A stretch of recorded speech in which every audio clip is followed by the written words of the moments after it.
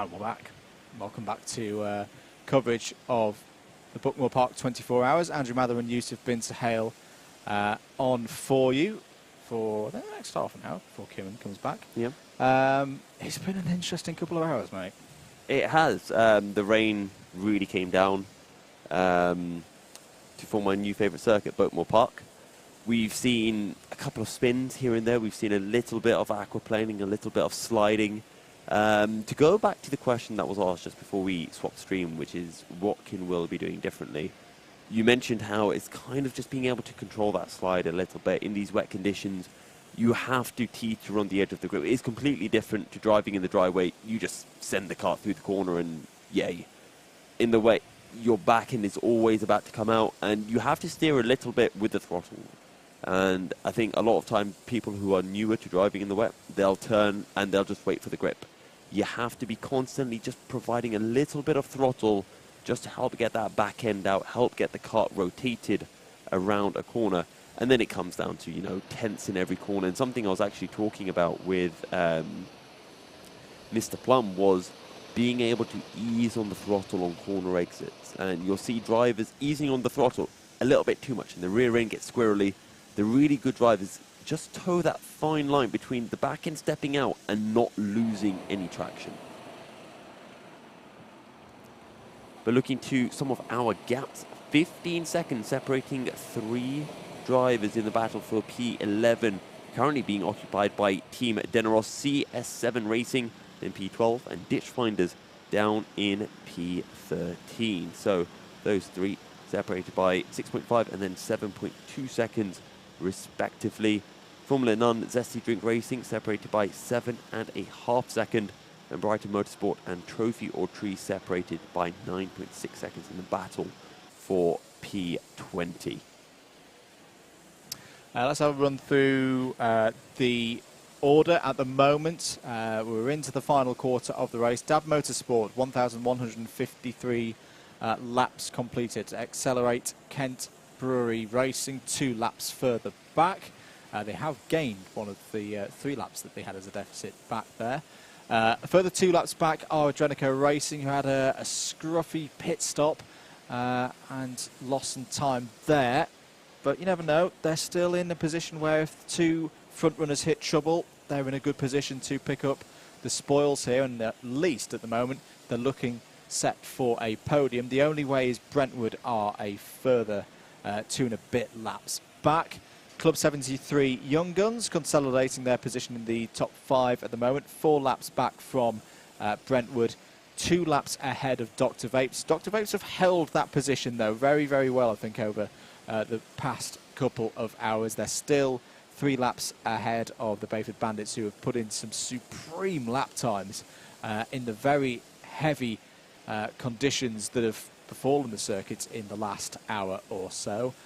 Leading in Clubman comfortably now are Team ARD, on for a 2nd Clubman win in a row in this event, 3 laps ahead of the first of the Williams Esports teams. They're in 9th place, but it's still this fight for 2nd, 3rd, 4th, 5th in Clubman, which is still very, very much hard to call, especially given how tricky it is out there for all teams. TRX Racing currently hold 2nd place in the category. That's the team that was demoted from Pro into Clubman at Race Control's discretion.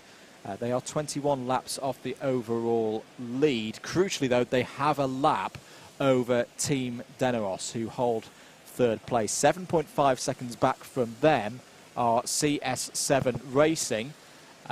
They have just had a black flag, though, so this order is going to change. Just bear with us on that one. 5.2 seconds back from CS7, or were 5.2 seconds back, are the Ditchfinders. Senior Frogs are a further lap back from the Ditchfinders, and we'll keep an eye on the pace of all of those Clubman entries. Let's go on to page number 2 then. Formula None are holding on to 15th place at the moment, 8 seconds ahead of Zesty Drink Racing. 2 laps ahead now of South Coast Racing in 17th. Club 73, not fast but furious, 29 seconds further back, dropping away actually at the moment from South Coast Racing. 2 seconds the difference on that last lap between 17th and 18th. Mini Boost had a short delay, we saw around 20 minutes ago, lost motive power from one of their engines, but got it refired with help from one of the marshals. They're still there in 19th place. They're still holding off Brighton Motorsport, who are a lap further back. 14 seconds ahead now of Trophy or Trees. So Brighton have got themselves back into the top 20 in the last hour.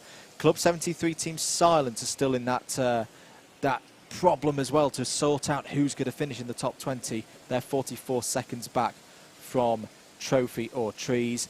Team Rango, they keep pushing on. They have been trying to get this 22nd place for what feels like hours, and they're 3.5 seconds off doing so. Well done to Team Rango and their pursuit of the rest of the field. They have got 25 laps over. They're still circulating. Olympus Karting by HSR Autos, the debutants there in competitive karting. 1 retirement from the race so far.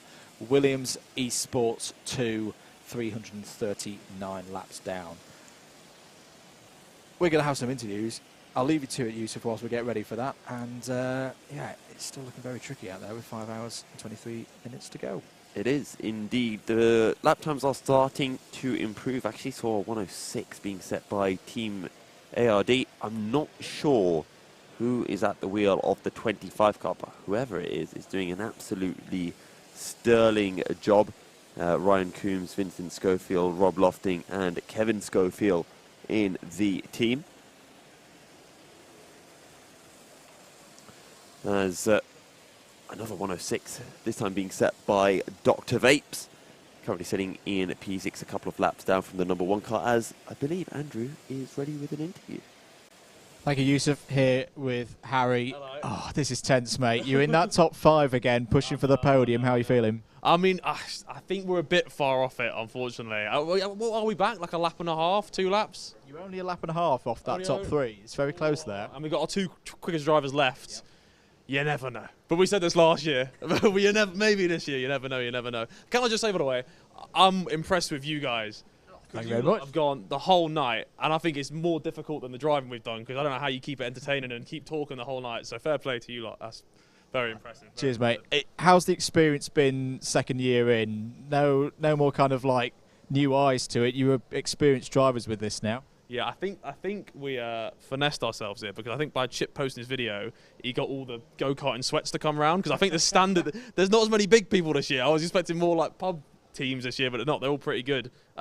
It's been a lot trickier this year, I think, and especially at the start we were really slow. So I think we've been consistent. We released our secret weapon in Matt Plum. Yeah. We kept him in the back pocket for a while, but he had to come out when it started raining. But it's been fun as always, man. Fun as always, yeah. We're seeing you out later in the race? No. I've had a beer now. I've had a beer. I did my 1 stint, and then I was going to go out at like 2 a.m. And that's when the rain started coming down. That's when we're like, Matt, you got to go out. So no, I'm done, thankfully. Yeah. In terms of the weather, I've seen races like this before, but I've not seen it for a while here at Buckmore. Will's out there now in horrendous weather. He's doing a fantastic job, isn't he? Is it still raining, or is it like? Is it? Well, I guess it's still a bit light out there. It's terrible. Fair play to him, because he didn't. I don't think he's spun yet, which is the move. Just don't spin. Just go out there, just keep it on the track and don't spin. And he's done that so far. So fair play to him. But yeah, I don't envy anyone out on this track right now. It looks horrendous. Are we going to see more karting from you guys in the future? If we don't get Podium this year, I mean, we might pack it in. No. We'll have to come and get it someday. No, I don't. We might not come to Buckmore for a while. I think we've seen enough of this track for a while. But yeah, no, we'll stick at this for sure. Good stuff. We'll stick at it, mate. It's been great having you back once again, and best of luck for the rest of the race. Nice one, mate. And keep up, guys. You lot are sick on the comms. You're sick. Nice one. Yusuf, back over to you. Sweet. Have a good one. Will do.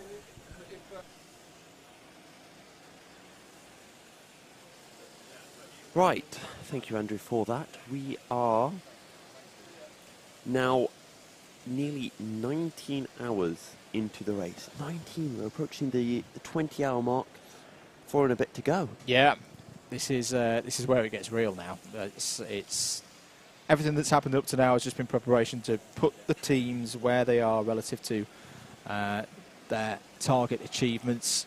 at the start of this race. Some will be delivering against those targets. Some will be just a little bit off. Here is your race leader, Dab Motorsport, who well, through the pit, we're in the middle of a pit stop cycle, aren't we now? Because Accelerator recently stopped, so the leader's gone back up to 3 laps. Trent Maroney at the wheel for driving for them at the moment. Question of what happened to the Only Ways Brentwood.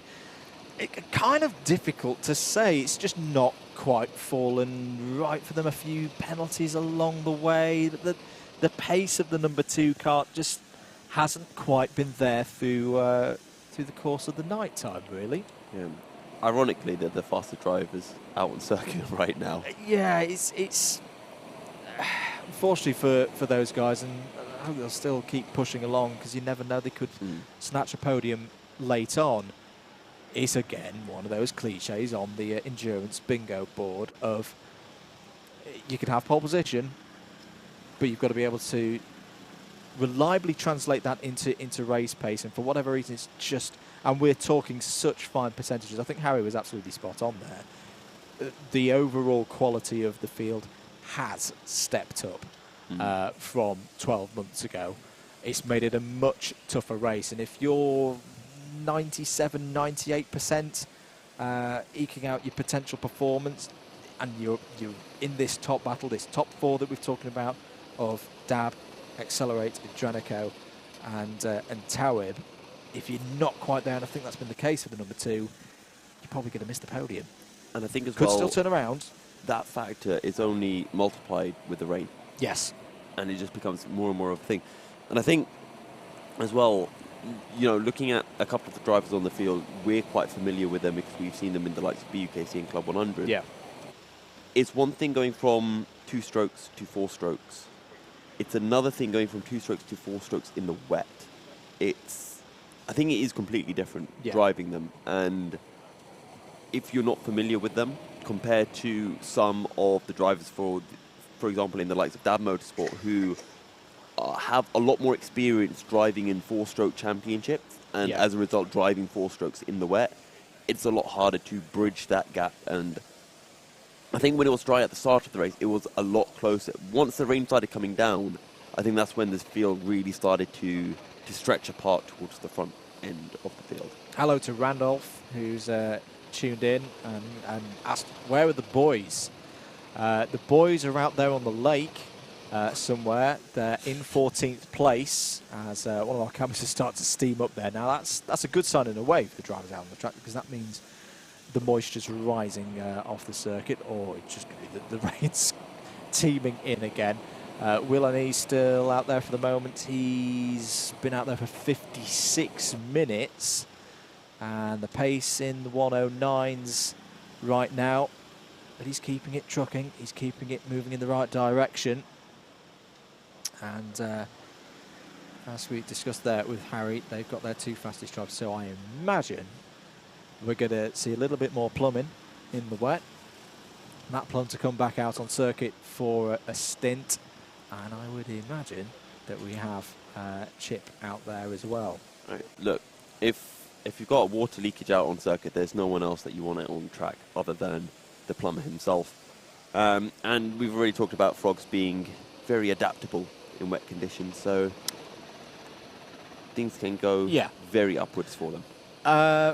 We've not forgotten, by the way, that we promised 2 Senior Frogs for 700 likes on part 2 of the stream. The mitigating circumstance here is we are going to try and get Ethan on. He's not actually at the circuit at the moment. He's at a Sunday League football match. He's playing a football match right now, but he is coming back. Don't worry. What an absolute Chad. What a boy. 24-hour race and then jumping straight into a football match. And he's a new dad as well, so he's probably not had more than 4 hours sleep for the last however many months. You know, you've got to give some kudos. That's why for Howard's that. not here. Oh, okay. Right, it's very, very impressive, I think. To be able to do that, I wouldn't be able to. I mean, I know how my body feels after a 24-hour race, and all it wants to do Sleep. Yes. Yeah. Sleep and grab some food. That's it. Actually, have I ever told you the story about what happened after my first ever 24-hour race? Go on, tell us the story of what happened at your first 24-hour race. My first 24-hour race, I was young, I was super excited. I was like, oh, 24-hour race is going to be so much fun. I practically stayed up all night long, right, because I was so excited. My team, made me go to sleep. I slept for about half an hour, and then I was, back out, watching the racing. I had a flight the next day. 7 a.m. I had to get to the airport. Or had to leave at about 6 a.m. And so I got back home at about 3 p.m. I thought, you know what? I'll grab some quick shut-eye. I'll get up at about 8 p.m., grab some food, go back to sleep. So I fell asleep at about 3:30. I woke up at 10 a.m. the next day. Oops. Oops, indeed. To a barrage of messages from my friend, where are you? And then messages from my mum, are you dead? So that was an experience to some degree. But then after that, you kind of just learn how to manage sleep schedules, how to manage eating and drinking during the 24 hours, and it is a bit better. Oh, actually, it's a lot better. Just trying to track where our leader is at the moment. I think they're coming over the start-finish line now as Nathaniel Gollin and Will and E having a good scrap there over that position on the road. Brighton Motorsports, one of the most experienced drivers in that squad, cuts back onto the inside. Frustrating race for Brighton Motorsport. They've shown the flashes. They know they've got a lot of experience in that team. The night has really not been kind to them. That's where we see these endurance races really change. If you'd watched the first 4 or 5 hours of the race, you were probably banking on Brighton Motorsport to have a very good run in Clubman, but it's just not been there yet. And Nathaniel Gollin, very, very quick driver. I've had the pleasure of racing against him a couple of times. Always fast. I remember racing against him. The one time I did race against him was actually in the wet at Clay Pigeon back in, I think it was 2018 when we had finals at Clay for BUKC. I think he won that race after a really good battle with Simon Morton. If you remember that particular race, I think they did that in the Inters. I like to eradicate defeats for Birmingham University in my mind. So actually, you know what? Fuzzy. Simon Morton might have got him on the last lap. I remember it was very tight between them. Because I was in third and they just left doing their own thing in the wet. There's your race leader. It's Trent Maroney in for Dab Motorsport at the moment. And I'm conscious that I think I've just requested for the wrong card. Apologies, guys. It was the number 2. We're 19, how many hours into this race? I think that's for... To be fair, Dab Motorsports are only a couple of seconds behind the number 2 car of the only race Brentwood. So there is the number 2 car, and then there is the number 6 car of Trent Maroney. Can we work out who they've got at the wheel for number them 2? At the moment? This might be one of those where they haven't given us the information of you know what? Lid. Let's just guess it's Charlie Ratford. He's the no, one it is Charlie Ratford. Yeah. No, sorry, that was a classic rain suit confusing me there. That is Charlie Ratford in the kart, who started the race from pole position. 2022 junior champion here at Buckmore Park. I was a member of the team, the Dab team that won this race 12 months ago.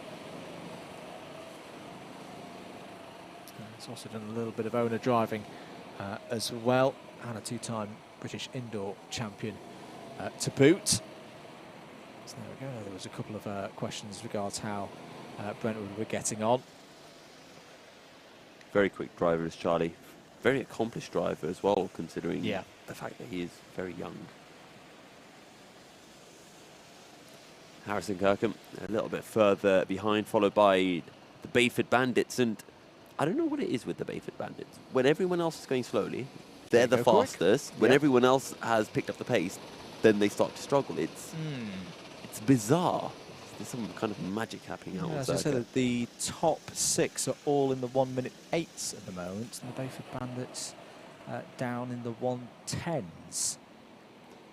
If this was owner-driver karting, I'd say they had a wet setup and everyone else had a dry setup or something, but it doesn't really apply. No, it's the same. I mean, there will be variances from kart to kart, but they're all the same spec. They've all been prepared by the same team of mechanics here at Buckmore Park.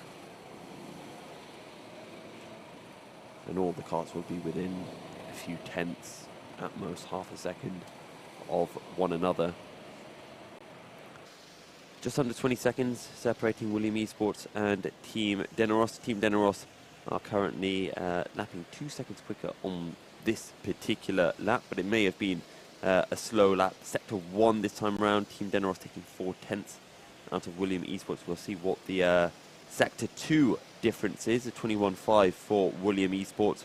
And Team Deneros will probably be looking to get into the mid-20s, actually a 20.7, so yeah, another 8/10 going their way. Keep chipping away on it all the time. Do we have a bit of a battle between Team Rango and Club 73, Team Silent? Yes, they've been closing in, the 11 and the 19, and there are the 19. And there is the 11. This has been a sterling effort from Team Rango. Again, kind of similar to Brighton. They were right up there in the first few hours of this race. They fell back a bit as we got to sunset.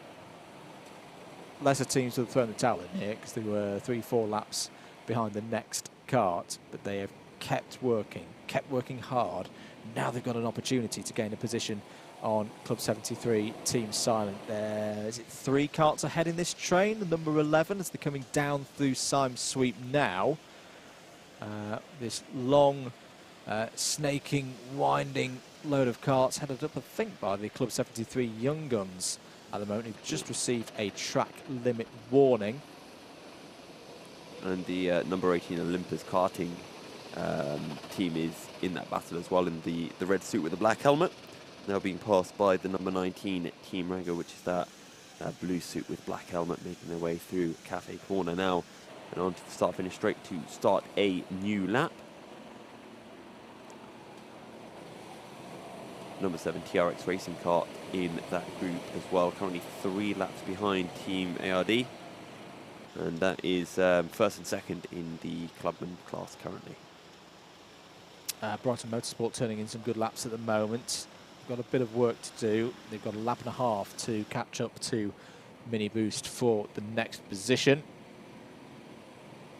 We're focusing here on the closest battle on circuit. It's for 22nd place. It's Team Rango after many, many hours of being in 23rd. On the verge of being able to break through and gain a spot on the leaderboard. And are comfortable in 23rd. They're 25 laps ahead of the next kart back, which is the Olympus karting by HSR Autos. There they are, Team Rango, the number 19. Continuing to hunt down the number 11 Team Silent Club 73 kart. That time around, they lost a bit of time in the traffic. We'll see now that they have a bit of clean air, whether they can close back into that number 11 car, which every time I see that helmet, I just think, oh, it's Jess Alexander. From the back, it looks different, but from the front, I think it's similar. Yeah. I'm not going to say something controversial. No, it's fine. No. We've done Mather Rates helmets with it. Oh, was there colour combinations that were a bit overused? Oh, okay. Yeah. Have you seen my helmet design? We got a new one. It's coming out. Ooh. I was supposed to be there for forward to Wilton that. last weekend, but sadly didn't arrive in time. So we'll see how it looks, if it goes with the suit or not. Oh, what is happening? We are almost 19 hours in, just 5 more minutes to go. And then we have 5 hours remaining in the race at that point. Williams Esports on the same lap now as TRX Racing. And it's battle for P9. How are Dr Vapes doing? They were putting in some very quick laps as well in the number 17 kart with Marcel at the wheel for the team as they try to close into the Club 73 Young Guns team.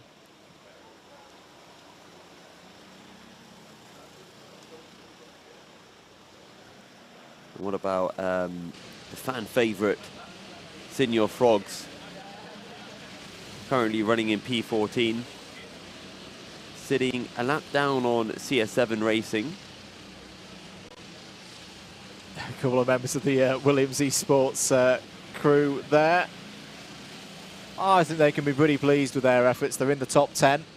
See, I like Williams Esports because they I got a free monitor thanks to them. Yeah? Yeah, there was a little so at the British Esports Championship they had a little sim rig out. Yeah? And it was the fastest lap get to monitor.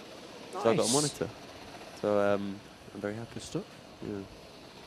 A couple of years ago I think that Yeah. was. Their second team, obviously we know, has withdrawn from the event and retired. More good questions from Joshua Huey. Who's impressed us since it started raining? Ooh. I know it's a really cop-out answer, Joshua, but can I say the whole field? Because when I was hearing about the level of rain that was coming, I was like, this is going to be spin central. There's going to be carts off left, right and centre.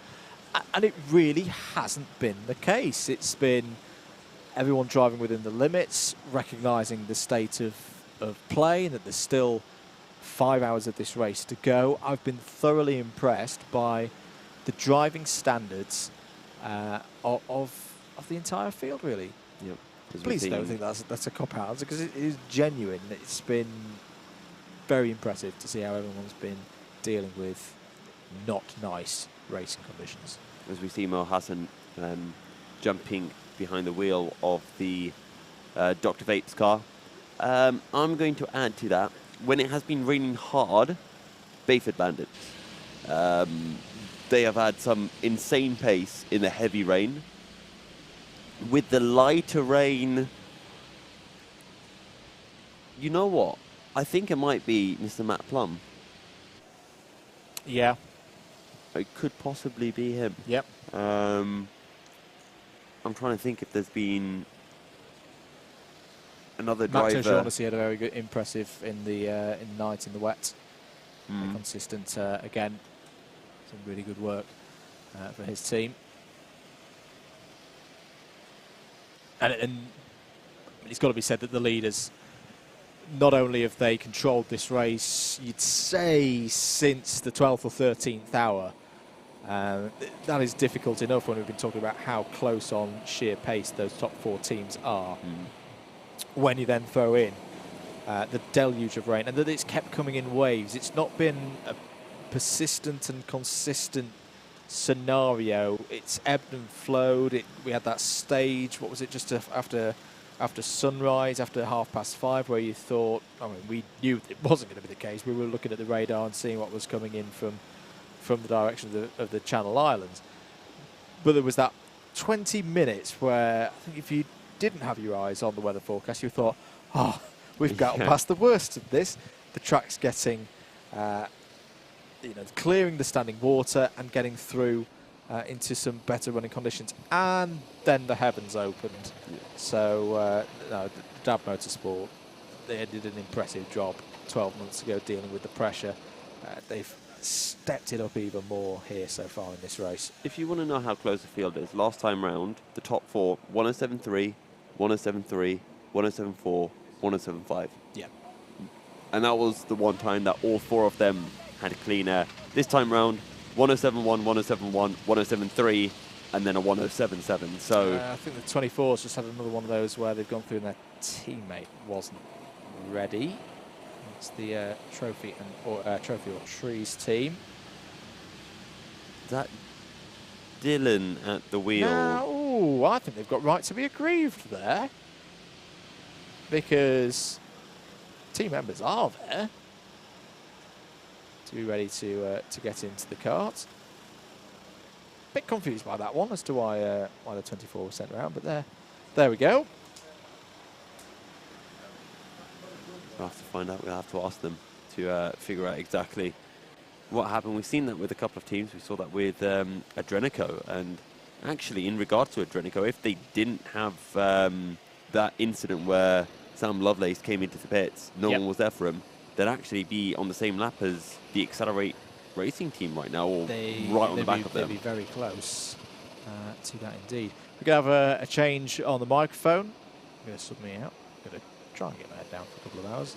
And Kieran's going to rejoin us here. 5 hours to go. Keep it locked here on Alpha Live for more coverage of the Buckmore Park 24 Hours. So Kart 24 into the pits this time, and this time there will be a driver swap as well. So Trophy or Trees into the pits they come. That's going to promote Club 73 Team Silent up into 21st place. Doing good? I'm tired. I do not blame him for being tired. That is fully understandable. As now it is indeed Alex Gillen jumping behind the wheel of the car, taking over for Kart 24. 106.9 is being set by Team ARD. Fastest drivers out on circuit, just a little bit quicker than our top 3, top 4 who are lapping in the low 107s, as I'm joined by a rogue Kieran McGinley. Hello. Rogue? That's not very Rogue. nice. Not Lovely very- Kieran McGinley. That's better. That's much better. I seem to have missed a deluge of rain. You did? I did. I Yeah. seem to miss all the rain, all the good rain that changes up the race. I seem to miss it. There were cars aquaplaning. I say cars, carts aquaplaning. There was spray. Yeah, that was about it, to be fair. You missed the Bayford Bandits being absolute bandits as well. Okay. Yeah. So Bayford Bandits, they're cursed. Whenever everyone else is fast, they're slow. Whenever everyone else is slow, they're insanely rapid. Okay, that does sound a bit cursed. Yeah. I've got to be honest. But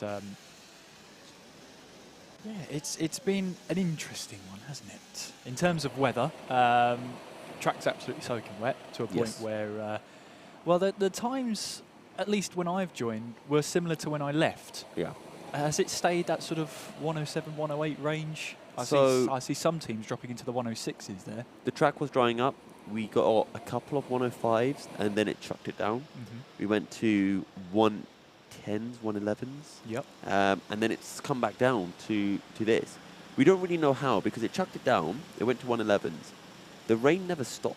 It kept coming down, not as hard, Yeah. but the lap times got about 2 seconds quicker. And we don't know why. And now it's, well, it has stopped raining. I think that is relatively clear for us looking at Don't the window. say that. Don't say that. I thought you wanted rain, Kieran. No, I didn't. I said every time I leave, there seems to be some sort of rain. So I was Oh, implying I'm okay. a bad luck charm to these teams. Oh, I think I have to be up here because otherwise it's just light rain. right. If I leave, then the deluge arrives. Because I did see that we've got the centre chicane and there's that water gathered on the inside. Whether that's, I doubt that's cleared up fully at this point. We've got a bit of a puddle on the inside of paddock. Centre chicane looks a bit better. That camera Yeah. tells the story of how heavy that rain has been and how heavy the spray is as well. That picture tells 1,000 stories. I think a little bit of water on the camera lens on that camera that looks down from, I think, cafe somewhere or other. Somewhere. Mel Hassan has been putting in some quick times for the Dr Vapes team, lapping in the mid 107s. DAB Motorsports low 107, 107.0. And that's kind of the fastest time of the quickest guys out on circuit. Low 107s, maybe a 106.9. But we've only seen that from Team ARD in the last 5 to 10 minutes. Yes. Leaders, though. Top 4 seem to be as I left it. There seems to be similar equidistant. I think Dab Motorsport have gained a lap on Accelerate Kent Brewery. But I think that other than that, the gaps are exactly the same as I left.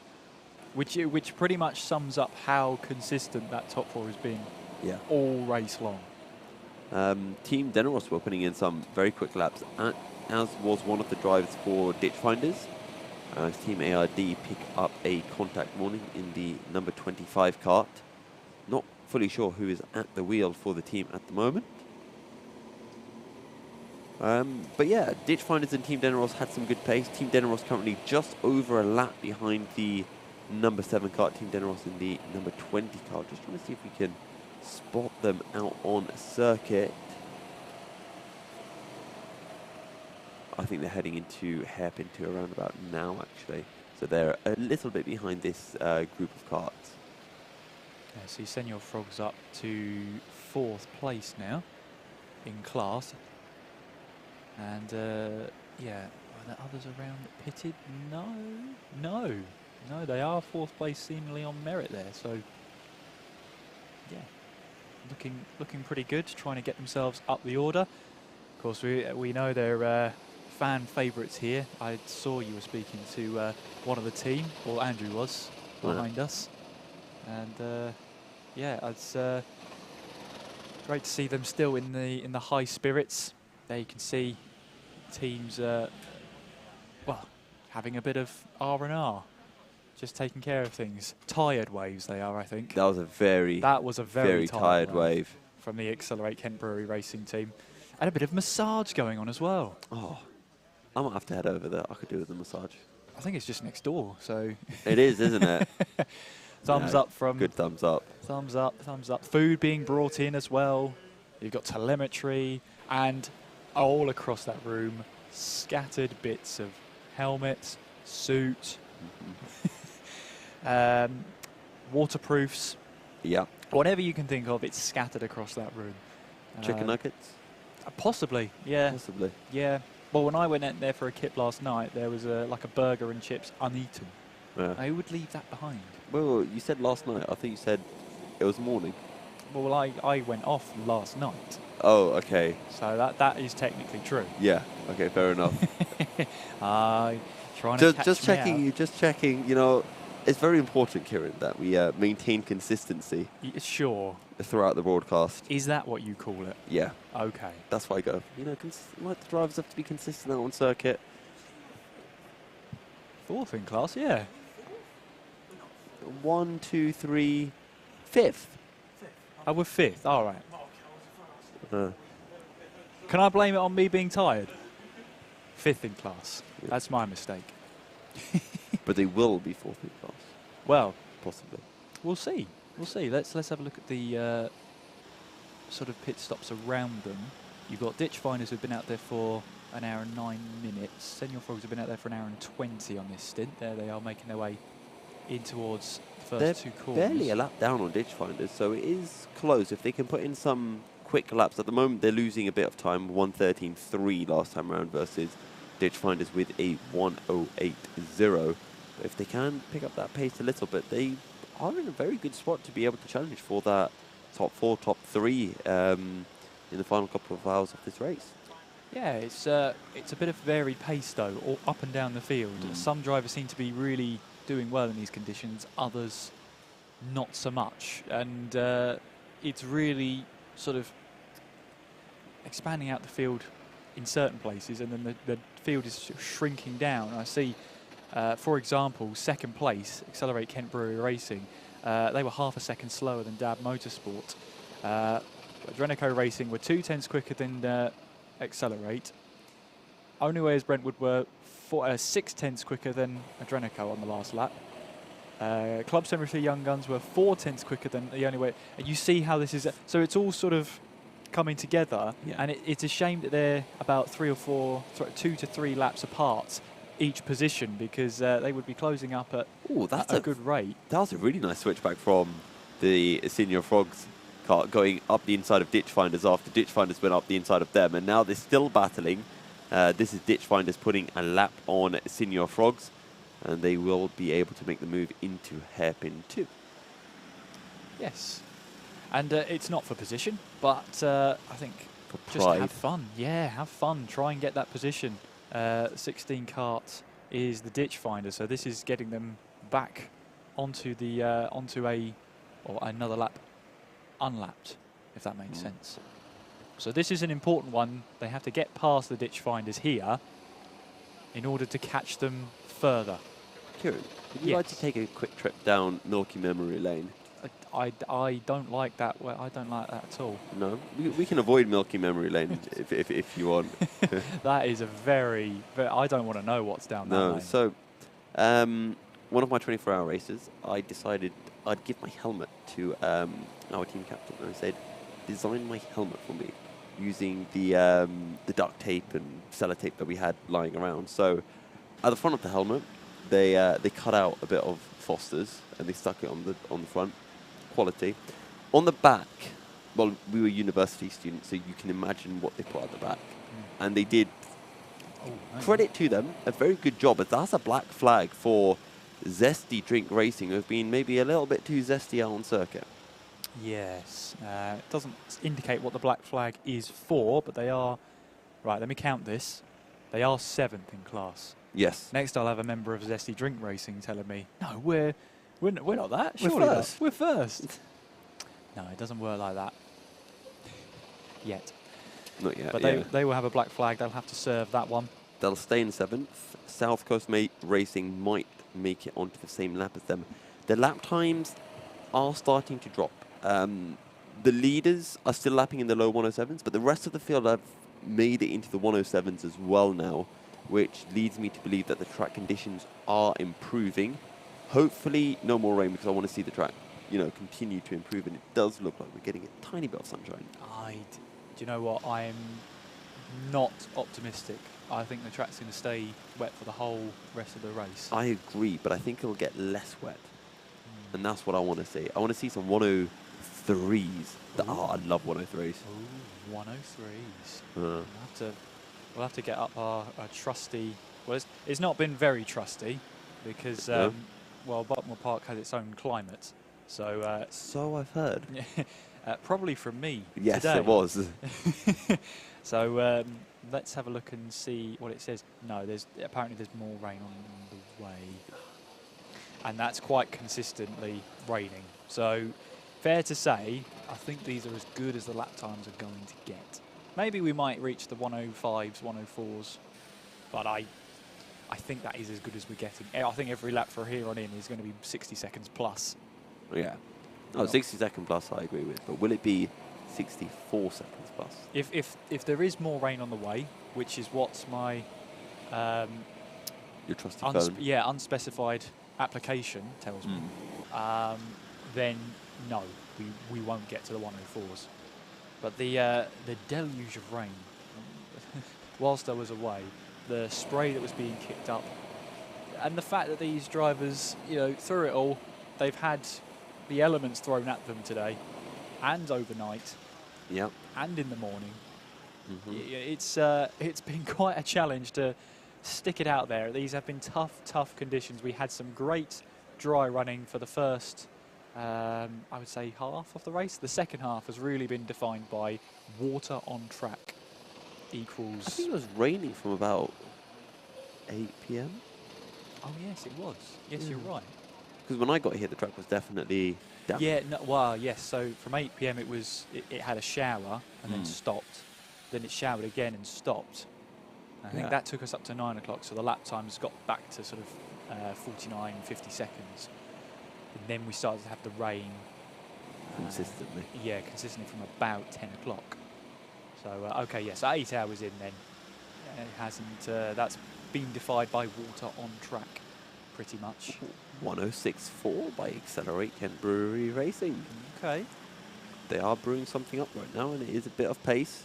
A few tenths quicker than Adrenico on that lap. 106.7 for Team ARD. They've been particularly quick over the last 15 to 20 minutes. I think we're going to get some 105s at the very least before the rain comes down once again. Is that a prediction? That is. That's a milky prediction. Well, we'll have to see how right you are then towards the end, and see how well it goes. Do I get a prize if I get it right? That's a good question. I would say you get the pride of being right. Okay. I think I also get a grape from the I mean, you can table of food. You can go and grab a grape at any point. No, I'm not allowed to get the grape unless I get my prediction right. Look, this is you limiting yourself. That is very true. I have no part in this. I have no say in whether you do or don't have the grape. What I will say is, by doing the prediction, you're potentially limiting yourself from having a piece of fruit. and I A don't specific type of fruit. think, yes, and I don't advise that, Mm. but that's all you. Well, Dab Motorsport are leading the way. Accelerate Kent Brewery Racing 3 laps behind. Adrenico Racing in 3rd place overall and in class. They are 5 laps down on the leader. And then top 3 in the clubman class, you've got the number 25 Team ARD. You've got Team Dineros, who are, TRX Racing is second, 4 laps down on ARD. And then it's Team Dineros in 3rd in class, 5 laps down on the clubman leader. Your top 3 over the 2 classes as it stands. So we're watching on then the number 15 kart, trying to get through the S's. Down the inside when the track is wet, that's a brave move from Formula None, but where doesn't bravery get you? It gets you the move done there, that's the very sure. Might not have been for position, but I don't think that matters anymore. They're just trying to move themselves up the order. Now they've got the 18 ahead of them. And they go up the inside of Olympus Karting and get themselves another overtake. It's not for position, but disposing and dispatching of traffic. Yeah. I've got a question for you, Kieran. Oh, no. Bit of a sidetrack. Okay. Formula None. Yes. Is that like, are they trying to say Formula Zero, or are they saying it's Nuns Racing? I think it's the former, as in zero. Why not call it Formula Zero? Because zero is a number, none isn't a number. But they're there's a bit of contact there. They're Ooh. not but they're not playing. If they call it Formula Zero, they're not playing on one and using that as a pun, as in Formula None. Oh, because they're adding an end. Okay, I see. That got makes it? senk. Yeah, Good. thank you.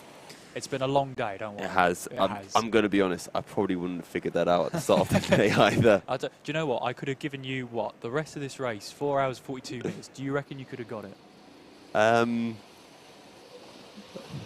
Maybe. Maybe. The maybe's the worrying part. Depends how hard I think about it, to be honest. We do have some gaps dwindling. Team ARD, 14 seconds behind the Bayford Bandits, taking 3 seconds on that last lap. That's a lot of time, 3 seconds.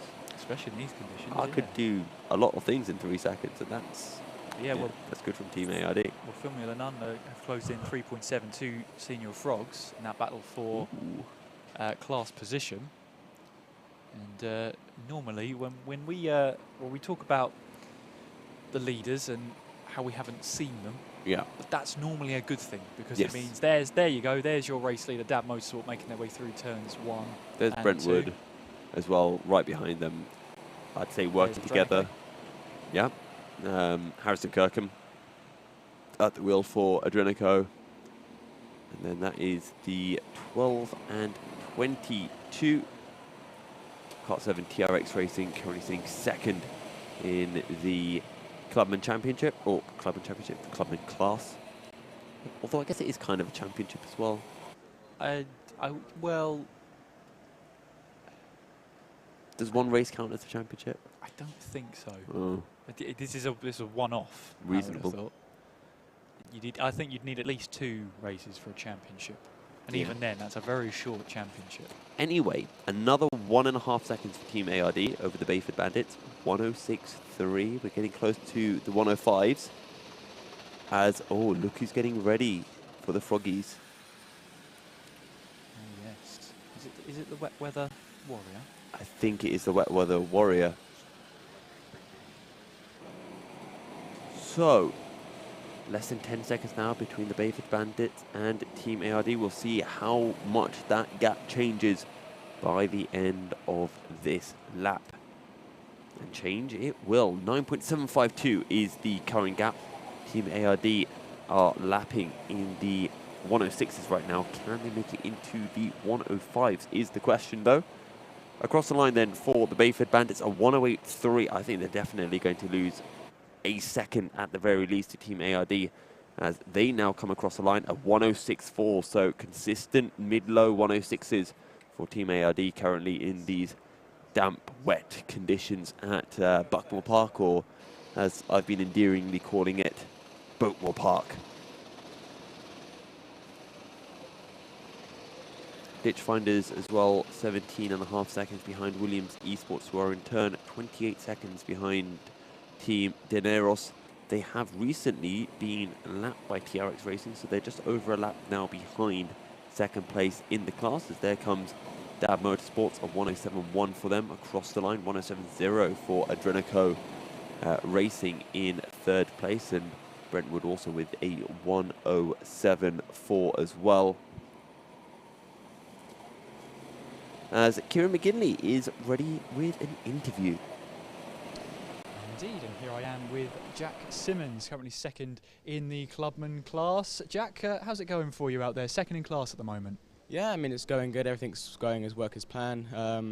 JJ, one of my teammates, is about to head out in about 20 minutes now, trying to close the gap and hopefully be able to get past. Now, obviously, you were leading, but you've had a couple of black flags. I mean, how's the team doing in the closing stages now? Yeah, I mean, we're all getting a bit tired, you know, so mistakes are slightly creeping in, but trying to keep as concentrated as we can and trying to make up as much as we can. Now, it's a long way. Still got just over 4.5 hours to go. What's the expectations for you in the closing stages? Do you still think you can get the class win?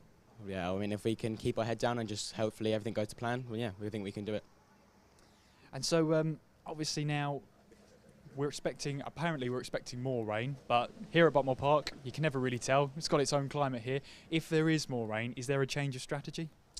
No, to be honest, the hope is the rain. To be honest, one of my person that's going to go out next is really good in the rain. We're hoping it rains even more so we can go out and try and win. Try and win. And I mean, talk us through this race. Obviously, you've been class leader. We had the melee of black flags to start this race, all in the pro classes. Send out the message there. How have you found it? Well, I mean, the start, it was very difficult. Obviously, me being second one out, it just didn't go as planned. Obviously, we had a bit of a kart issue, so we had to pit and change kart. Lost about 6 laps.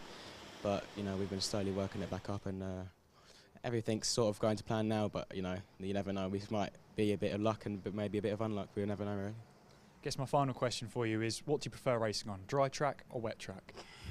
Definitely dry. Hate being wet. It's not a fun thing. No, not even taking alternate lines? Not your thing? Ooh, nah. I mean, I might be faster, but I just prefer the dry. It's a lot faster. The racing's faster, and you can actually, like, be wheel-to-wheel with people. It's a lot more fun. Well, thank you very much. I'll leave you to get back to your team. In the meantime, good luck, and we'll see if you can get the class win. Yeah, thank you. Back to you, Yusuf. Thank you, Kieran. That is what I would call a based response to is dry better than the wet? Correct answer. We are taking a look at Senior Frogs, and more specifically, a certain Plum. Oh, look at that sprint. Jumps into the car, and away he goes out of pit lane to start a new stint. I don't know what those gestures were for a second, but out onto the circuit goes the 23 car. And now let's see what the pace of Mr. Plum is and how quickly he can close in 2 Formula None up the road. And then after that, the likes of CS7 Racing and Ditch Finders. Still, Kieran, very sadly, no 105s yet. No 105s yet. You're desperately looking for a 105. I really want to have a grape. Desperately looking for it. But I don't think it's going to arrive. I hate to burst your bubble. I really do. But I think our little chat thing isn't quite working, because we haven't had any updates in... I've got 2 chats Oh, here. you've got them up, okay. Yeah. We've got a backup, don't worry. I'll leave chat checking to you. Oh no, you've left me in charge of chat. Yeah. Oh no. Well, you're closer. You That's can read true. it. In fairness, I am closer, so that makes perfect sense. Do we have any close battle? Oh, we do. Right, Team ARD in the 25 car, 3.5 seconds behind the Bayford Bandits. Last time round, they took a second out of them. We have a battle about to emerge, so hopefully we can catch the number 10 and number 25 carts at some point, as that is the only way is Brentwood into the pits. And that is going to be a change as well. That is indeed, and you can probably see from those pictures that It is raining again, so perhaps Yusuf's prediction of a 105 is going to be delayed yet again. But a change of driver for the only way is Brentwood, and they'll be changing over imminently. Off they go, and making sure everything working perfectly. And they know there's a bit of a gap to the young guns. The Club 73 young guns, there's a 3-lap gap, so they don't have to rush in these conditions. And although they don't want to lose too much time, of course. Pitting in, there's the number 25 machine, which is Team ARD. They are your clubman leaders. Stevenson is behind the wheel at the moment, and taking that car around. So happy to keep leading the class, and I believe Yusuf has found someone to have a chat to. Thank you very much for that, Kieran. I'm here with one of the Formula None drivers. Why don't you introduce yourself to the stream? Yeah, hello everyone. My name is Bert Chapman. We are Formula None. So yeah, we're kart number 15, currently running in 14th place, I think, at the moment. So yeah, I think rookie class. But no, it's been a fantastic day. Really grateful for all the staff and everyone that's here, really, like, putting this on. This first one here for myself personally. 2 of us, it's the first time, and 2 have done it 1 year previously. So yeah, just really excited to be here, getting absolutely drenched. But yeah, what a class event. It's so good. Now, one thing I have to ask is, you mentioned it's your first time doing a 24-hour race. I think back to my first time, I was terrible when it came to like sleep management and eating at the right times. How have you found it in terms of that, and just keeping yourself kind of physically and mentally prepared? Yeah, sure. No, it's a really good question. So first of all, I just got the meal deal here, right? So yeah, half my meals are already sorted for me. So yeah, big shout out to the caterers and everyone working downstairs, because yeah, it was a bit of a lifesaver not having to think about what to eat this morning. Sleep management, yeah, I got an hour and a half in my car earlier. Literally head hit the car seat, and then next thing I know, my mate's knocking on the door and I've wiping dribble from the beard, you know. So yeah, no, it's been a tough one, but I think the adrenaline's the big one, right? You're coming out of the car, you think everyone's like, oh, have a rest. You're like, I'm literally shaking. Like, I've been at it so we're doing not to give the game away, especially at such a key part of the race, but yeah, we're doing like hour 45 stints, 2 hours in the wet, so it's like, the full amount. So you're doing as long and as much as you can. You come out of the car and then you're just like, yeah, I'd love to lay down, but I'm up here because I've been doing some back exercises, got the massage gun, doing everything I can, because yeah, got to go back out there one more time. And it's definitely the lower back that goes. Shoulders and arms aren't too bad in the wet, it's just the lower back, really. And psychologically, I think that's a really good question, because in the wet, it's not that tough on the body, but it's definitely tough on the mind, because it's about not making mistakes. Number one, that's it. Like, I got 2, I've been doing okay today, got 2 black flags in the last session, purely for track limits. Same hairpin, of course, first hairpin. It's a nightmare down there. A couple of times in a row, going off at the same pace, and yeah, it's just tough to try and go back from that and not do it again, and then try and maintain position, maintain speed, try and keep up with people. I think good advice for anyone else starting out, as we have, is let the fast people by and then try and follow them. Like, follow their lines, do what they do, and yeah, just don't try and get in any trouble. It's not worth it, is it? Especially in an endurance race, of which this is my sort of first one. I do have a final question, because I was having a discussion with Kieran about this, and I trust him, but I do have to make sure. Formula None, is it because you're adding an N to 1, or is it to do with nuns? It's not to do with nuns. It is purely because we have no talent, so there's no talent, yeah. But it is a bit of a play on the word on Formula 1. So yeah, that's it really. But yeah, really grateful to everyone to be here, the whole sort of Alpha Live team and everyone that's really doing this. I'd love to give a massive shout out to my friends Ben Brown and Maddie Brown, who have just announced that they're going to be having a baby boy soon. So really excited for them, and my girlfriend Megan as well, who's not watching a live stream, but my dad is, so you know it's nice to have some support. Hello, Dad. Not my dad. Thank you very much for that, and I'll hand back over to Kieran. Thank you very much, Yusuf, as the rain starts pouring down. And let's have a look at how things are looking heading into the last 4.5 hours of the race. We have Dab Motorsport leading the way, 1,205 laps completed so far in the Buckmore 24 hour. It's Accelerate Kent Brewery Racing in second place, 3 laps down on the race leader. At third place, it's the number 5, Adrenico Racing, 5 laps down on Dab Motorsport. Fourth place is the number 2 kart, The Only Way is Brentwood. I keep getting that wrong. 7 laps down on the race leader. And the top 4 have stayed pretty much line of stern for quite some time. Fifth place then, the number 1 kart of Club 73 Young Guns, 11 laps down. Sixth place is the number 17, Dr Vapes, 14 laps down on the race leader. Seventh place overall, leader of the clubman class, is the number 25 Team ARD. They are 17 laps down on the overall. Eighth place and 7th in class, number 10, the Bayford Bandits. Second in the clubman class and 9th overall is number 7, TRX Racing. And rounding up the top 10 overall, 3rd in class, Team Deneros, 22 laps down on the race leaders.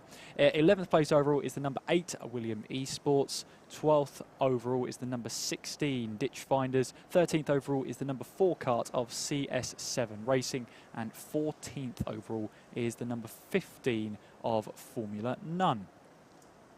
Looking through the rest of the order then, 15th overall is the number 23 of Senior Frogs. They're 25 laps down on the race leader. 16th place, the number 14 of South Coast Racing. 17th is the 21 of Zesty Drink Racing. 18th place is the number 12 kart of Club 73, Not Fast But Furious. 19th place is the number 22 kart of Mini Boost. 20th place is the number 13 of Brighton Motorsport. 21st place is the number 11 kart of Club 73 Team Silent.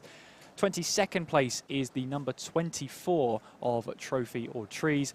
23rd place is the number 19 kart of Team Rango. 24th is the number 18 Olympus Karting by HSR Autos. And our only retirement so far is the number 9 Williams Esports. That's the sister team to the number 8 outfit. And that's your rundown so far. So 24 teams still in the running in this latter stage. Of course, we've only lost the Williams Esports second team, which was the team made up of the team's managers and those that don't normally go out karting. And it's quite a brutal first foray into karting if you've never done it before. And if you've never done motorsport before, that is that's quite the event to launch yourself into for the very first time. Yeah, to jump into a car and it's a 24-hour race, and in these kind of conditions is not a pleasant one. Also, the rain is starting to come down a lot harder, and I'm guessing we didn't get one of those juicy 105s through, did we, Kieran? No, we did not. Unfortunate. However, there are gaps that are dwindling. Ditch Finders, 8 seconds behind. Williams Esports taking a second out of them on the last lap. Senior Frogs, 12.5 seconds behind Formula None right now. We were speaking to one of the members from Formula One just a few moments ago, and they were very happy with their performance so far and just really enjoying the event. Yeah, that was the main thing. As long as everyone is enjoying themselves out there, no matter how hard the rain may fall, it is great to see everyone having a good time, coming off of stints with smiles on faces, even if they look as wet as anything. Yeah. It is great to see so many people having a great time, so many people happy to have a microphone shoved under their nose and have a chat to us for a bit. It's great to see and great to hear from the drivers as well, as I know many of them are lacking sleep and they still trudge their way up here to have a chat with us. So we really do thank you. And also on the YouTube, keep your comments and questions coming in. We'll do the best we can with them. Of course, let us know who you are supporting today, as we head towards the closing stages of the Buckmore Park 24 Hours 2023, 4 hours and 24 minutes left on the clock here at Buckmore Park. And as you can see, the rain has returned. Into the final fifth of the race, and the rain is really coming down. This means that the Bayford Bandits are soon going to become the quickest drivers out on the circuit. If they follow the trend of the last time the rain started chucking itself down, but Accelerate are putting out some good laps, as are Team ARD. I don't know where Team ARD have got this pace from. Whoever is at the wheel of that 25 car is an absolute monster in these wet conditions. Yeah, and you do have your wet weather warriors out there. There's one of them in the Senior Frogs kart. Yeah, you do have the people who just relish these conditions. They absolutely love driving in the wet there. We heard from one that no, prefers a dry track.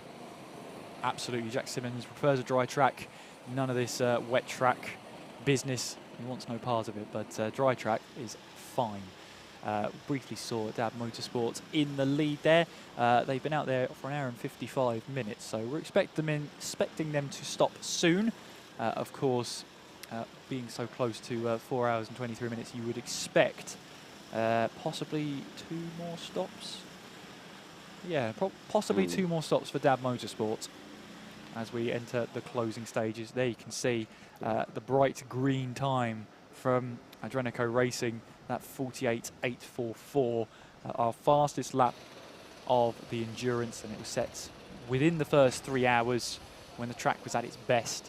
And since those first 4 hours, the track has never got as good as the 48s that we were getting in the early stages of the race, unfortunately. So, but that's the way it goes. Sometimes you have the fastest lap opportunity early, sometimes you have it very late on. But we'll see how the weather fares for the rest of this one. But I don't think it's going to improve. We've got rain for the foreseeable at the moment, so on and off anyway for the foreseeable. So I think the drivers are going to have to get used to these conditions because this is it now. Still seeing a lot of 107s, 106 from The Only Way is Brentwood, so the pace isn't dropping off that hard. A lot of low 107s from quite a few teams out there. Formula None with a 106.8 as they are lapping very, very quickly, hunting down CS7 Racing by a vast rate of knots, so 3 seconds on the last lap. We'll see whether they can keep up that pace difference for the next few laps. Need to be able to catch up to CS7 Racing, unlap themselves, and then catch up another lap before they can battle for a position.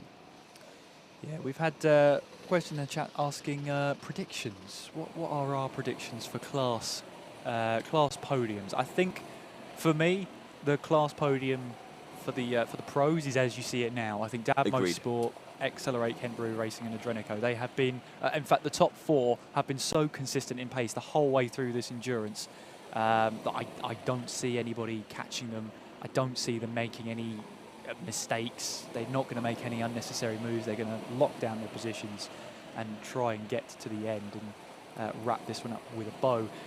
It's the clubman class that's still up for debate. Now, as you said, Team ARD, I think they're going to win. Well, they're yeah, as you say, they're in the mid 106s at the moment, which is one of the fastest lap times out there. They're lapping quicker than the 4 leaders at the moment, so they're doing a second as well. Yeah, so they're doing a fantastic job out there. I want to see if we can try and find out who is in the 25, because that really is their wet weather warrior being deployed there, without a shadow of a doubt. Their slippery surface specialist. Oh, well, that's good. Yeah. I like that. I'm proud of myself for that one. That was very good. Well Thank done. you. Well done. I think as well, Daneros are only a lap down on TRX Racing, and that's the number 20 and number 7 respectively. That could still be an open battle, and I think Ditch Finders, yeah, they've got an outside chance of that podium, but they've got to try and get back onto the same laps as Daneros, and that involves 2 laps involved there. There's the number 25. Now, I wonder who that is. Red ready blue helmet. Yes, it was, wasn't it? And we don't have many. We don't have a ready blue helmet. We've only got one helmet, so we can't use process of elimination. Yes. Oh. Silver and purple lid, Kevin Schofield. White lid, Rob Lofting. Vincent Schofield, black helmet. It could be Kevin Schofield, because it's a... I think so. Yeah, it's a silver and purple lid. We'll see if we can find... Was it a yellow and white suit? That's the one. That's the bit I want to see now. Wetsuit, though. It is. Is it a see-through wetsuit? Is the question? Yeah, that will be a question now that I will have to ask. See if we can see. There it is. There it is. Oh, it's a black suit, isn't it? It is. And it's not a white lid. No. So. They have a mystery man at the wheel of the car. Someone who didn't register. It's the Stig. Yeah. But, oh no. Well, a black flag then for Team ARD. So they're going to have to come back into the pits and serve a penalty. Now, what is the gap between themselves and TRX? So 4 laps. So they're not going to lose out on position here, but they can't afford those kind of penalties throughout. They've got to rein it in. I can only assume that's going to be for track limits. I see. Rein it in. Oh, I didn't even mean that. That's very good, Kieran. Thank you for crediting me. I didn't even mean that. It's one of my favourite pastimes, Kieran, to show everyone how they use puns without even realising it and make things a little bit cringier than they otherwise would have been. As does that say Schofield on the back of that 25 kart suit? Can't quite tell. 106.4 being set by the Accelerate Racing member in the number 3 kart. Still just looking for some gaps. Senior Frogs in the 23 kart, just under 20 seconds behind Formula None. That is a battle for P4 in the Clubman class. Also 20 seconds between Zesty Drink Racing and Club 73. Not fast, but furious. That's the battle for P17 between the 21 and the 12 karts. What other gaps do we have? Ditch Finders are within a lap of Team Dineros.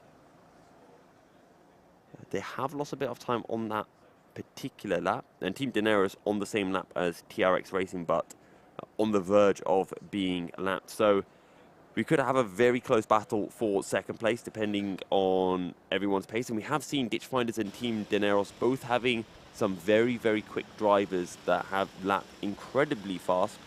So it's just a case of, are those drivers going back out again at any point in this race as Team ARD make their pit stop, and they're going to lose about 35 or so seconds as a result of it. Dab Motorsport crossing the line with a 1:07.5. Accelerate with a 1:07.2. So still seeing a lot of 1:07s from our leading quartet of drivers.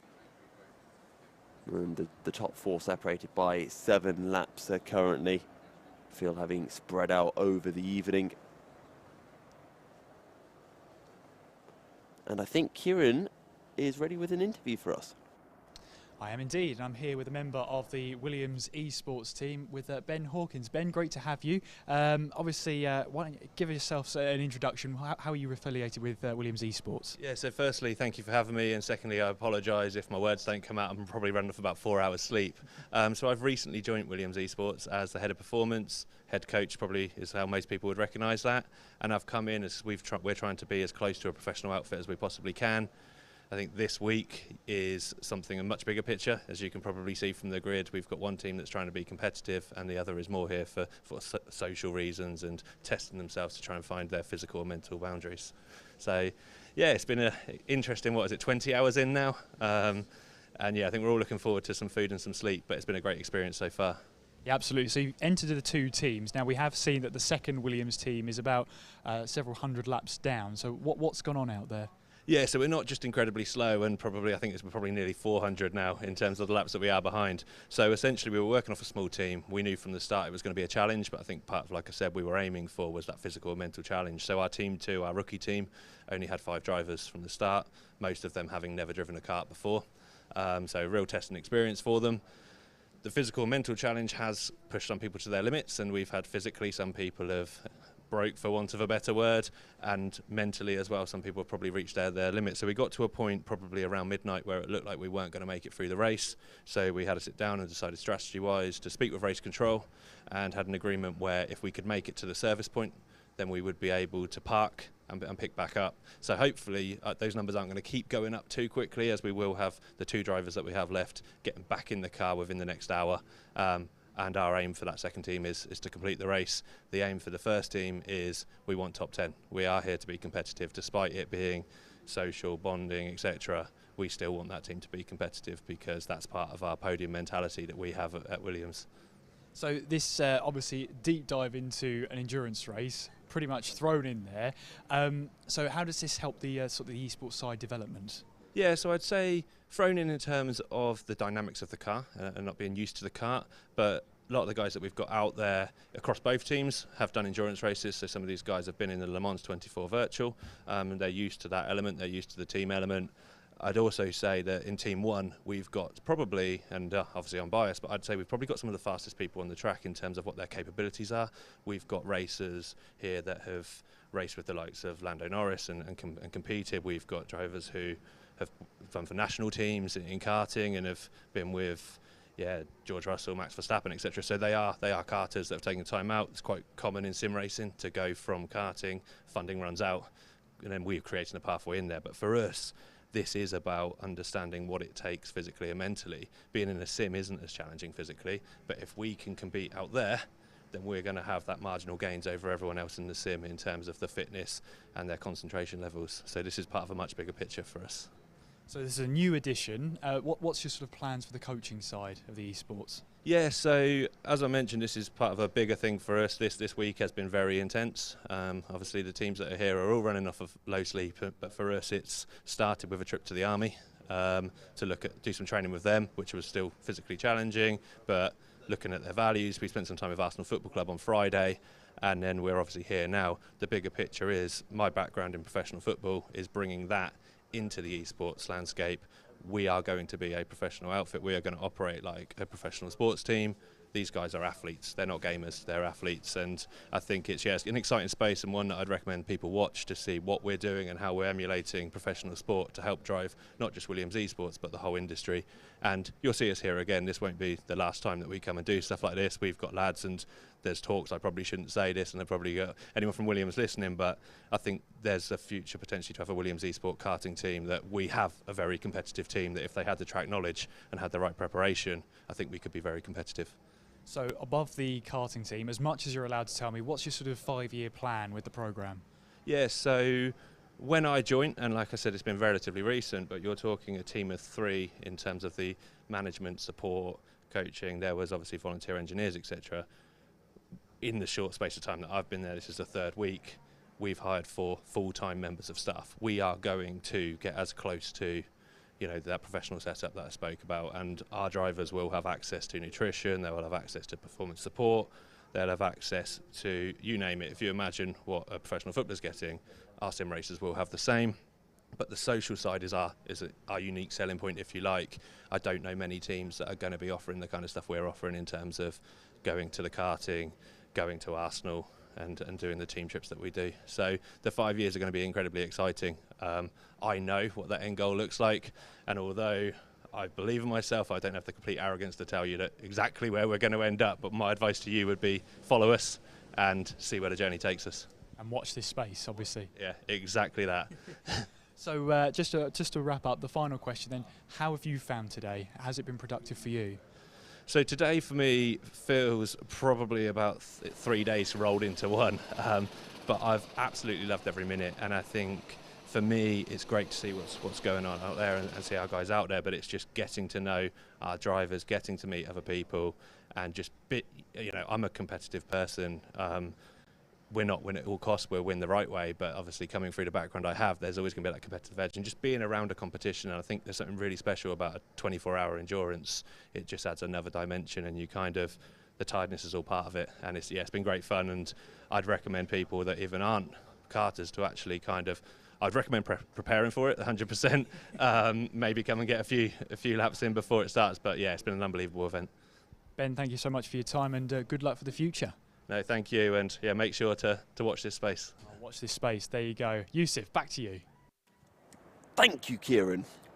We're heading back on in then to the almost final 4 hours of the race. 4 hours and 9 minutes remaining. Senior Frogs are 19 seconds behind Formula None currently. 106.9 from Formula None, lapping very quickly. To be honest, considering when we spoke to Formula None, they were talking about, yeah, we're called Formula None because, yeah, we've got no talent, none of that. Considering their pace right now, I think they should rename themselves to Formula Sun, because they definitely have something going on in that team, and it is not shabby at all. 106.9 from The Only Way is Brentwood.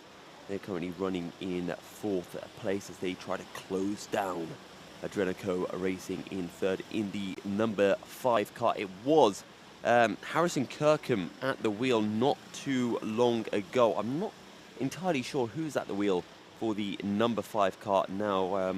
We'll have to wait and see if we can figure out who their helmet belongs to. I don't think we've seen Callum Jones or Robin Kassam at the wheel for a while. It is still Mr. Harrison Kirkham. He's right behind Mo Hassan. Now, these two know each other very well from not just Club 100, but I think Club 73 and various other bits of karting. So there'll be a lot of respect between these two, and I think they'll have a fun little battle, or maybe Mo Hassan will just let Kirkham through. Last time round, as that's the number 18 kart going wide of Olympus Karting. So Dr Vapes and Mo Hassan last time round a 107.1, Adrenico Racing a 107.8. So Mo Hassan actually the quicker of those two drivers last time round, Kieran. Interesting dynamic in that battle. So we'll see how it all unfolds. Of course, the track still soaking wet. Just looking out the window, it's still looking very unsettled out there, and more rain is expected. The rivers are flowing, of course, and flowing onto the track. It's very wet out there. You can see the multitude of wetsuits out there. Speaking to some of the drivers about wetsuits, and do you go for a wetsuit, do you not? Is there a benefit to having a wetsuit out there? The general consensus is it's 50-50. Some of them just do it for personal preference, and others say, no, it's not worth it because you just get soaking wet anyway, because the water goes down your neck and it just makes your suit wet anyway. So really they find it's no benefit to having a wetsuit on. As you can see, Dab Motorsport at the top of the table, 1,224 laps completed out on track. And I believe Yusuf has managed to catch someone and interview them. Yusuf. Thank you, Kieran. Now, we've been thinking that our interviews just haven't quite been, raw enough. So we've dragged a driver straight in off your car. You've had no time to rest. Who do we have here? Trent Moroney from Dab Motorsport. You guys were doing very well out there, weren't you? Yeah, not moaning. Second stint now. I just finished at my last, but I went on late midnight-ish, came back and we were in the lead 3 laps ahead, so I wasn't moaning at all. All I had to do was literally just keep us on track at that point when I went out. So we've been having discussions essentially. What has been your strategy? You guys having known that you're 3 laps in the lead, is it you're still going to push as much as you can, or is it play it a bit safe, just make sure that you don't take any risks going through the traffic? It's basically just playing it safe at this point. We know we're 3 laps ahead. We know we have time. We have 2 of probably the best drivers here, Jake Taplin and Jack Goldsmith, racing with us, who are also amazing in the wet. But yeah, it's basically just playing it safe and pushing every now and again when we need to. So one of the questions we've been asking the drivers is, do you prefer it in these conditions, or would you rather it be dry? I like the dry, but the wet's more fun to drive in, obviously. obviously the worst part of it is actually getting wet afterwards. But probably the wet drives, more fun, more eventful, and then it's just everyone's game when you're on track. So. One of the other things we've been asking is just how demanding is it, and then how demanding is it when you're out on a wet track versus being on a dry circuit? On a dry, I find it more physically hard, but I think that's just because you're going faster. You're yanking the kart a bit more. But in the wet, it's more focused because you need to make sure you're not going in the wrong line, and you have to just keep the kart as much as you can. So I think it's kind of the same. Physically, dry is harder, but mentally, wet's harder, I think. Do you have any more stints then coming up this race, or was that your last one? That was my last one. Wish I had more, but we'll take it. So what are you doing for the rest of the race? Are you, helping, doing some engineering, or are you just sitting back, legs up, enjoy the rest of the race? Bit of both. I mean, I'll help. I will support my team, obviously. Going to dry up a bit before that. But yeah, just chilling back. Any tips for your teammates or any of the other guys out there? Just keep it on track, to be honest. That's all I can say. That's a smart word. Well, thank you for joining us, and back over to you, Kieran. Thank you very much, Yusuf. And if that's Jake Taplin out in the kart right now, I'm going to guess that it is Jack Goldsmith finishing the race. I knew it. Of course, that was the strategy all along.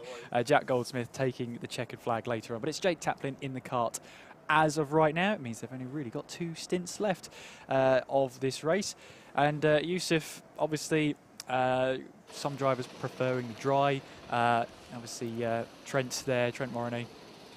I'm much preferring the dryer, but admits it's a more physical being. But maybe that's why he likes it more, because it's more physically challenging. It challenges you to really ask more of yourself and the kart. But in these wet weather conditions, it's about finding the right line and making sure you don't overcommit. Yeah, and I think that's what base drivers like myself think about dry conditions, because you get to push to the absolute limit, and being able to race going wheel to wheel is a lot more fun. You can be a lot braver on the brakes.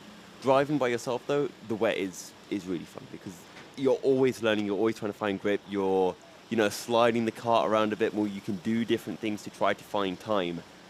And I almost want to say there's less of a science behind it when you're in the wet, so you can be a bit more creative with how you drive, and you just get to test yourself a bit more. But in terms of actual wheel-to-wheel battling in the wet, it's a little bit harder to do than in the dry. So yeah, that's why dry's better for races, in your humble opinion. There you go.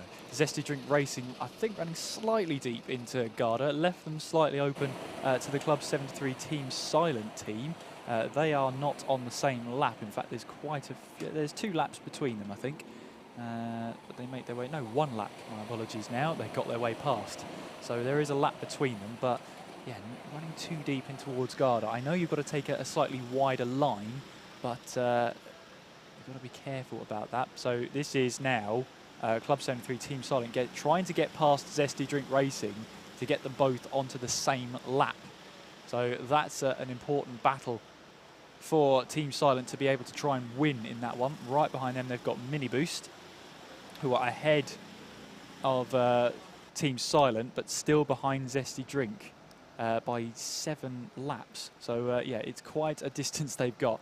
It's fair to say then that Zesty Drink are just making sure they get this one home. They've got a good enough gap. They don't have to battle, and they get themselves involved anyway. Maybe not intentionally, but they are getting themselves involved. So maybe 7 laps, the gap to the next kart behind them. I don't think they're too worried about seeding positions, he says, as the 21 rides over the curb at Senna. Yeah, not really left with much space, so it just has to go over the curb, and then you just hope that there isn't a massive puddle you're going to run through. We have a battle, I would say, at the start, simmering up. 15 seconds between TRX Racing and Team Dineros. This is the battle for second in the Clubman class, 9th and 10th overall. And Team Dineros have been taking about, half a second to a second out of TRX Racing, although that being said, TRX Racing do put in a very respectable time this time around of 1:07.5. We'll see what Team Dineros can do. They've been stuck in a bit of traffic, actually, right behind Ditch Finders, who are currently running 4th in the Clubman class. Yeah, Team Dineros then, let's see, yeah, they're 15.5 seconds down. They lost half a second to TRX Racing on that lap, but it's one of the closest battles out there, and it is for second in class.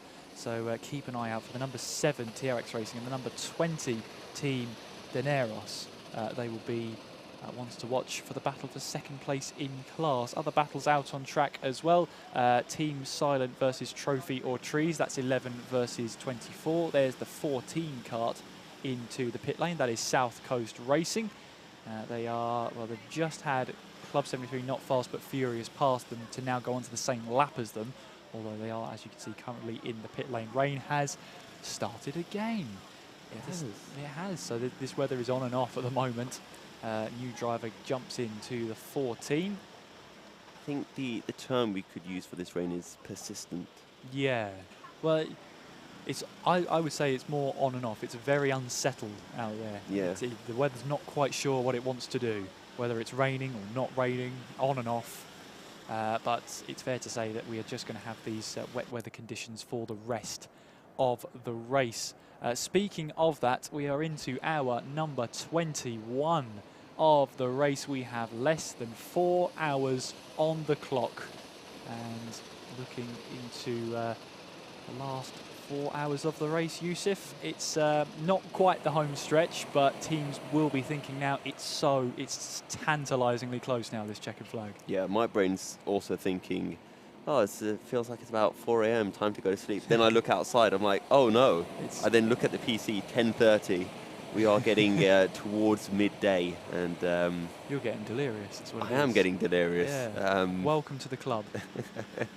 You've already passed that point. I have, yeah. I passed it ages ago. But no, we are getting some good battles out on circuit, and it's enough to keep us sane, I think, is the key term.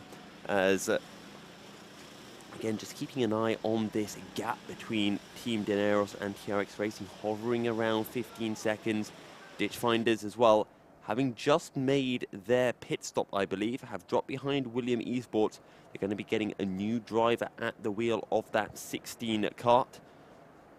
And with, considering there's 4 hours remaining, one more stop to go. This is where we can start to really think about how many pit stops are left in this race. And something else to consider is, well, if a stint can be maximum about 2.5 hours. But we'll get to that in a second, because Kieran McGinley has a special someone awaiting an interview. I do indeed, and I have one of the car 24. It's Matt Amos. Matt, first of all, show off your lovely plaster to everyone. I feel like I'm really milking this, and I'm honestly not. It's like it bent backwards, and it's I can't do much with it, and I'm just not me milking this. I swear to God. Yeah, no, I think our team unfortunately just had a lot of badness thrown towards us. We've had some issues with the pit stops. A few times when we're coming to refuel, because of all the rain, we've just outbraked ourselves a little bit, which means you can't roll back. You have to go around again. So it's all those little issues sort of adding up, unfortunately. So I think we're running currently at the moment 20 seconds. So yeah, we're hoping that the wet rain was going to really affect all the other guys out there to try and bunch it all up. But lo and behold, there's people out there who really know how to drive in the wet, and I don't think we are that strong at the moment. We've got yourself with the dislocated finger. You've got Aldas with blisters on his hands. Yep. You've got Jimmy, who had to pit in early and withdraw. I mean, it's been a day of attrition for your drivers, unfortunately. Yeah, I mean, we've pretty much had everything kind of thrown at us, and I would like to say we're coming out the end of it, but as we said, currently you're just running P22 at the moment. But at the end of the day, we're just having a load of fun here. That's the whole point of it all. You know, you got some people out there being absolute sweats, not because of the rain, but just because they want to do really, really well. But we're just there to have fun. You know, loads of us just wanted to have a group of mates together, do a big endurance race, and at the end of the day, we're not too fussed. So roughly how many drives have you got left in your stint? How many stints have you got left? I think we've got 2 more left. So we currently got Alex Skinner out there, who did a mega shift early on this morning. And then I believe afterwards we have got, we're currently in 2 minds at the moment, because one of our drivers are actually starting to feel a bit sick just because of the wet weather and of the long hours. So we're still muddling up at the moment. So I think we've got 2 more drivers who we're going to be putting out, but at the moment we're not too sure who is just yet. So have you regressed into some sort of team management role per Cal Freezy? Well, I was actually speaking to him earlier, and I was like, it would be great if next year we both come with like proper white embroidered shirts and like, because he's got the headset on, and now everyone wants the headset, and I think we're one of the very few teams who don't have a headset, and it's obviously very lonely for the drivers out there when they're not being able to speak to each other. So we just got to do the old hand signals and patting the head if you want to go pit. Yeah, no. So I woke up this morning, got the guys lovely McDonald's breakfast, just because the food won't give them any energy, but at least like emotionally they feel a bit better. Well, I hope so at least, but yeah. You're already following the high morale strategy. There you go. You're already on your way. Got to keep the energy up. I mean, what time is it now? It is currently, let's have a look here on the phone here. Currently 10:30. It's not even that early in the morning, but yeah, got to keep some energy up. Not too much coffee, otherwise it'll just get high with an adrenaline. But yeah, just got to keep the vibes up because we're in it all in it together as a team. So keeping everyone happy. Your limited time in the kart today, did you enjoy yourself? Oh yeah, absolutely. Yes, we did the early on practice this morning, trying to be sweats at 9 o'clock, and I got to do that session. And then yeah, sort of did an hour and 10 minutes before. Yeah, I fully had to like just come in because it was just a bit unbearable. But it's lovely here. I love driving around the circuit. It's such a lovely venue. Not only the track is good, but you obviously got the clubhouse here as well. They've recently done their kitchen, so everyone here who got hungry has been fully utilising that, and it's just lovely. Obviously the infrastructure here. You've got all the marshals, even you guys with the camera crew as well. It's just been a phenomenal job, and you just don't really get this at any other circuit here in the UK. And hopefully then that means you'll be coming back next year, fingers crossed? Fingers crossed? Absolutely. I think we might change our team name though, because we thought we could, trophies or trees. We're nowhere near either of them at the moment, so yeah, fingers crossed. Well, one of them's a good thing, and one of them's maybe not such a good thing. Yeah, I mean, who knows? Maybe at the end of the race, we just go fully planted into a tree, so we can live up to the team name. But I don't think we'll get much likeness from the race director with that. No, I don't. That's not a highly advised strategy. Definitely not. No, absolutely. That has to be Strat Z, if anything. Yeah, absolutely. Yeah, just absolutely send it into the final corner if we can see P3 ahead of us. But at the moment, I think we're just going to support, Senior Frogs, just because like we're sharing a room with them, and if they've got a chance at the podium, they're so close at the moment. They're doing really well out on track, and so yeah, we're just really backing them.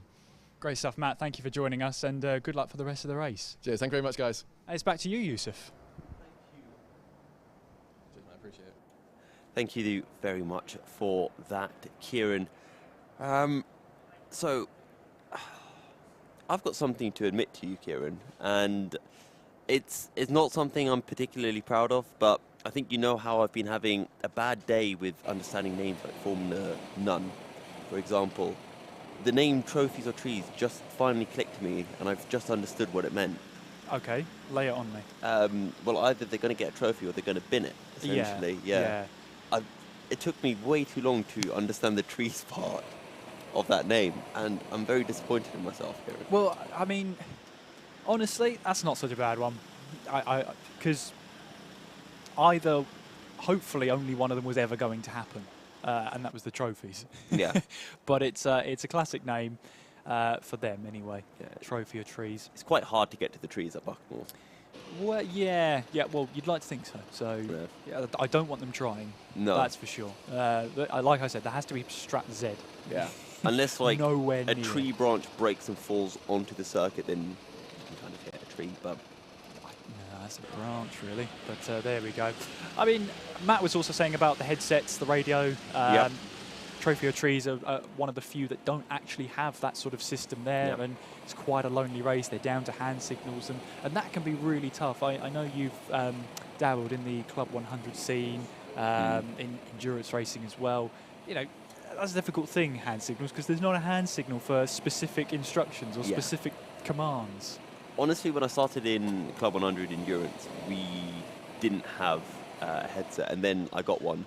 It was so much nicer having that little bit of information for a very long race where you don't exactly know who you're battling with, who's a lap ahead, a lap behind, in the same class as you, and so on. So it is very useful to have that headset, especially for these longer races. Even 24 hours last year was the first time I had a headset at the 24-hour race. Again, makes the world of difference, just being able to have that little bit of information being fed to you to keep you company. It helps keep you a little bit sane while you're in the car, not get in your own head. You know, if you make a good move, you can start screaming over the radio, pretend you're a Formula One driver, start shouting like smooth operator and all of that kind of stuff.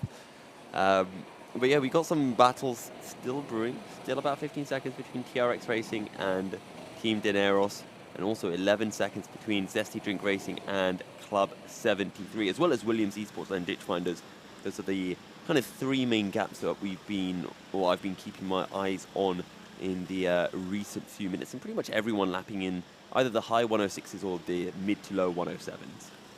Yeah, and the rain has started again.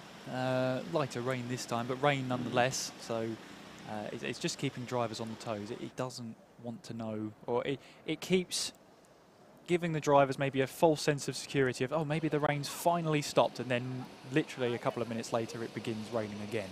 It's not very nice to these drivers, I will have to admit. Keeps on raining and keeps on raining. Let's see some of the gaps we've got there. We've got 15 seconds, Team Daneros to TRX Racing. And, oh yeah, Trophy or Trees really have closed up to the back of Team Silent then for 21st place. Umbrellas at the ready, staving off the rain. That's a good choice, actually. Better than a hood, I think, an umbrella. In my opinion, anyway. And it looks like on the telemetry that Trophy or Trees have passed the start-finish line, and they're now ahead of Club 73 Team Silent. So that is a position gained for Trophy or Trees. And that moves them now up into 21st place. Their next target would be the number 13, Brighton Motorsport. They are a lap behind them, but with 3 hours, 49 minutes to go, that's still an attainable target there. So we'll see how they get on, and we'll keep an eye on them. We'll keep one eye on them as they make their way through. Still raining in Buckmore Park. If you're not familiar yet, this place has its own climate. And it's really tough to tell what sort of weather it's going to be. Yusuf has found someone else to stick a microphone under a nose of. Yusuf, over to you. Thank you very much, Kieran. I'm joined by another unsuspecting victim of our random interviews. Why don't you would you like to introduce yourself and your team to the stream? Hi, I'm Ollie Smith, and I'm part of the Accelerate Kent Brewery Racing team. Sorry. You guys have been having a relatively decent race. I was talking to a couple of your teammates who were fairly happy with how the race had been going and your consistency so far today. Yeah, we've had for us, relatively unproblematic 24-hour. We've not really gone wrong too many times, not in any major ways. We've just sort of stuck with the pace. Just lost out where the other team are quicker. It's been nice for us not to have a catastrophic event like usual, but yeah. What's the plan from here? Is it just hold on to second, or are you looking at first, worried about third? We are always looking to progress. I mean, last year we went into the final stint 2.5 laps behind, which is where I believe we are about now, and we ended up 20 seconds off the win. So anything to play for. The wet makes it way more exciting. Now, You came in here saying that you're very tired. How much sleep have you had last night? According to my stopwatch, 4.5 minutes. It wasn't really that. It was more of a... I don't like to sleep.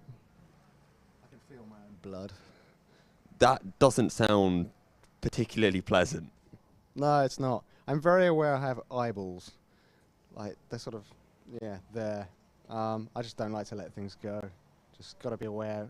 If you miss things, then you blame yourself, don't you? So, are you going to sleep after the race is done then? Yeah, for a long time. I have booked work off tomorrow. Needed it.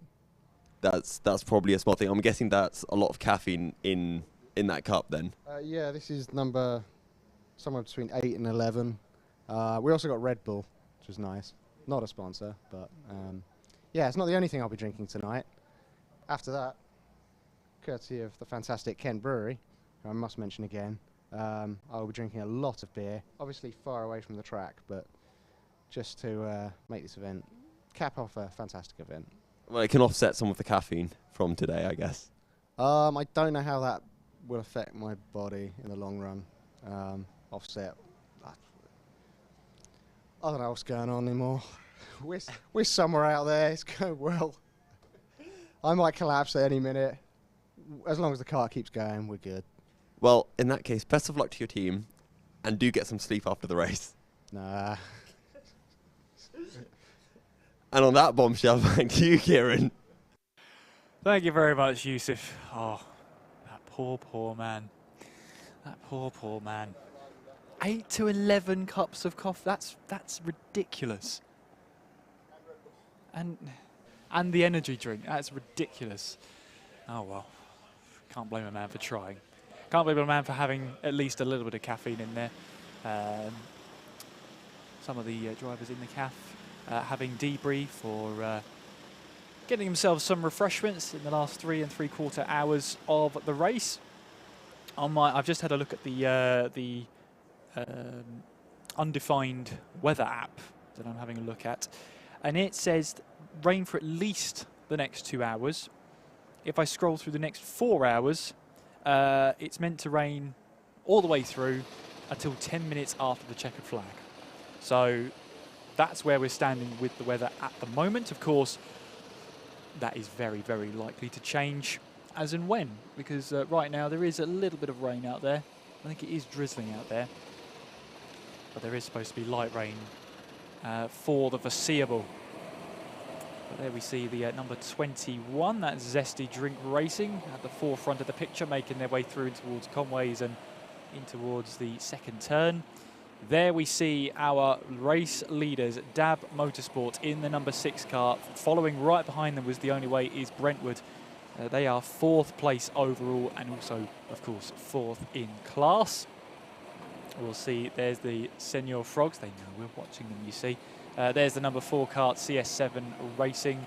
The number 8 kart coming across the line in the Williams Esports kart. And then there was a little bit of a sizable gap there. We'll see. I'm actually not so sure about those gaps, because I thought there'd be less of a gap out there, but I suppose with the rain and the higher lap times, there might actually be more gaps out there than I realised. But there we go, as someone's way slipping and sliding into Syme's sweep there. No surprise, it's Senior Frogs. No surprise there at all. But looking at this then, it looks a pretty settled race for Dab Motorsport. They have been into the pits about 25 minutes ago. Accelerate Kent Brewery Racing are due a pit stop soon. Adrenico Racing are due a pit stop imminently, which will put them further down the order. The Only Way is Brentwood came in nearly an hour ago, so we're not expecting them in soon. Probably another hour before they come in, and they will try and time that so that it is our final stop. There is our race director, Clinton Bell, watching on, walkie-talkie in hand, making sure the race runs as smoothly as possible. Yusuf, you did miss the briefing yesterday that he undertook. I've known Clint for a while now. Oh, there you go. Was it a good briefing? It was a good briefing. Was there swearing in it? I plead the fifth on that one. Okay. But I had an ear in because I've listened to a Clint briefing. I've listened to many of them, so I know what they're all about. And I was there. It was made perfectly clear what the track limits were, that the sector times would be monitored under yellow flags, so that if you were going at the same race pace or quicker, you would be penalised. We saw that with the top 6 of the race. In the opening hour of the race, they all got black flag because they were racing under yellows. They were matching or going quicker than their fastest sector times. So, yeah, it is a case of what he says, he doesn't mess around. Yeah. He will stand by what he says. But I know Clinton, he's a born racer. He loves to go racing and loves to make sure that races run smoothly as well. So, would you say if you go through one of the corners and you reach the M2, that's track limits? That depends if you gain an advantage, okay. I would have said. If you go all the way out to the M2, I would say it's very unlikely you gain anything from that. Yeah. So I don't think it would be track limits. But it's a nice thought. Understandable. It's a nice thought. Just, have to cover all the bases. You do. Yeah. I'm glad you did. I am glad you did. I guess as well, we do have a new poll there. Always, we have the 22 having That's a bit mini of a boost. It is mini boost. We've had a spin at hairpin 1. We do have a new poll in the YouTube chat on the Alpha Live YouTube. Will Senior Frogs get a podium? Yes or no? Put your votes in and we'll lock them in. We'll lock in those votes and see whether they can. Senior Frogs, are they still... What do you think, Kieran? Well, this is going to sound like a really horrible, mean, No, not negative? mean. Not mean, but very obvious thing. Yeah. Is that the more time that passes... Oh, God. Yeah, the more time that passes, the harder it's going to get for them to catch. Now, they are currently lapping... Not necessarily. Well, they're lapping in the 107.9s. Ditchfinder's last lap was a 107.6. Team Dineros 107.4 and TRX 106.8. So they're lapping slower than the top 4 at this moment in time. Where do they find themselves? So the TRX are leaders. Oh, and Team ARD, yes, they are 106.8 as well. So they're 5th in class, but out of the top 5, they're not lapping the quickest. So that is a tough order, but I'm going to use that trope again, everybody. Brace yourself for it. Yeah. Still a long way to go, you know? There is. 3 hours and 40 minutes is still plenty of time for things to turn dramatically on their head. If we've seen anything dramatic in this race, the 6 leaders all getting black flags for racing under yellows. Sort of proves the point that the law has been laid down and it will be followed. So the important thing is to make sure that you do not step over the mark. And it is Matt out there right now, Matt Plum, who is the wet weather warrior. He's loving his time out there. He absolutely is relishing these wet weather conditions, and it's great to see Senor Frogs just having that complete faith in him to say, go for it, go for another stint, get us back in this. So I wanted to bring something up, and that is talking about maths. Oh no. More specifically, the maths of pit stops, because if you look at, for example, Team Dineros, they are 1 hour 48 minutes into their stint. That means that they've got 2 more stops to do. However, when you look at some of the teams around them, for example, Ditchfinders, possibly Senor Frogs as well, only 1 more stop to go. So that has to be remembered that effectively, Team Dineros, sure, they are currently sitting in 3rd place, but they do have 1 stop to go. And that will bring Ditchfinders and Senor Frogs a little bit closer to them. Yeah, and we'll start to understand in the last 2 hours where everyone will properly line up towards the end. So it really is, the last 90 minutes are critical for races here. That's when we'll find out that some drivers will have to come in for a splash and dash, and because of the new rules this season where you have to make a driver change if you fuel the kart, that will take into account of any splash or dashes. Because in the past we've had drivers come in with half an hour to go and just make sure the kart's full of fuel and then get back out there again. Well, this year, they have to think again about doing that, because if they do that, it means they have to change the driver that then takes the checkered flag. And if I know Dab Motorsport, which I do know Jake Taplin and Jack Goldsmith, they will not budge from their strategy now. It will be Jake Taplin in the penultimate stint of this one, and Jack Goldsmith will take over for the race end and to take the checkered flag. That is the order. That is how they will finish. That's been confirmed to us by Dab Motorsport. So that is how they will finish up. And yeah, 2 laps ahead of Accelerate Kent Brewery and trying to catch them as well. Oh, if only Andrew was here. He could give a rating of that one. He's not here, You can't give a rating of that helmet. That's the default Zappa helmet that you get. It's like, you know, those the bell designs that they have going around. You get like the blue or the purple ones. So it's a cool helmet, but it always bores me because it's just like the standard one, even though it's quite a cool design actually. So the race are in the chat here. The race? The race are in the chat. They're rivaling us for puns at the moment. Are they? Yeah, sponsored by Coca-Cola.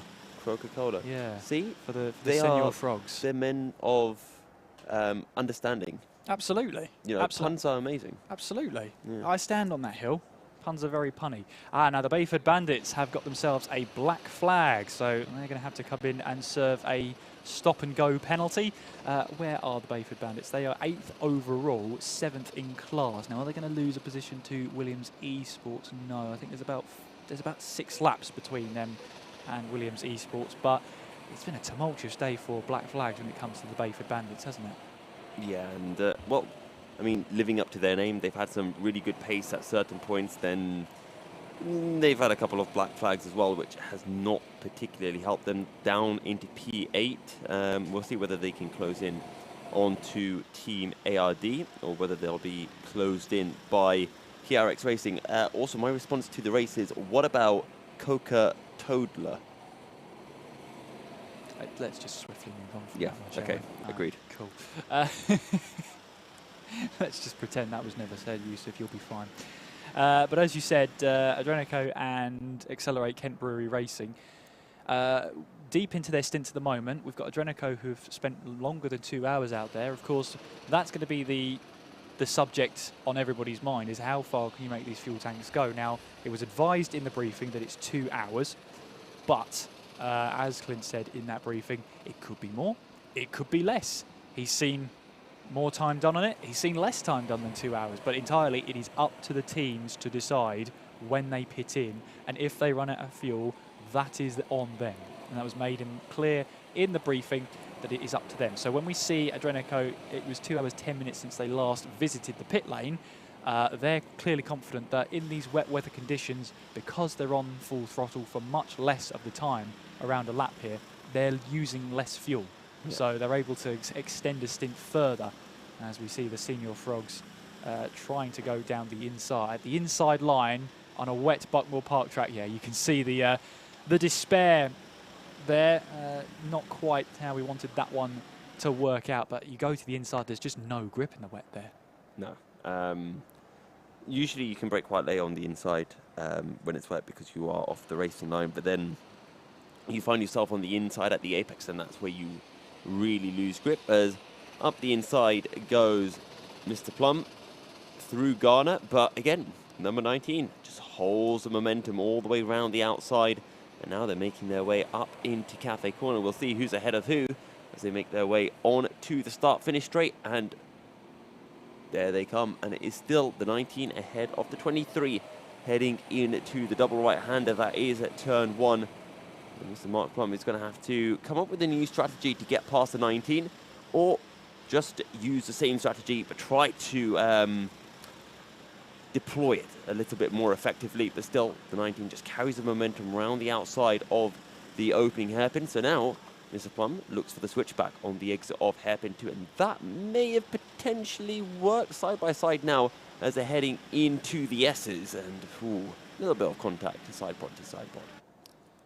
Well, Dab Motorsport still leading the way by 2 laps in the pro classes as we're nearing the top of another hour. It is 10:56 in the UK, and wherever you're watching in the world, and wherever you're watching online, if you're watching us on the Alpha live stream, if you're watching us on Twitch, and if you're watching us on the Double Dash Motorsport Media stream, where we've got a lovely webcam set up so you can see us. I don't know why you'd want to be honest, where we've got sleep-deprived faces, but nonetheless you can do that if you want to. But thank you very much everyone for tuning in. Hopefully you're with us for the next 3.5 hours to find out who comes out on top in the pro and clubman classes. Keep those comments coming in, keep those questions coming in if you can. We'd love to hear from you, and we'll see. We'll do our best to answer some questions, of course. Let's see some battles going on here. Have we got any close battles for position? Well, we've got Formula None, who are 47 seconds back on Senior Frogs, so they're almost a lap down on Senior Frogs there. And they have lost a little bit of time. They lost 3/10 on that last lap. We have got Zesty Drink Racing. They are 8.5 seconds behind Club 73, Not Fast but Furious. Now that's a position, that's 17th overall in this race, and 8.5 seconds now. Zesty Drink did lose about 1/10.5 of a second in that last lap, so not too much in it, but we shall see how they get on in the later stages, although I think Yusuf has managed to find someone who wants an interview. Yusuf, over to you. Thank you very much, Kieran. I'm here with Mortaza Hassan from Dr Vapes. How's your race going so far? Brilliant. It's been going really great for us. We qualified P7, that was about 20 hours ago, and now we're up to P6 overall. But we did have a kind of like a slow start, so we got dropped down to about 14th. We were fighting for sort of like top 10 at the time, and then we found ourselves up into P6 overall, which is really, really great. How have you found the wet weather, the downpour that we had earlier on? Yeah, it's a mixed bag. Personally, I found it a bit of a struggle. I enjoy the dry a lot more. My brother, who's out on track at the moment, is doing 106s, so he's pretty quick out in the wet. He loves it in the wet. So although we're brothers, I'm more into the dry weather. He's definitely into the soaking wet. He absolutely loves it. Well, it's good then that you've got one person good for the wet, one person good for the dry. Sadly, it's been pretty much entirely wet, though, this weekend. Yeah, I mean, I had the 8 to 10 stint, so I had a few drizzles in my stint. Nothing too bad, but you know, I was still in the 49s, so it was pretty decent. But then you'd get up into the 50s. It would change, you know, conditions mid stint. But overall, you know, I had a dry stint, and then I went out again in the wet. Did about, you know, an hour and a half. Struggled a little bit, but found a bit of pace towards the end. The wet line here is definitely one to be brave for. You know, you've got to be super late on the brakes. You've got to take the outside line, and if you touch a bit of paint, that's it. You know, you lose the back end of the kart. So one thing I kind of like to gauge an idea from the drivers is obviously you've done a lot of karting. We've probably got viewers in the chat who have done some karting or who have done no karting. Explain how physical it is relative to someone who hasn't done karting and to someone who's just done the occasional, you know, like 30-minute race at their local karting track. It's definitely tough. It's mentally draining. That's the main aspect of it. Personally, you know, you look at the clock and you see yourself still got about half an hour left, and it's not draining yourself in the beginning of your stint, but saving some energy towards the end. So it plays quite a lot in your mind because essentially you want to go out and you want to push, but you find yourself, you know, towards the last hour needing, you know, you've got to have your batteries loaded by then and really start to deploy towards the end of your stint. So yeah, like it's very physically draining, but mentally also, I'd say. Final thing, I have seen you guys having the old headsets out. What's going through the headsets? Is it just, you know, lap times, gap to the car in front, or is there a bit of singing, some motivational stuff happening? To be fair, when I was out on track, they were actually guiding me on the wet line. So where I was doing really well, where I needed to take a wider line, where I needed to cut in, and where I needed to pivot the kart. So as well as lap times, of course, it's definitely helping guide the drivers out on track on the wet line, giving them a bit of experience from the guys who are a bit quicker in the wet. And generally, yeah, gap to the kart ahead, gap to the kart behind, who you're fighting, who you should let pass, who's lapping, and so on and so forth. So it's a lot of things going through the headset, and it's the first time we run it. You know, the only 24-hour race we've done before was the Le Mans race. So coming into this with comms, it's helped enormously. You know, prior to this, we didn't have any sort of comms. So to have comms with the driver on track has just helped massively, I'd say. Well, best of luck for the rest of the race. Thanks for joining. And Kieran, back to you. Thank you very much, Yusuf. Would you believe it? The rain has stopped again. But I'll tell you something.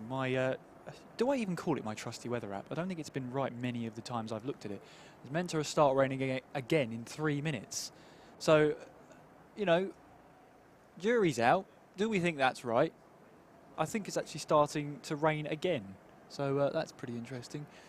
We've got a nice scenic shot. I know what this calls for. Let's go for a rundown. Let's see how everybody lines up. Just with 3.5 hours left to run in the race, it's Dab Motorsport leading the way with Jake Taplin behind the wheel. 1,259 laps completed so far in this race. Second place, Accelerate Kent Brewery Racing. They are 2 laps down on the race leader.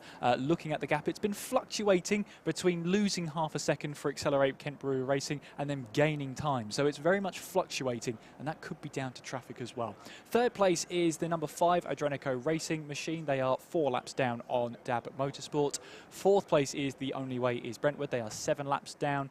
Fifth place is the number 1 kart of Club 73 Young Guns, 11 laps down. Sixth place is the number 17 kart, Dr Vapes, 13 laps down on the race leader. Seventh place and leading the clubman class is the number 25 Team ARD. They're 17 laps down on the overall leader, but they are leading their class, so I don't think they'll mind too much about that. Eighth place is the number 10 kart, the Bayford Bandits. They are 18 laps down on Dab Motorsport. Ninth place is the number 7, which is the TRX Racing. That's second in the clubman class. Third place in the clubman class and 10th place overall is the number 20 Team Daneros. They are on the same racing lap, I do believe. They're separated right now by 26.3 seconds. So we'll have to keep an eye on that battle for second place in class. 11th place is the number 8, the Williams Esports outfit.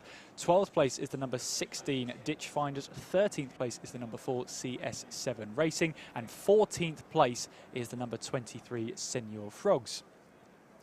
15th place is the number 15, Formula None. 16th place is the number 14, South Coast Racing. 17th place is the number 12 kart of Club 73, Not Fast But Furious. 18th place is the number 21, Zesty Drink Racing. 19th place is the number 22, Mini Boost. 20th place is the number 13, Brighton Motorsport. 21st is the number 24, Trophy or Trees. 22nd place is the number 11, Clart of Club 73. I got those mixed up, didn't I? Team Silent, currently 22nd.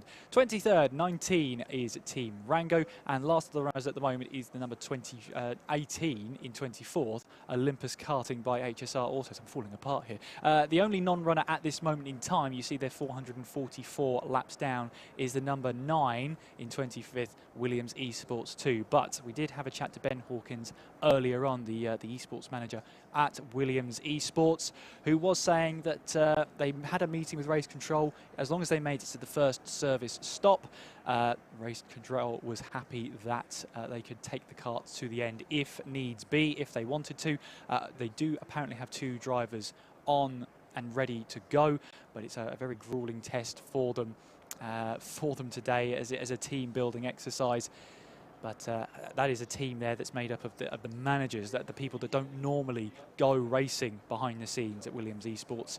And having a chat to him about this program that they had set up. It was a full-on week. They visited the Army. They went to Arsenal Football Club. A grueling week that's ended then with the Buckmore 24 Hour. So it is a grueling week they've had. But Ben was telling us that they have an intention to get a driver in the kart to finish this race. So watch that space coming into the latter stages. We'll see if they keep their word, and hopefully we do see them at least take the checkered flag. Yusuf, we have less than 3.5 hours to go. In fact, we've got 3 hours, 24 minutes to go in this race. And, well, we've got... I was going to say, if they don't have anyone, I'll jump in the kart.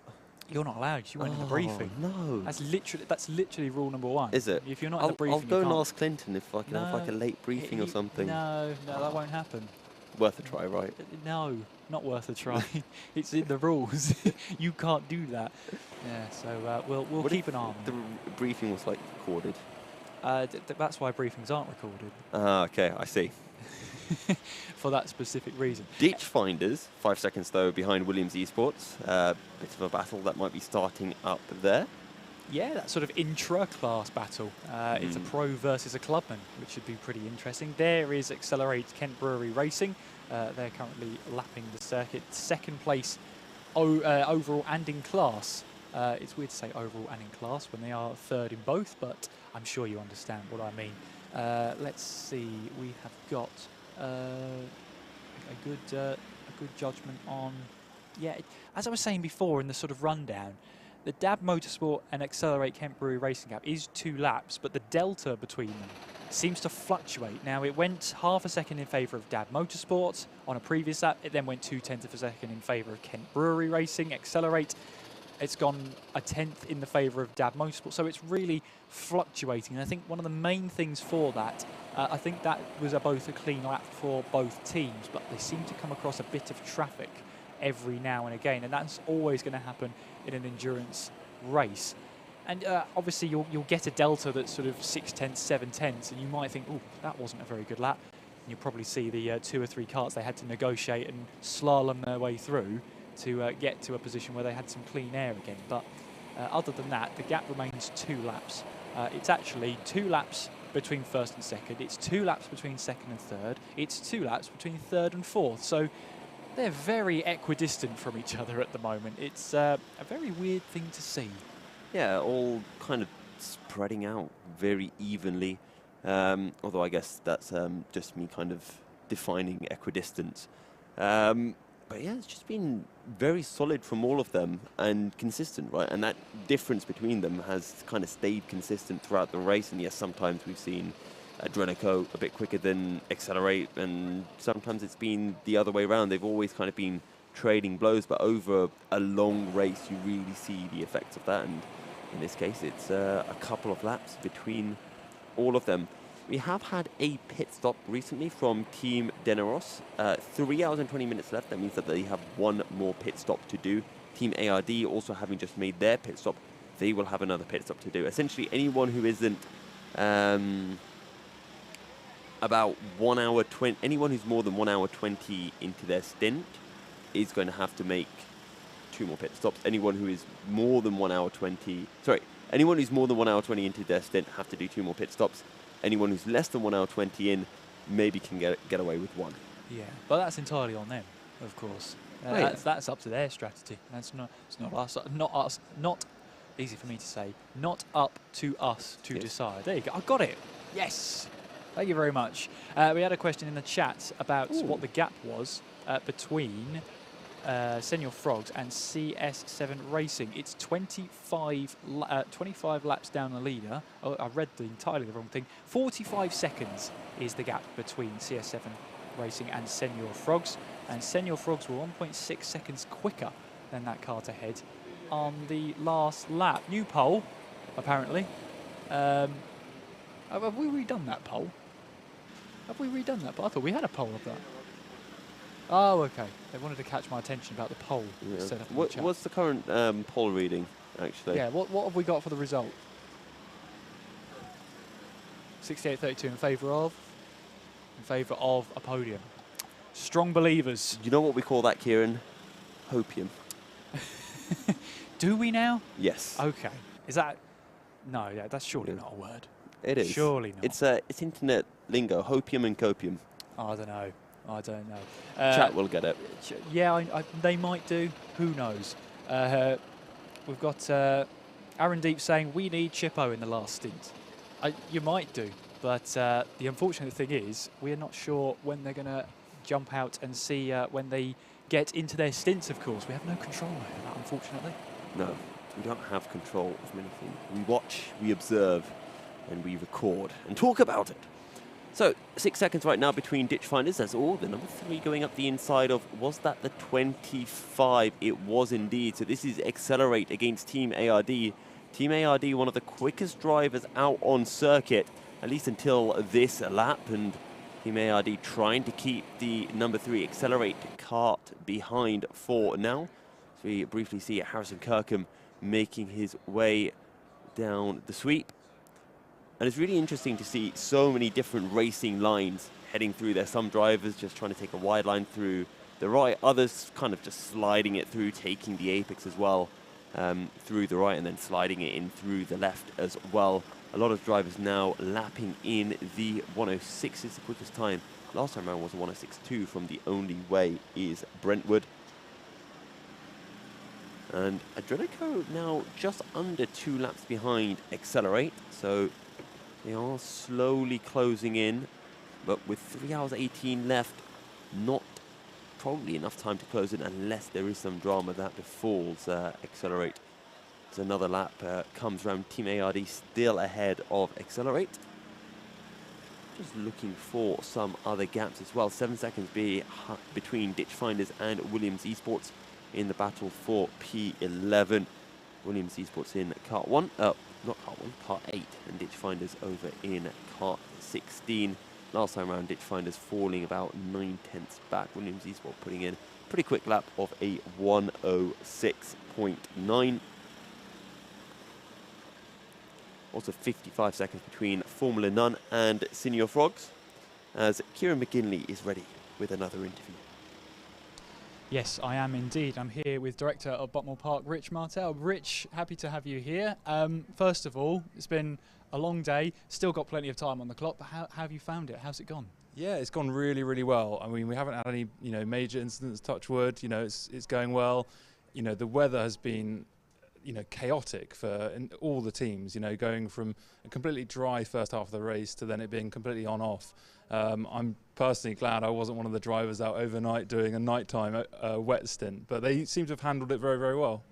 Yeah, absolutely. I mean, talk us through this because we've got the live stream. The decision was made to go through the night here. Talk us through that. Yeah, so last year and the last times we've done this, it's always been we split the stream up and gone until about 9 p.m. and then started it again the next day. And you lose that momentum a little bit of, you've got a lot of people that are wanting to watch it overnight, not just in the UK, but in the US as well. And we thought that there was demand for us to go all the way through the night. And what's been interesting is actually some of the stats that we've seen are that we've actually had as many viewers from 10 p.m. to 9 a.m. as we did that entire first half of the race. So it's definitely been the right move. I know it's been exhausting for you guys, but you've done a fantastic job, and we'd definitely be looking to do it again. And of course, you've got the Twitch stream as well, which was new for this year.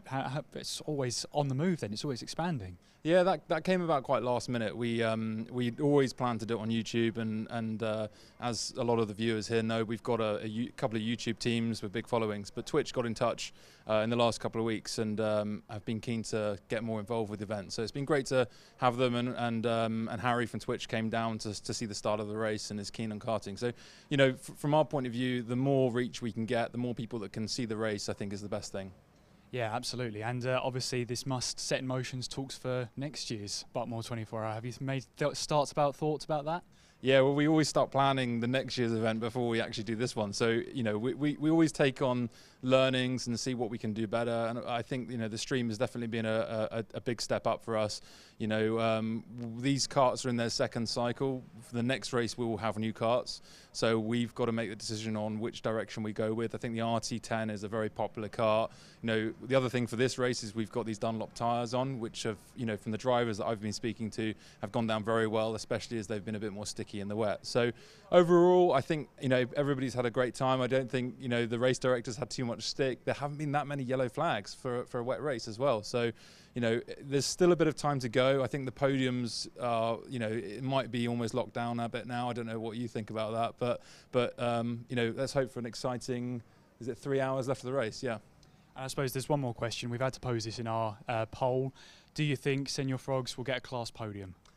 I don't know. I think it'd be. I mean, to be honest, it'd be a great story, wouldn't it? If, you know, I was chatting to them on the grid, you know, way back in last place, and I think they were a bit disappointed because, you know, that 10-minute window of qualifying up until that point, it's very difficult to know where you place because all of the other timing for practice sessions is completely under wraps. So in that 10 minutes, I think they thought it was a lot more competitive, but it was only after that 10 minutes they realised they were bang last.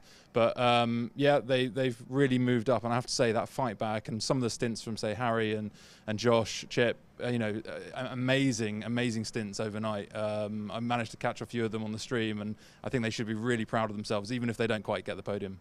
Yeah, absolutely, Rich. It's been a pleasure. Thank you so much for having us, and I hope you have a rest of an enjoyable day. Thank you very much. And Yusuf, back to you. Thank you very much for that, Kieran. Seeing the lap times continuing to drop here at Buckmore Park. Lots of low 106s from our top few drivers. Adrenico Racing have made their pit stop, but will they be able to get to the end of the race from here is the main question. And with over 3 hours left, I think they will not be able to do that. Same probably for Accelerate Kent Brewery Racing. It's a bit of a mouthful, isn't it? Kent Brewery. Anyway, enough about me and my inability to say certain words. Bayford Bandits, 106 dead. They're currently sandwiched in between Team ARD and TRX Racing, having had to serve a black flag not too long ago. And one of the battles that we were keeping an eye out on was William Esports against Ditch Finders, who are currently separated by just under 6 seconds. That's the number 8 and number 16 karts in 2 separate categories at the moment. Williams Esports being in the pro section and Ditch Finders being over in the amateur section. And that gap has been kind of yo-yoing between 6 and 4 seconds over the laps. Last time round, Ditch Finders actually 9/10 quicker than Williams Esports.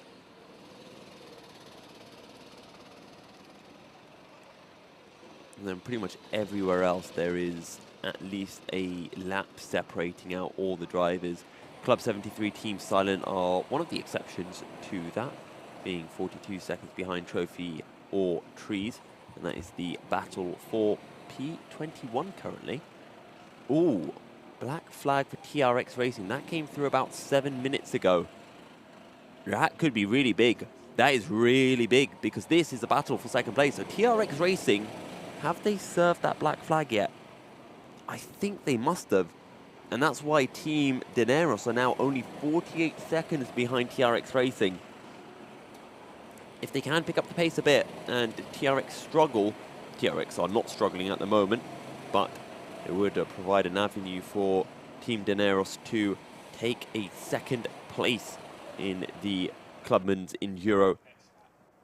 And that kind of just goes to show you can't stop pushing. You never know when a team gets a black flag, could get taken out or anything of the sort, really.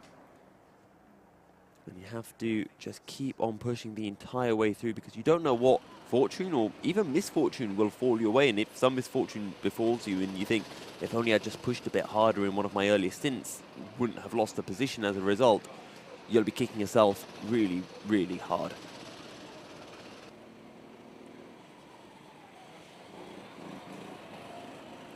Senior Frogs 37.5 seconds behind CS7 Racing. Last time round actually taking over 2 seconds out of the number 4 kart. As we're seeing the number 10 and 20, that's the Bayford Bandits and Team Dineros.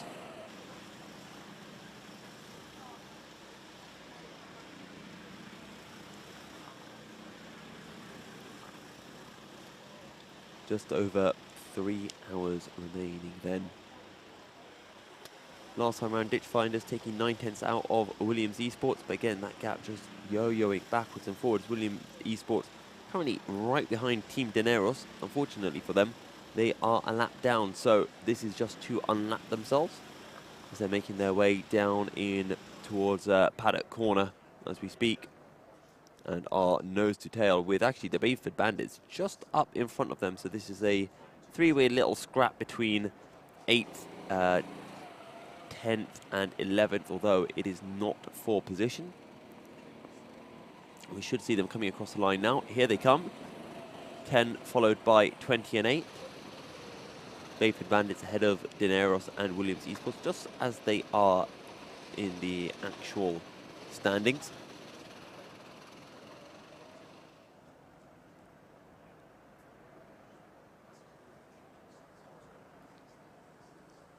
CS7 Racing with another low 108. Senior Frogs lapping in the 107, so they are gaining time. Not a huge amount, but almost a second a lap.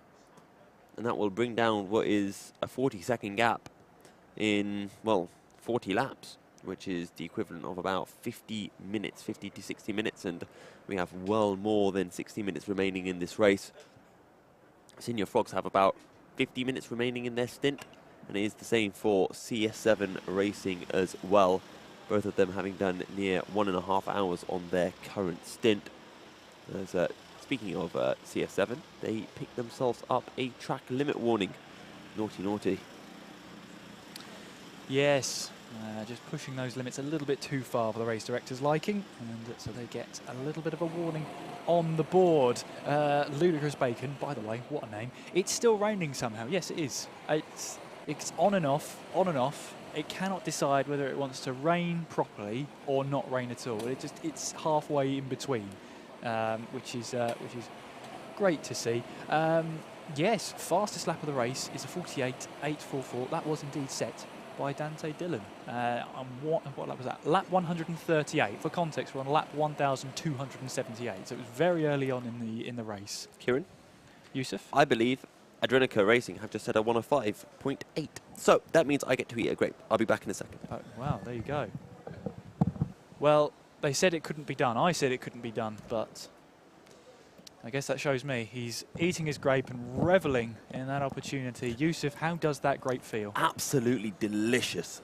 Good. And now, look, it's raining. See, I told you, once we get the 105s, we'll get the rain.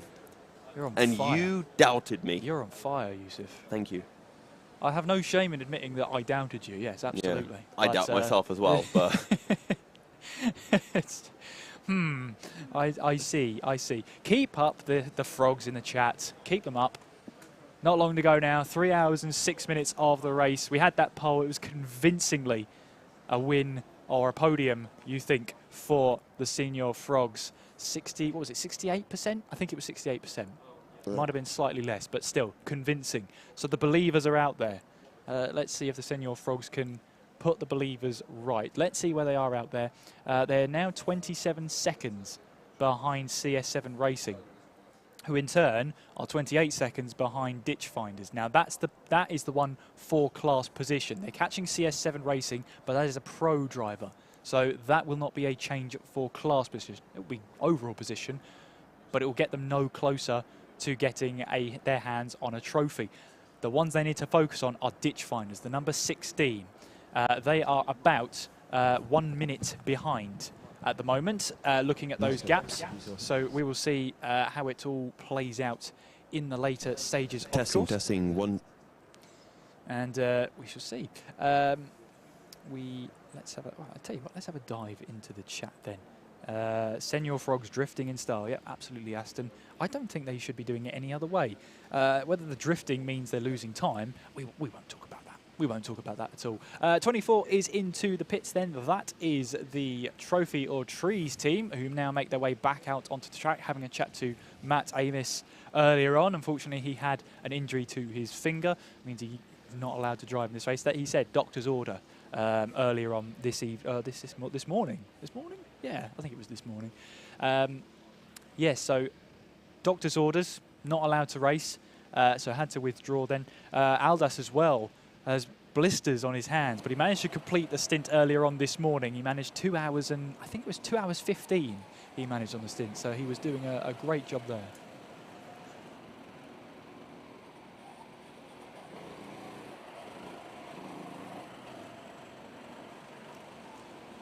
So at the moment then, Dab Motorsport leading the way. They've been out there for 63 minutes. Accelerate Kent Brewery Racing in second place. 2 hours 15 they've done on their stint so far. So we are expecting them in the pits very, very shortly. Adrenico have only recently been in the pits because they've only been on the track for 9 minutes or so. And, this is an exclusive, isn't it? Thomas Layton from the Zesty Racing team making his way into the Senor Frogs. So, you remember on the live stream there was a little poll going, Frogs versus Lemons? Yeah. Okay. Now, obviously, us Lemons, we lost quite considerably. I think it was... Is that Zesty Drink Racing? No, I don't want to hear it. I don't want to hear it. Stink. Oh, let's not talk about that. So, obviously, you know, you won fair and square on the live stream. However, I don't think you guys can beat us. What's this? What's happening there? You brought lemons. We're not going to bring frogs, are we?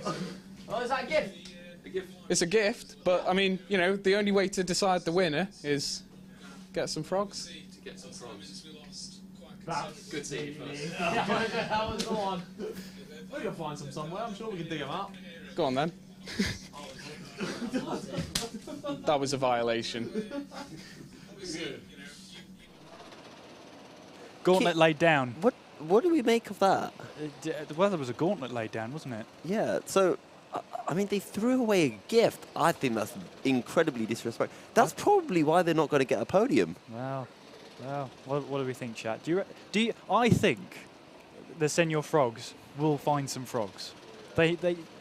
It's in their nature. Are we going to have frogs just jumping and bouncing around I don't think they'll the building now? No, they won't have actual frogs. Come on now. But they'll find some frogs. You'd be surprised. One of them's going to head... I think there's an Asda just around the corner. Don't tell them that. That's cheating. No, it's not. Have you ever seen that, you know, that James Veach sketch where he gets, like, the ducks around? Yes. That's what they're going to do, but with frogs. I see. Well, I mean, gauntlet laid down from Zesty Drink Racing. Yeah. Absolutely gauntlet laid down. And they've got, what, 3 hours to find some frogs? You know what they say? When life gives you lemons, give Senior Frogs lemons as well. Yes. Yeah. Apparently so. Well, Will it work for them? We'll have to wait and see. We'll see how that develops, of course. I mean, they're closing in on CS7 Racing, so maybe it is working out. They're also catching up to Ditch Finders, but not by a large amount. Not considerably enough for 3 hours. Currently about 1.5 laps down, so need to find a bit of extra pace.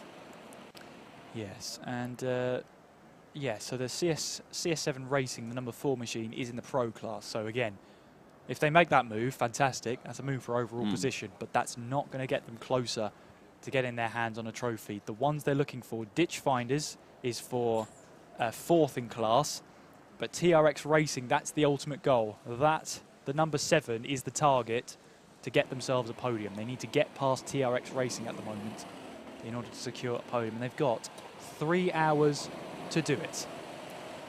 The gaps at the moment, so let's have a look. Senior Frogs, they're roughly, yeah, I mean, they're about a lap down on Ditch Finders, so it's about 60 or 70 seconds there. Who are in turn a lap down on Esports. So they've got to find roughly 10, 11 laps in 3 hours. It's a tall order, but if there are a couple of black flags flown around, because TRX Racing have had black flags, they had a recent one about, what was that, 18 minutes ago? Yeah, 18 minutes ago. And they've already had a track limit warning beyond that. So I think actually though, that track limit warning gets wiped because we're about to enter the last 3 hours of the race. And there is one more, so the race director has a sheet of all the track limit warnings, the contact warnings. Every 3 hours, the sheet that he has and every warning on it gets thrown out and a new sheet gets created. So we're entering the final 3 hours of the race, and it's a clean slate for everybody. So any warning now is a brand new slate. Everybody gets 3 track limit warnings, everyone gets 3 contact warnings before a black flag. So now we are now to the checkered flag. You've got to be really careful because this is where you do not want to get your black flags when you've got the least amount of time to make up the time you've lost. Yeah, I think that's fair enough. Stay away from people. Don't hit them. Don't abuse track limits. Be good, even if it's wet out there, still raining or drizzling. Yeah, it's drizzling at the moment. It's light rain. It's that fine rain. I think you can just about see it in your picture there as the carts make their way through Garda. We had a question in the chat that I picked out. Ooh, I love questions. Chloe Faulkner asking, what happened to the Williams second esports team? Well, we had a chat to Ben Hawkins, who is the Williams esports manager. He manages the talent there and making sure that they reach the best of their abilities. And the idea was that they entered 2 teams. One had the drivers, the out-and-out drivers, who have done a lot of sim racing, the likes of Will Tregertha, to name one of the big names. But then they had a second team, which was made up of people who really haven't stepped behind a car, the managerial side.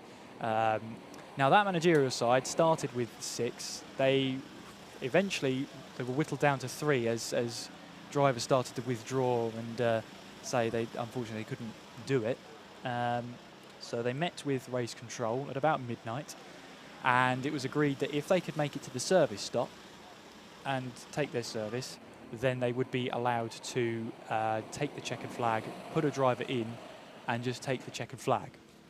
Now, if that's been agreed, fantastic. It means they have a chance to take the checkered flag. But it may be a case that they may not even take the checkered flag at all. It might be an agreement there, but they decide no. But the whole idea was that they've had a grueling week, and this was the climax of it, to get themselves really under pressure and get themselves, I guess, battle-hardened. Because they met with the Army on Monday. I think they were at the Arsenal Football Club during the week as well, and then they've ended the week here. So it has been a grueling week for them, and that would be the reason. It's a long answer, I fully admit, but hopefully that gives you more of an insight as to what happened to the second Williams esports team. We've had a couple of karts in the pit there.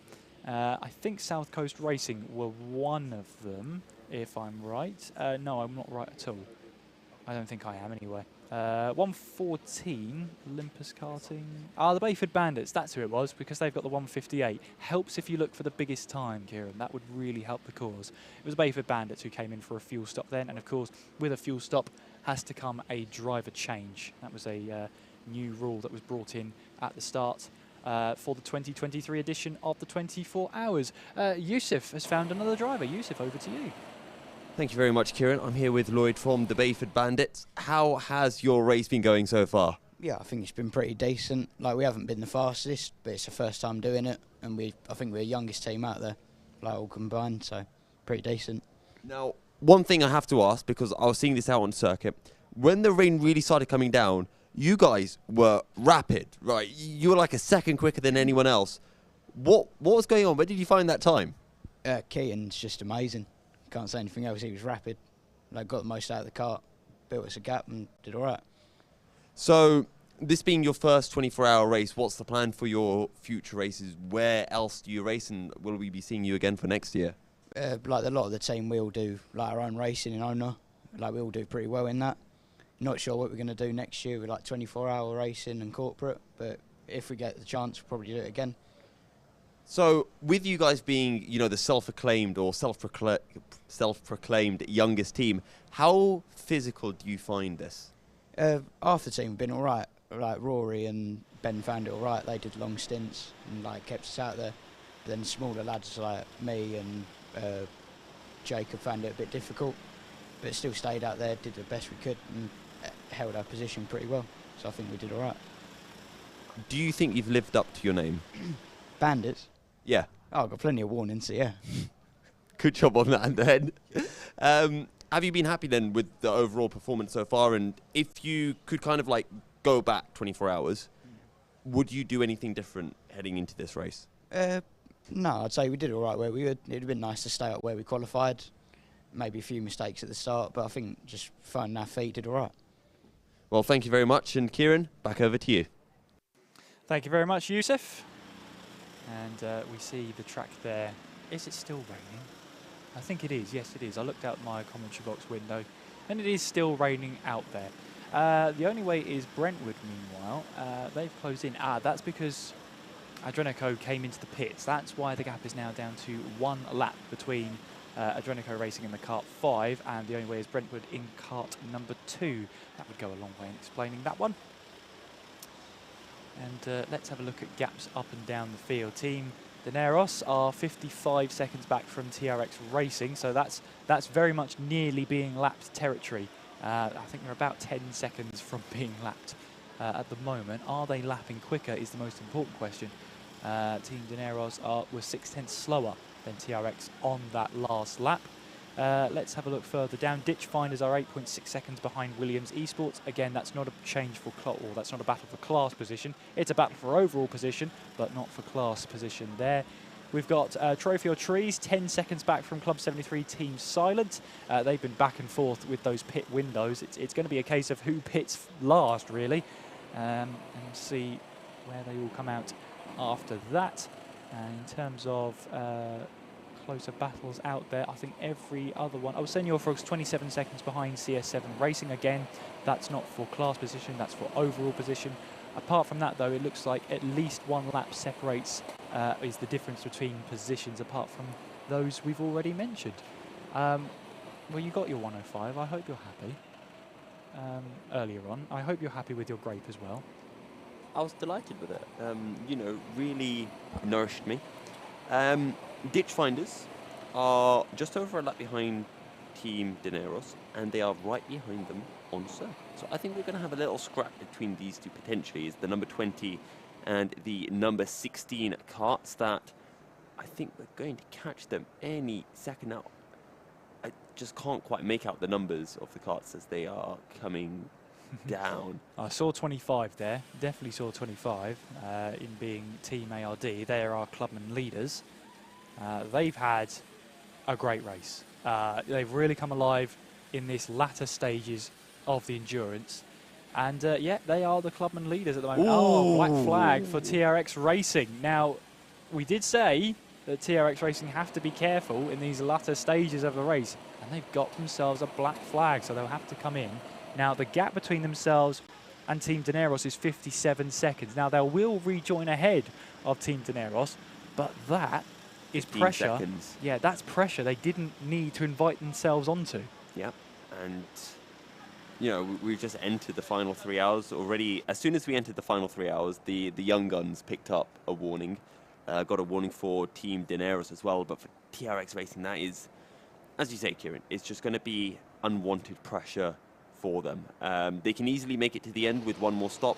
That's not going to be an issue for them whatsoever. We'll have to see when they want to pit, if they want to do a splash and dash or if they want to pit early.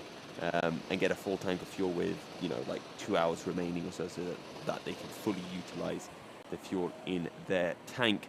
But again, ditch finders are closing into Team Daenerys. Last time around they took half a second. This time around just 3/10, and we can see them coming across the line there. The number 20 and number 16 cards. Yes, and we're coming up to 11:40. We have 2 hours and 51 minutes left of the race. We are into hour 22 of the Buckmore Park. 24 hours.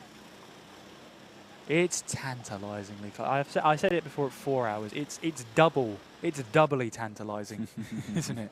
Oh, not quite, because we're not at 2 hours. But you know what I mean. It's triply tantalising. Yeah. Does it work like that? I don't think it works like that. I'm not sure it works like that. I was just trying to go with what you were doing, Kieran. I wasn't really thinking about it, to be fair. Yes, absolutely.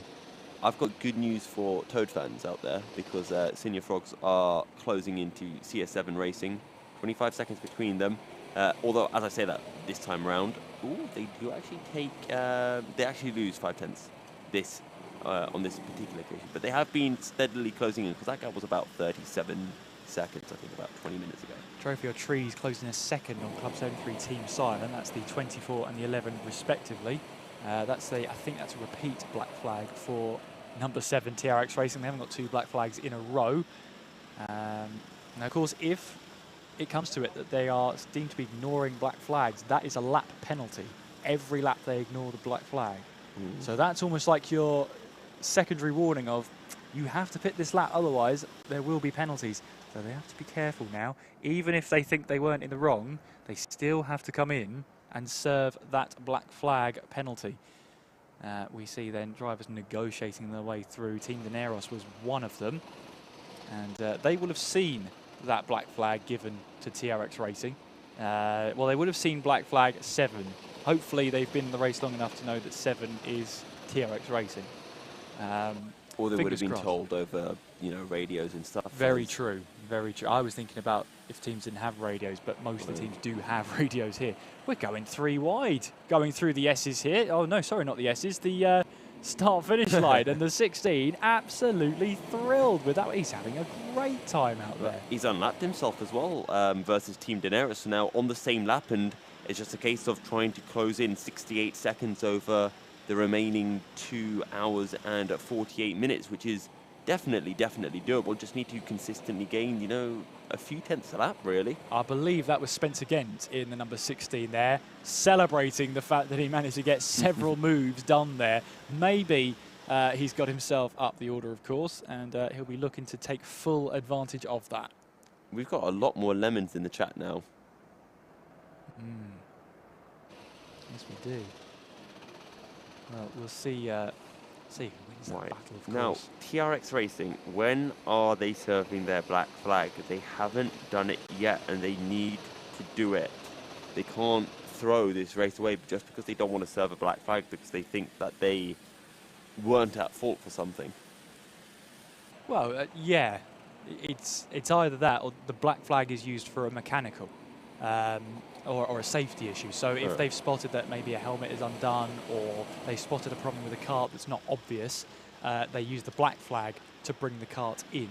So that's why it is important you do not ignore the black flag in that scenario. So let's take a quick look at gaps. Ditchfinders 8 seconds behind Williams Esports currently, and now they have a bit of clean air. They've got Dr Vapes and Mo Hassan right behind them. And Mo Hassan 2 hours and 13 minutes into his stint. If he can stretch out this stint by another 15 minutes, they might be able to do just a single stop to the end of the race. But it is going to be tight. I don't think they can do it. I think it's going to be 2 more stops for the Dr Vapes team. Currently 2 laps behind the Club 73 Young Guns, 4 laps ahead of Team ARD. So it shouldn't affect them too much in the grand scheme of things. And TRX Racing still... Have they made their pit stop yet? I think they have. So TRX have finally served that black flag. Now 34 seconds ahead, I believe. Well, that doesn't make sense because the gap should be a lot smaller after that incident. as Kieran McGinley is ready with another interview. I am indeed, and I'm here with Jacob from the Bayford Bandits. Jacob, how are you, first of all? It looks like you've just come out from your stint. Yeah, I'm very wet. It was really slippery, and it was fun to drive in, though. Quite a few overtakes, a lot of contact, but apart from that, it was fun. Yeah, you're looking at a top 10 finish at the moment, trying to aim for it. Quite a few black flags, though. Is that yourself, or are you blaming your teammates for that? You can never really blame your team. It's a collective effort. It was more of a incident more than a black flag. I'd look at it as, obviously it's wet, so it's harder to control the kart, so you're just sliding out wide, and it's just not much you can really do about it. Now, obviously, we've been asking our drivers a couple of questions about whether they prefer a dry track or a wet track. What's your stance on this? Well, I'm faster in a wet track, but and it's a lot more enjoyable, but for the aftermath of the race, I'd rather a dry track, because then I don't have to dry myself off. Good point. Didn't think about that one, actually. Yeah, very good point you raised there. How have you found the whole experience? Obviously, the team's doing pretty well out there. How have you found the overall experience? Tiring, very tiring, but as I said earlier, it's a team effort, so everyone's working together through the night and through the day, so you get time to sleep and rest. Speaking of sleep, how much sleep have you had? I got quite good sleep last night, even though I was sleeping here and all I could hear was the carts. I got like probably 6 hours of sleep. 6 hours? I think that's the most I've heard all day. You've been very, very lucky there. There's 8 of us in our group, so we're doing hour-and-a-half stints. Okay, so it's slightly different because other teams are doing 2-hour stints. So how's that sort of affected your strategy planning? More pit stops, but we're doing 1 stop instead of 2 stops. So we come in, we fuel, we switch drivers, then we go. So I think we're doing less stops than most people. What was your expectation coming into the Buckmore 24 Hour? Because obviously it's a long race, but did you have any initial goals, and do you think you've met them? My initial goal was just to get top 10 mid-pack finish, because it's my first time doing a race at Buckmore, and it's obviously my first time at the Buckmore 24 Hours, so top 10 was my goal, and it looks like we're about to beat it, currently in P8. Yeah, on course at the moment, so it's fair to say the 24-hour bug has hooked you now. You'll be back for more? Probably, if it's not wet. No promises, I'm afraid. Jacob, thank you so much for your time. Go and get yourself dried off. Thank you for having a chat to us. No worries. And it's Yusuf, it's back to you. Thank you very much, Kieran. And good to hear from another one of the Bayford Bandits. Very quick in some of their stints today, currently running in P8, as they've got a very fast TRX Racing behind them, who I still feel like TRX Racing have not served that black flag, but I'm pretty sure they have, because it is coming up on the information board that they've only been out on circuit for 5 minutes since their last pit stop, which would have had to have been that black flag being served. So just 36 seconds separating them. However, for any of our Frog fans out in chat, Senior Frogs 12.6 seconds behind CS7 Racing. 12.6, not a lot, and they took 1.3 seconds out of the number 4 kart on the last lap. So they are closing in, this time around 2 seconds out of them, Sector 1, a 10th out of them in Sector 2.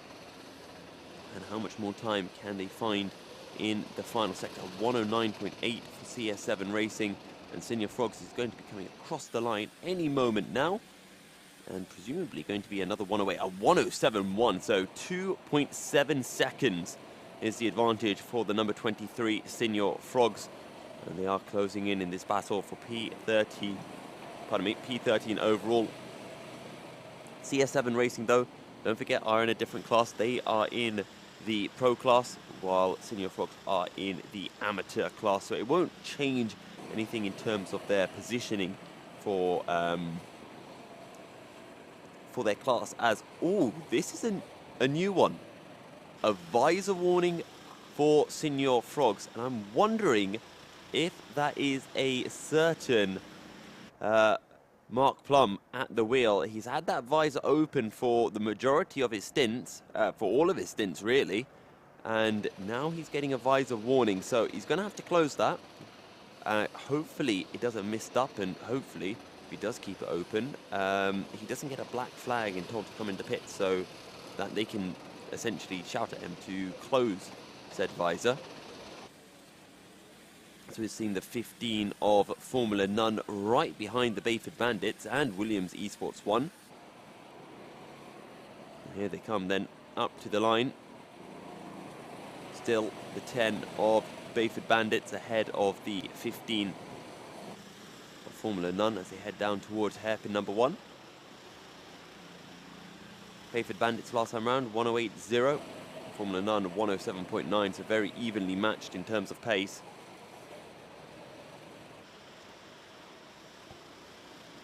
And the pair of them closing in on the number 8. That is Williams Esports 1, 108.0 last time round. So all three of them in the 108.0s. So that's the number 19 that has spun, Team Rango.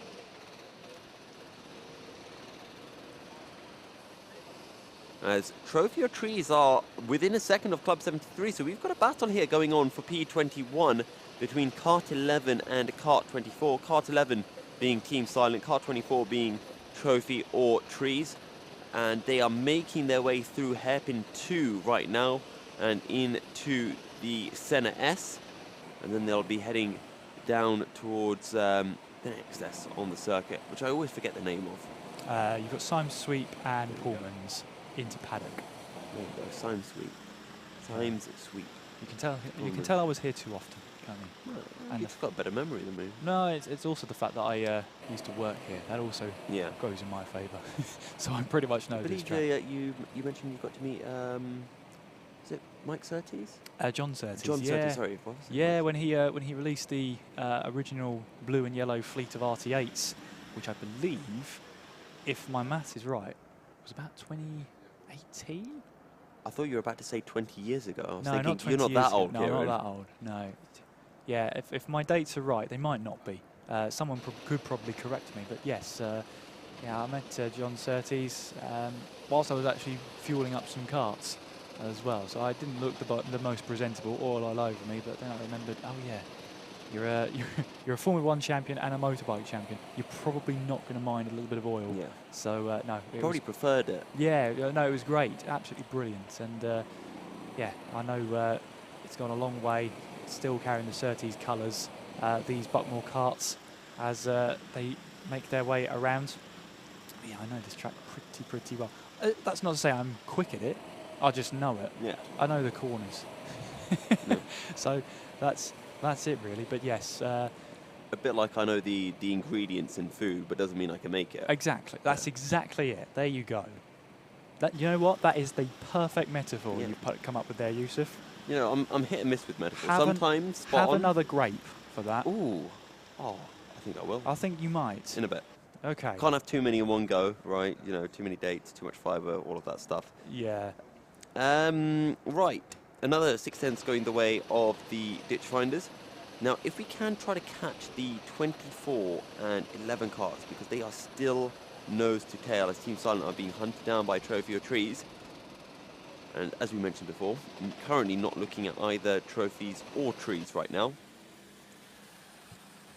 They're separated by about half a second as the number 17 car tapping his head. That is Mo Hassan, which I think is a request then for a driver change. They've been out in that stint for 2 hours 23 minutes, 2 hours 37 to go. If they can last another 10 minutes, even another 7 minutes, they might be able to just go one stop to the end. It's a risky strategy though, because you're getting to the point now where, as you say, it's 2 hours 23. They've gone over that recommended 2 hours, but of course they're racing in the rain, so you use less fuel. So, but it is down to the team to decide. If they run out of fuel, that is on them. They have to get pushed back to the pit lane, and they lose a lot of time by doing that. They have to be recovered, then they have to be pushed by a pusher cart back to the pit lane, then they have to refuel the cart, then they have to feed the fuel through the system so that it actually can start again. It's a bit of a process if you run the fuel tank dry to get these carts started again. And yeah, the last thing you want to do is run out of fuel. It almost rhymes, so it must be true. Yeah. I mean, that's just a matter of fact. It's a 17 and 2 have been having a bit of a battle, and into the pits comes the 17. We've seen teams going 2 hours 35 minutes, so It's going to be tight. I think it's going to be too tight. They might have to stop again. I think he could have kept it out for another 2 laps or so, you know. Who is going to be getting into the car? That is a white helmet. Is that Mortaza Hassan? It might be. Yes, it is. I can see the Apex suit logo on his collar, so I'm pretty sure that is Mortaza Hassan. He'll be getting behind the wheel. We got to speak to Mortaza a little bit earlier on. Ditchfinders also 4 seconds now behind in their battle for P6/P7 overall. Sorry, not P6, P7. In their battle for P11, P12 as they hunt down Williams Esports. And those two have been trading lap times for a large majority of this race. And Trophy or Trees still right behind that Club 73 Team Silent, the 11 and 24 karts, making their way now down in through the Syme sweeps and into Pullman's corner. Yeah, and just having a look at Trophy or Trees and Club 73 Team Silent. That's the 11 kart and the 24 kart out there on circuit. They're separated by less than a second, but Senior Frogs have closed up to CS7 Racing. Now, of course, as I've said previously, that's not full class position. No. This is a position to get themselves ahead, and I think they have got themselves ahead. So they have moved up overall position, but they still remain 5th in class. So they are going to have to do that work. But that is 1 card dispatched. They move up now to 13th overall. The next target will be the Ditchfinders. And now we'll get to see what sort of gap that is between them and Ditchfinders. It's 28.2 seconds. And you can see that helmet visor has been closed slightly. Still a little bit open, but remember there was that visor warning that came the way of Mark Plum. So he's just brought that visor down just a tiny bit, as there is the 17 of, I believe, Mortaza Hassan for Dr Vapes. And currently starting his first actual lap. Previous lap being an outlap coming out of the pit lane. 106.7s for Adrenico Racing, and the only way is Brentwood. Maybe there's still a chance, maybe there's still hope for the number 5 team to be able to catch up to Accelerate. If they can keep that kind of time, if they can consistently put in those 106s, Accelerate currently lapping in the mid 107s. Indeed, we'll have to keep an eye on them in the final 2.5 hours of this race. And it does mean we are approaching another top of the hour. 2.5 hours left of this race. And yeah, we are approaching that territory where things start to get a little bit more hectic in terms of trying to close in on gaps, in terms of if you're on the lead lap or if you're on the same lap as the kart ahead of you, you've got a good chance of passing them in the last few hours. Dab Motorsport, meanwhile, have now completed 1,308 laps here at Buckmore Park. If we look at the times, then they're probably going to get possibly another 100 more at least. We'll be into the 1400s. I don't think we'll get to the 1500s. I think that's just a little bit too much of a stretch. I'd love to be proven wrong, but we'll see what happens. Dr Vapes has just sent me a message. It's not Mortaza Hassan out on circuit. It is Yusuf Soejano out on track. That is his wetsuit that I did spot. What are our gaps looking like still? Actually, Trophy or Trees have found a way through on Club 73 Team Silent, so that is a switch up in position. Now, Senior Frogs are about 40-something seconds behind the Ditch Finders. This is a very important... Actually, are they a lap and a half behind? I think they might be, you know. Let's have a look. Well, it resets to 1 lap when they come across the line, and once Senior Frogs cross the line, then it gives us the time.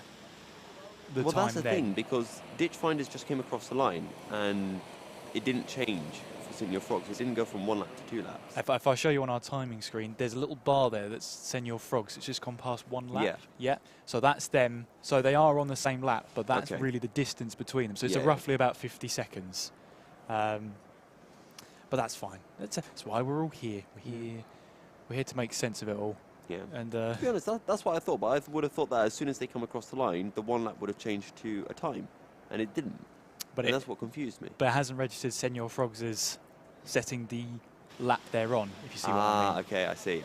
If that makes any sense, send a postcard. There you go. Right, so it should come up with a time. Now that Senor Frogs come across the line. That's why I was confused. Now you understand. Now I understand. So Yes. they are a lap down. Aha, I do understand now. Doubting me again, Kieran. I did. That, I should stop that's doing 2 that. out of 2. The next one, you know, you're striked Two out. no, it's clearly more than 2 out of 2. It's about 2 out of 5. Is it? Yeah. But it's like 2 in a row. All right, I'll give Yeah. you 2 in a row. But you can't discount the other 3. So What were the other 3? I'm too tired. Senor Frog's still a lap down on Ditch Finders, and so they've got 2.5 hours to find their way and get themselves through. So a lap here, in relative terms, you're looking roughly 1 minute 7 seconds, 1 minute 8 seconds gap at least, is what we're looking at. And they look like they're relatively close to each other on track to the point where it's nearly 2 laps. Yes. So that is going to be a little bit of an issue. So it's roughly, well, let's say 2 minutes. Yeah, it's about that. You get into 100, 110 seconds is the gap between them, roughly, if we're estimating. So it's a margin. That's a battle for 4th place in class. And we'll see what happens there. Let's see who's a close gap on circuit. We've got, how are the Ditch Finders getting on? They are 5.5 seconds behind Williams Esports. That's the 16th of Ditch Finders and the number 8 of Williams Esports. They're relatively close together out on track. 5.3 seconds separates them as Ditch Finders came across the line. And Ditch Finders on the chase, not for a class position, but an overall position nonetheless. That's going to be the battle for 11th place. So, Kieran, you mentioned how you know the circuit really, really well. Sure. Are there any ditches around the track? Are there any ditches? Not that I know of. Oh. That's bad news for the Ditch Finders then, isn't it? Yeah, but as long as they go... There might not be ditches in the circuit. Right. Well, it's like finding Nemo. Hard producers, honestly. Why are they funnier than us? That's not fair. I think we should just give them the headsets at this point. James did 2 minutes on the mic overnight. did he? Yeah, he did. So you missed out. Did you? Oh, you should have said. See, Kieran, you and Andrew just so rude. I know. We've stolen. Didn't the invite the mics. producer back in. Yeah, we've stolen the limelight. That's what James said. Absolutely. Yeah. Apparently, we should learn to say thank you. I do say thank you. No, me and Andrew. Oh, okay, should learn to yeah. say thank you. You more should often. learn how to say thank you. Maybe we should. Oh well. I don't know how I've kind of excluded myself from the group as like. It's just put all the blame on you two. It's because you were here for the night shift. You were the knight in shining armor. Otherwise, Andrew and I would have been solo, and that would have been quite interesting for sure.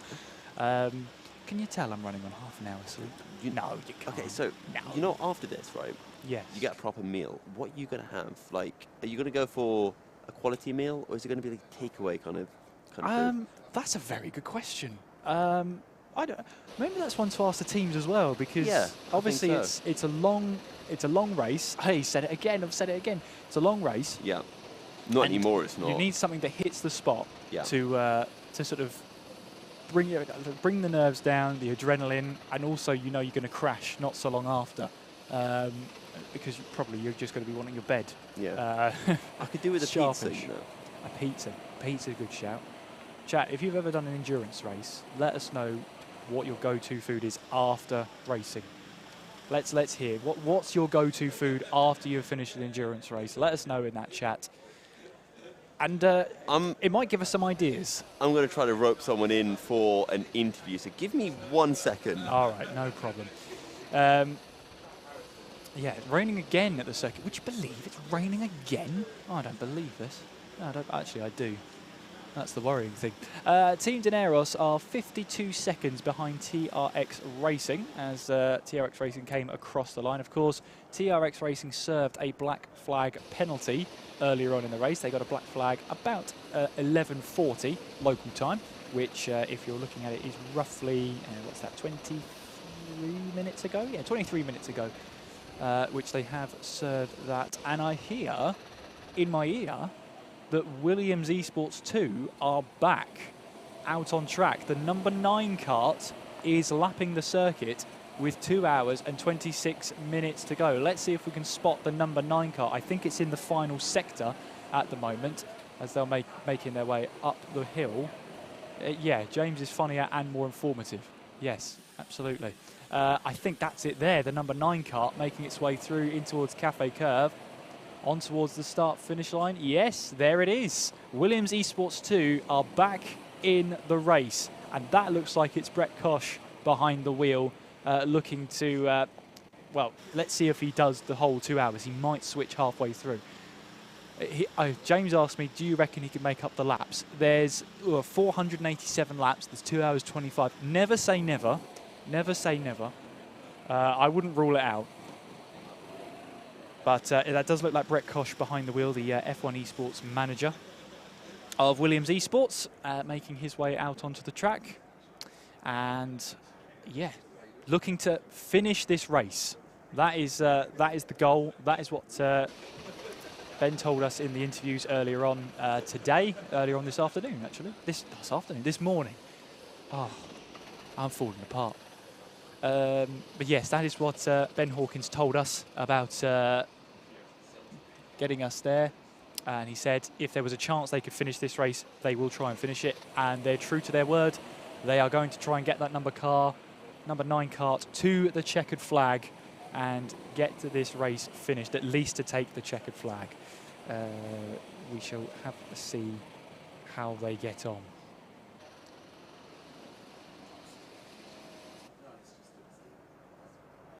Chicken, by the way, was an answer to what do you have after a long endurance race? Chicken? Yeah, that's a good shout, actually. Yeah, that's a funny joke. Yeah, I'm hilarious, mate. No, that was someone in the chat said that about that. Ice cream, yeah, great shout. Great shout from Michael Burke. Ice cream after a long endurance race. Get those sugar levels up, absolutely. Michael Burke lives in Australia. Is that right, Michael? Fantastic. Good to see you. Good to have you on board, Mike. Let's have a chat, or let's hand over to Yusuf to have a chat. I got my words out. Yusuf, over to you. Thank you very much, Kieran. I'm here with the man who never stops smiling, Mo Hassan from Dr Vapes. How's it going? Oh, mate, it's a tough time. It's a tough day, but it's going well. It's been such a fun event so far, and yeah, it's karting. It's 24 hours. Can't go wrong. Your brother was mentioning how the only other 24 hours you've done was Le Mans last year. So how much of a difference is this from Le Mans to being back here in the UK doing the event? Actually, yes. Well, it's the difference in the countries mainly. You know, this is home. You know, and otherwise, yeah. No, to be honest, Le Mans had good caliber drivers. Today we have amazing drivers out on track, and yeah, I mean, it's yeah. That's pretty much it in terms of there's not much difference. Yeah.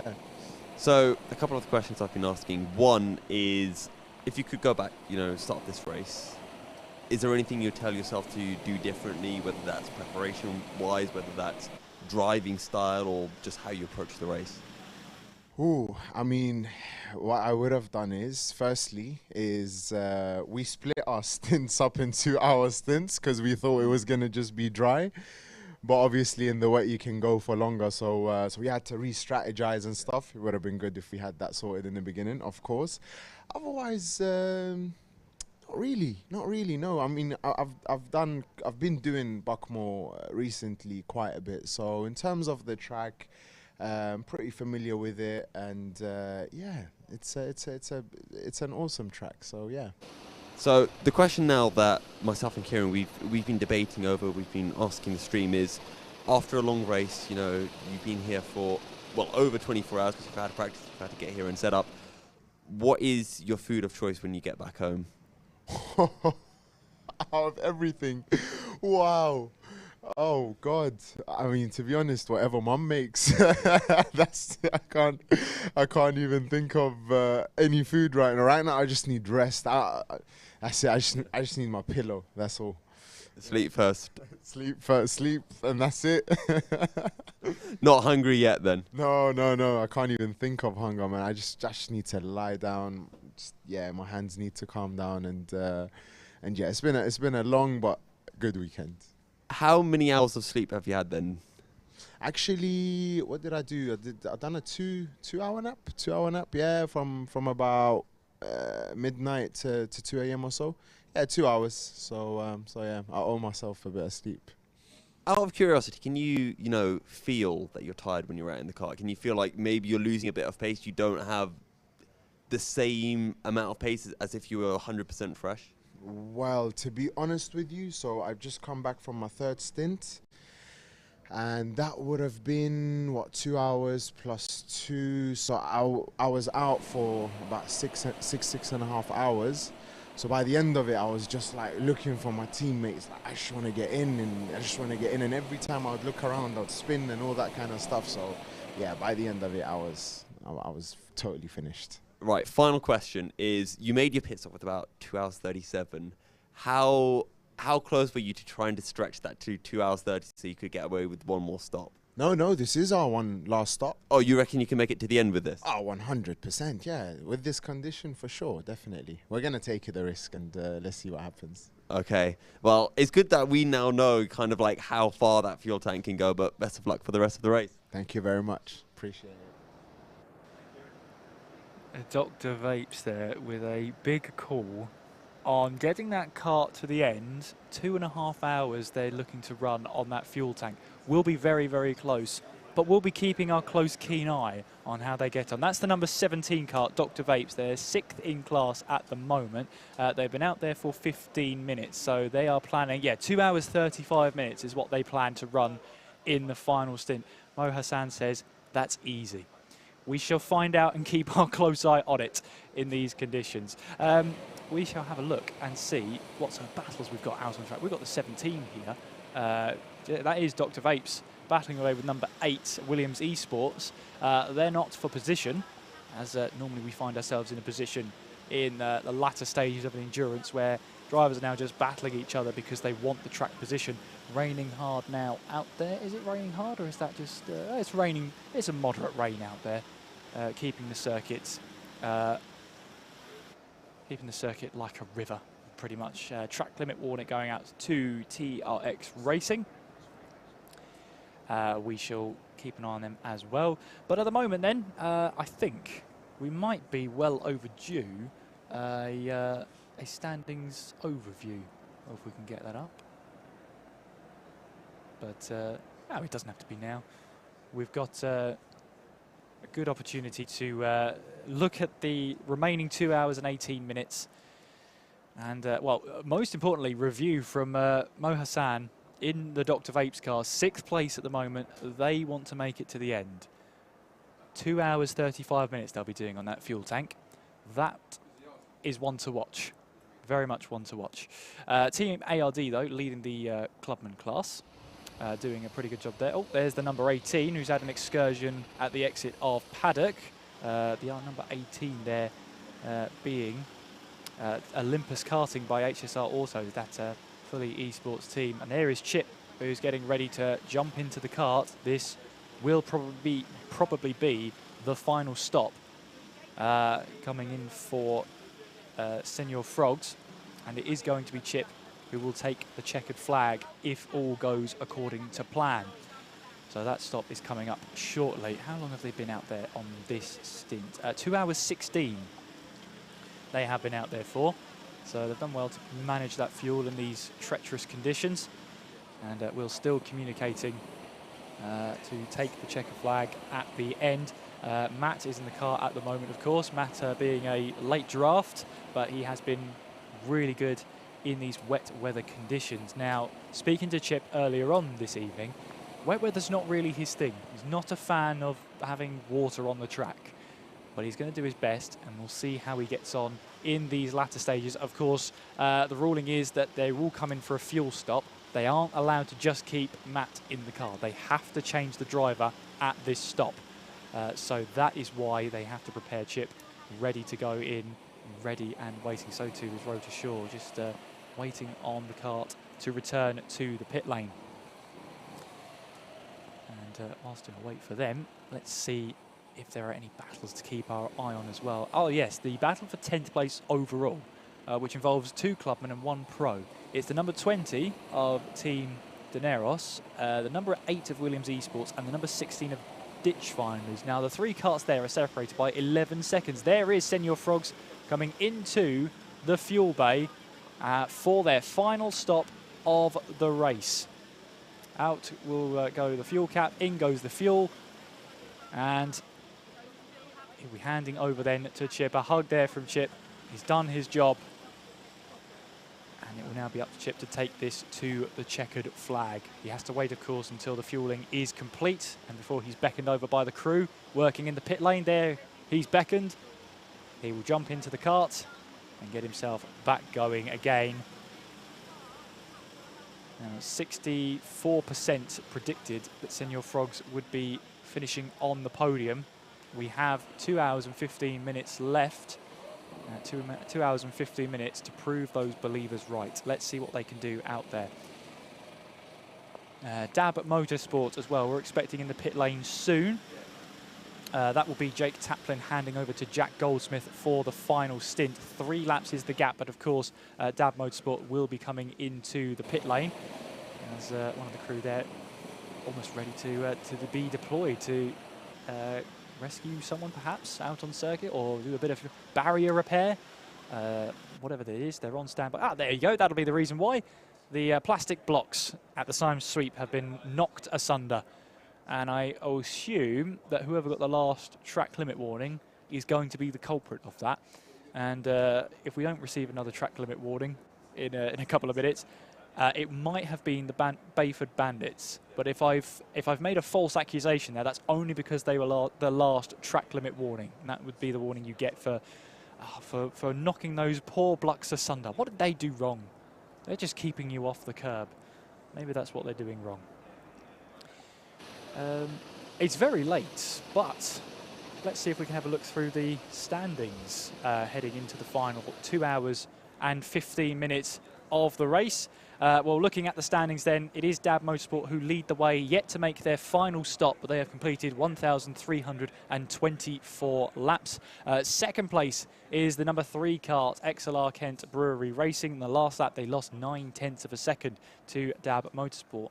Third place then, it's the number 5 kart of Adrenico Racing. They've closed in 1.6 seconds to Accelerate Kent Brewery Racing. We're not really expecting either of them to stop.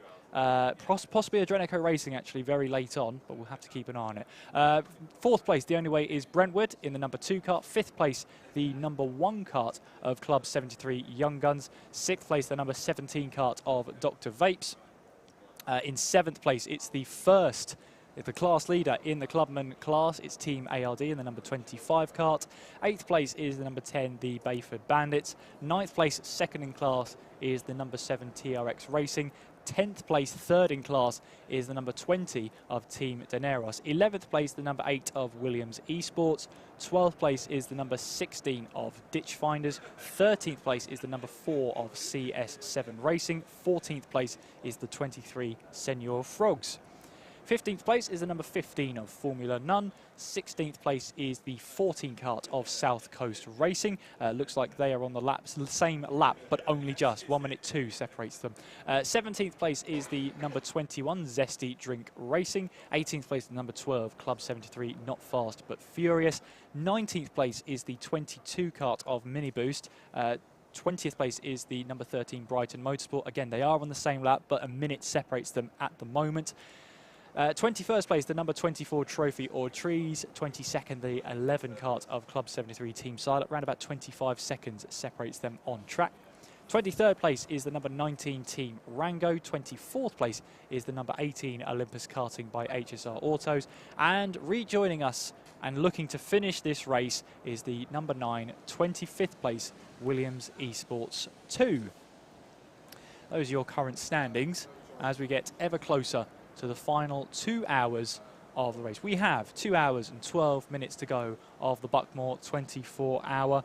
And let's see what can happen from here. We're expecting if you make a last stop now, you probably will make it to the end. We've seen that on the stints and in these weather conditions. So Dab Motorsport, we're expecting in. Adrenico Racing, we're probably expecting.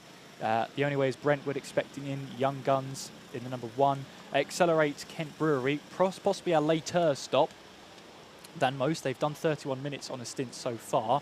I don't think they can make it to the end from that. They probably will have to stop one more time.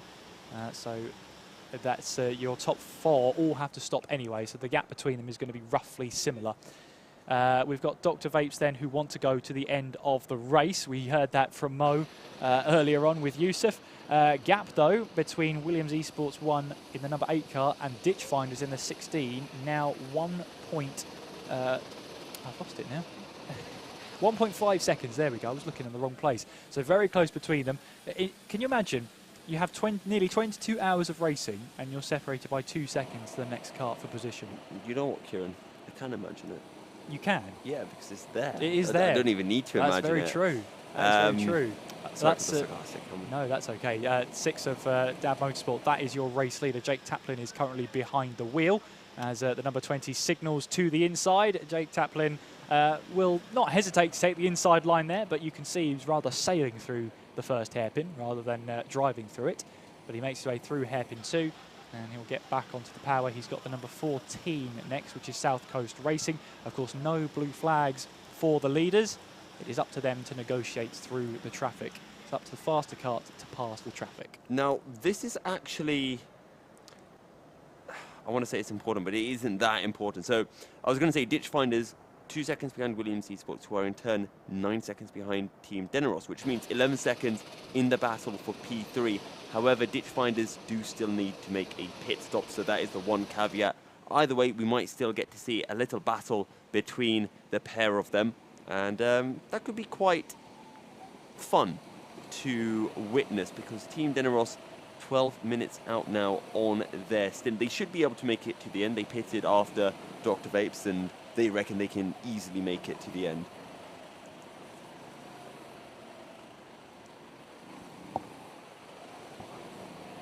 And apparently we've had our producer then give us the cue to have a chat to our race director, Clinton Bell. We'll throw to that now. Race control, everybody. We thought we'd come up here in the last couple of hours just to get a bit of a word from Clint, our race director, of how the race has gone from your perspective, Clint. It's been a tough one for the drivers. Yeah, I mean, at the start, it was super close. It was quite exciting, really. Taking the race director head off, I'm a racing fan, and at the start, you could tell it was going to be a close race straight away. These conditions, obviously, it's now super challenging, and you can see some drivers starting to flag, but it's, yeah, all good. I've been really impressed with how the drivers have been sensible in the most to drive within the conditions and within themselves. No massive amounts of karts spinning off, particularly when we had that big deluge about, what was it, 5 hours ago? Yes.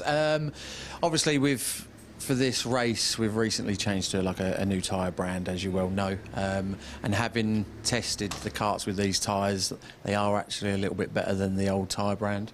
That obviously goes towards it. But yeah, most drivers are driving within their abilities. We've had the odd little bit through the night, but I think that's more the case of they've probably been up for 20 hours and only drinking Red Bull. More than the tyres and the conditions, it's just the fact that they're tired. The fleet's been really reliable as well. I don't think we've had, apart from the standard mandatory stops, I don't think we've had any mechanicals. How pleased are you with that? Yeah, every year, like, we're always, even though we know our fleet is tip-top, the guys in the workshop do a great job, but obviously it's a 24-hour race, so you always expect some things to go wrong. And apart from precautionary things in the maintenance stops, I don't believe anything's really gone wrong. I think we had a cutout earlier, but the guy did just drive through a lake, so it was expected. But yeah, we're always super happy with the karts. The guys in the workshop, they work stupidly hard in the build-up to this, so yeah, fair play to them. The karts are always great.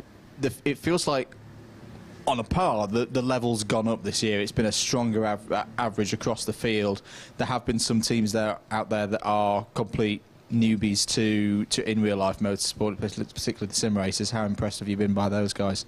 Yeah, I mean, this year has been a massive step up compared to, no offence to last year, there was more rookies last year. This year you can tell that there's lots of teams taking it really serious. There was one team that I had to demote to rookie class, and when speaking to them, they admitted that I think 3 of their drivers had never been in a kart. and as a first race, that's quite challenging. But yeah, fair play. They're still going. They're still going around. Yeah, super impressed as always. And what are we thinking going forward? Bigger and better for next year? Literally before you walk through the door, we were already in talks. I'll let you take that. We were already in talks about next year already. So during the race, we always make notes and chat with each other about how to improve for next year during this year's race. So as you've seen, it's grown every year, and yes, next year even bigger. Fantastic. Well, thank you for your time, Clint. Great job as always, and thanks for inviting us up. Cheers, thank you. Guys, over back to you in the comments box.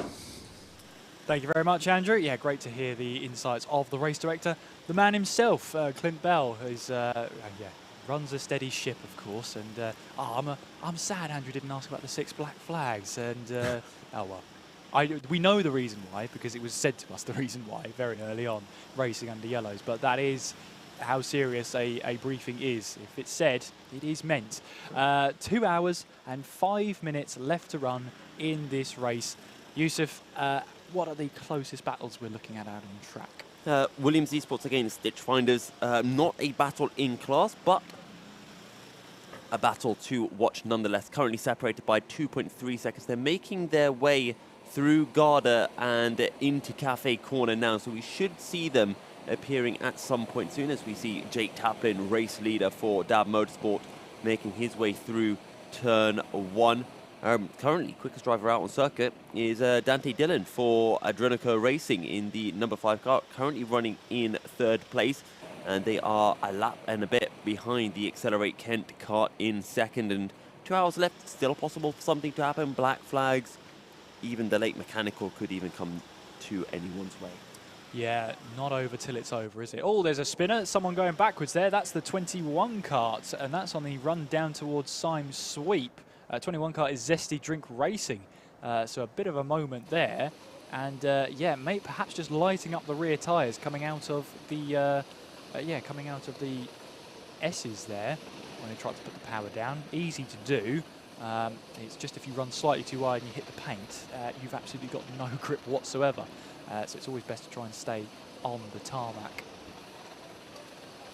Adrenico Racing, for a brief moment there, they were a minute away from Accelerate Kent Brewery. Now, of course, they all have to stop again. We've got the only way as Brentwood have stopped now, so they're going to the end. They're not expecting to come in anymore. Dab Motorsport leading the way. Well, the question is, we spoke to Dr Vapes. They said they can easily make it to the end. They pitted 31 minutes ago. Accelerate pitted 39 minutes ago. Can these carts do 2 hours 42 minutes? If they can't, it's going to be a close race, I think, between Accelerate and Adrenico if Dante Dillon can keep this kind of pace up for the rest of his stint. If Accelerate don't have a pit stop to do, I think they've pretty much got second in the bag. The only thing I think about that is Adrenico definitely need to stop. 100%. I don't see the need for Accelerate to take that risk. Yeah. It's a risk they don't have to take. Yes. In my book. So for me, if I were them, just to say play it safe, pit in, just fuel up the carts. But that's what we want to see as well, because then we're going to get this battle, because Adrenico currently gaining by over a second a lap. Yes, they're about 60 seconds behind.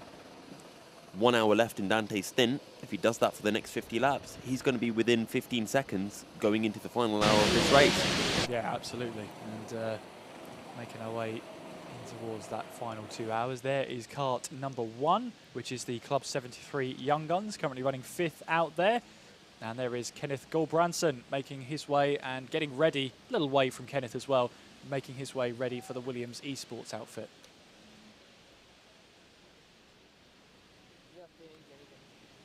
And we've got a shout out here, Riley the Pug, who's watching Jamie Henderson. So how do you do a kart number 24? I guess there's your shout out. So we'll see the kart number 7 making its way into the pit lane. That's the TRX Racing kart, fueling up for our final stint. And also coming in is the number 18 kart, which is Olympus Karting by HSR Autos, coming in for their final stop of the race. You would think, anyway, with the fuel stop, They just did a 57-minute stint, so they might split that in twain between 2 drivers, but we shall see.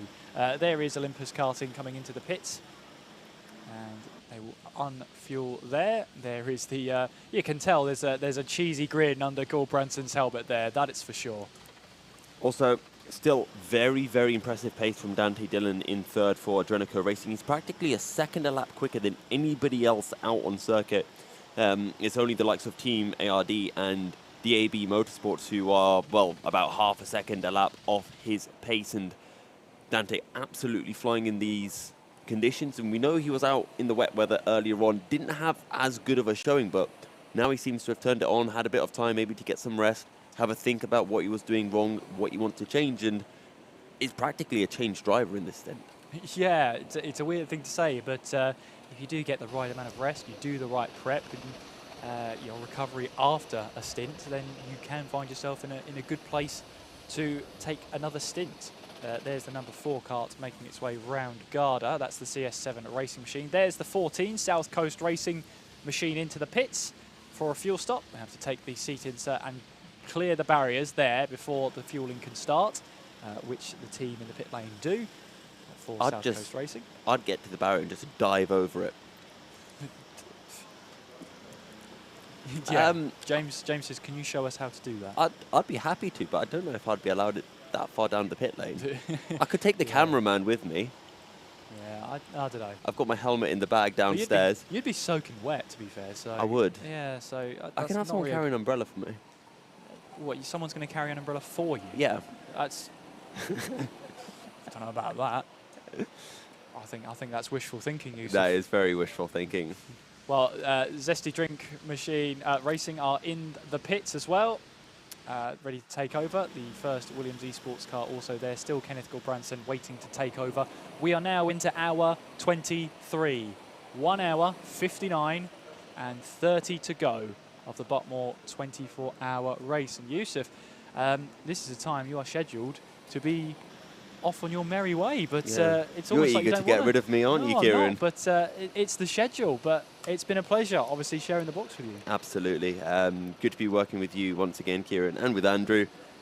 Been a lot of fun, and I can't wait to see how these final 2 hours go in, well, your very capable hands and Andrew's very capable hands. I don't know about that. I don't know about capable hands. Capable mouth? Is that a better way? Capable voices. That's the one. No, that was the worst one yet. Capable voices? Capable voices? Yeah, that's one.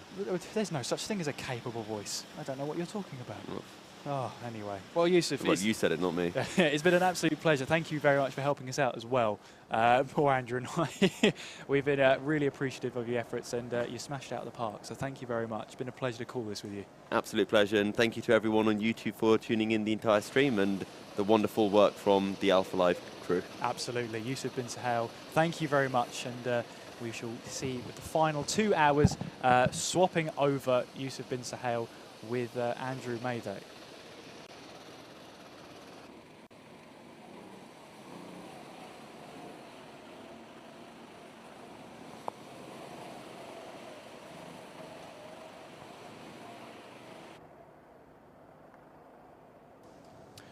Well, here we go then. We're into the last 2 hours of the race. And what a race it has been.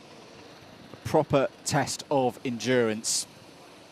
And at the moment, Dab Motorsport's looking in control of it, but we have a race on for second place now.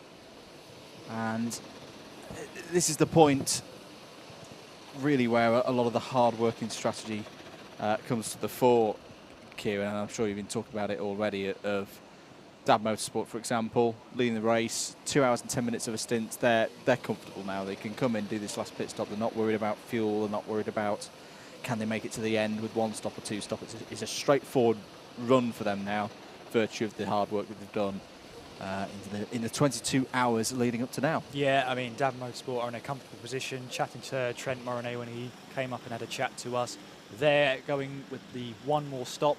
Jake Taplin's currently out in the car. Jack Goldsmith will take over for the final stint. I mean, who else would take over in that machine? So Jack Goldsmith is looking to take the checkered flag. But yeah, he said they're not looking to take any risks. There's no need to. They're just going to get this one home sail it home and hopefully take the checkered flag.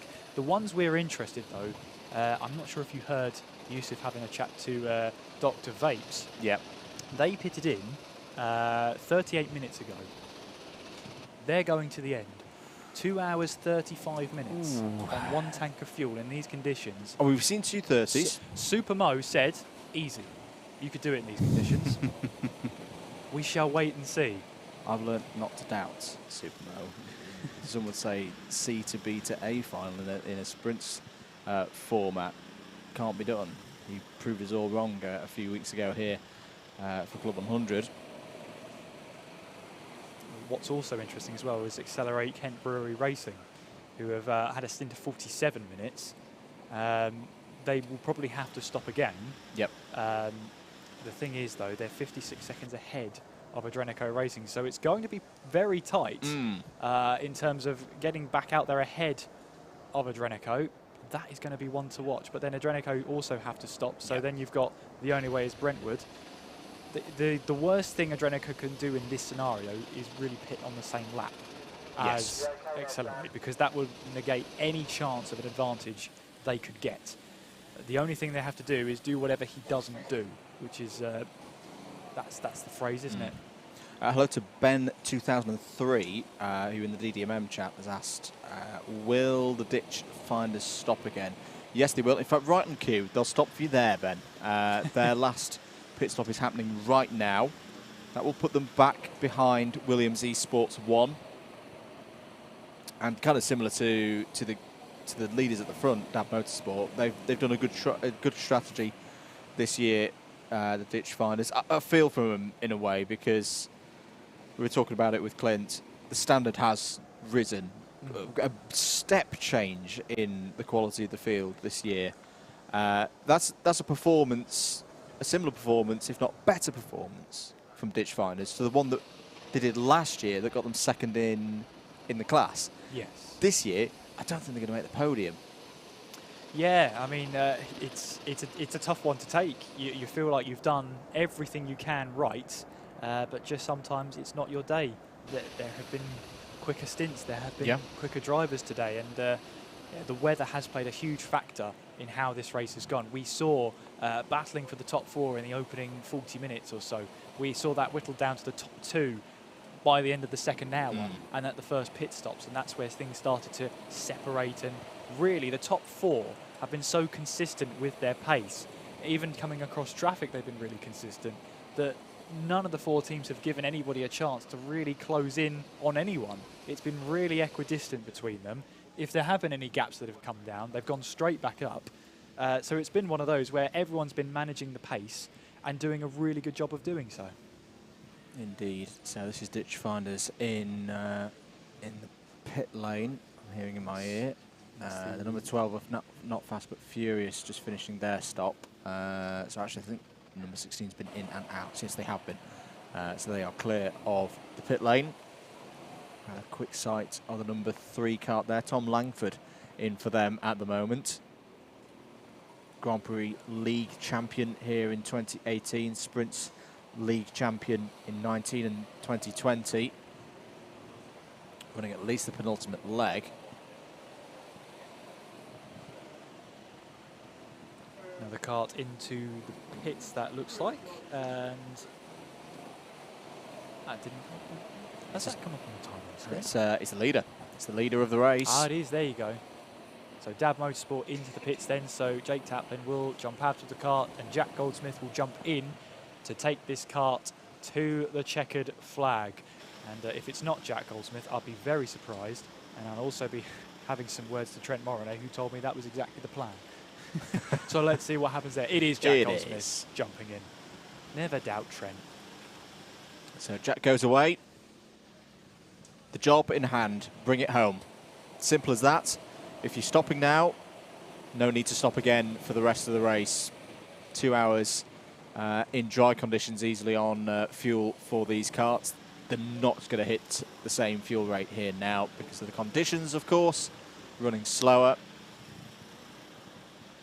And one thing has impressed me most about this performance from Dab has been there was a bit of an attack, wasn't there, from Accelerate Kent Brewery Racing leading into the pit window. Yes. When Accelerate changed it up a little bit on the fuel strategy, moved it out, and almost put the cards down to say, right, well, what have you got? Dab Motorsport. Whoa, bit of a lurid spin there for the number 18 Olympus Karting by HSR Autos into hairpin 1. And they didn't panic. They knew that they'd taken good care of the karts. A key moment for me was that service window. They were 28 seconds apart, Dab Motorsport and Accelerate, before the pit window. At the end of it, a few hours later, once everybody had cycled through, the lead gap was two laps, and they've not looked back from that point. No, it's been great. Whatever the weather's thrown at them as well, they've handled it well, and they're just looking to take this home. All of the teams really looking to take this home if you're in the top 3, and if you're outside it, you're trying to throw everything and the kitchen sink to make sure you try and make it into the top 3. I mean, I've been impressed with Team ARD as well in that clubman class. They have been, ever since it rained, they've been lapping quicker than the leaders consistently. 106.5 from them on the last lap, compared to Accelerate Kent Brewery Racing 107.1, Adrenico Racing 106.2, so 3/10 slower there, but they have some rapid pace towards the end here. Indeed. Keep your comments and your questions coming in. Joshua says, I've been up way too long, can't go off now in the last 2 hours though. No, power through, Josh, power through. Absolutely. Sleep after the checkered flag. Yes. We will have the post-race ceremonies, I think, so I say go to sleep after the checkered flag. Don't go after the checkered flag, just hold on until the podiums and the trophies are awarded here on the balcony. I mean, so many drivers, so many teams have taken to the track today. But Andrew, I'm going to have to put you on the spot, I'm afraid. Go on then. I hope you're prepared for this. Who's a team that's impressed you the most? Ooh, that's a tough one. It is that's a tough one. I think I can't use the all of them one. I used that one earlier. That would be the one I used. I've really enjoyed the performance of Team Dineros. There's been a couple of points there where they could have wobbled and fallen back. The clubman battle has been fierce, really, really fierce. And I think for them to be on the podium, they weren't here that much last year. That's a new name up in that top 3 from 12 months ago. I think I'm going to give it to them. They've really pulled it out the bag and had to just keep digging in there. I remember that period in the middle of the night where it seemed to be, as drivers were alternating through, Team Dineros would then have a period quicker the race. Then the ditch finders would come back, and it went back and forth 3 or 4 times. And yeah, that's a difficult win. That's a difficult duel always to win out in, and they've done a fantastic job there.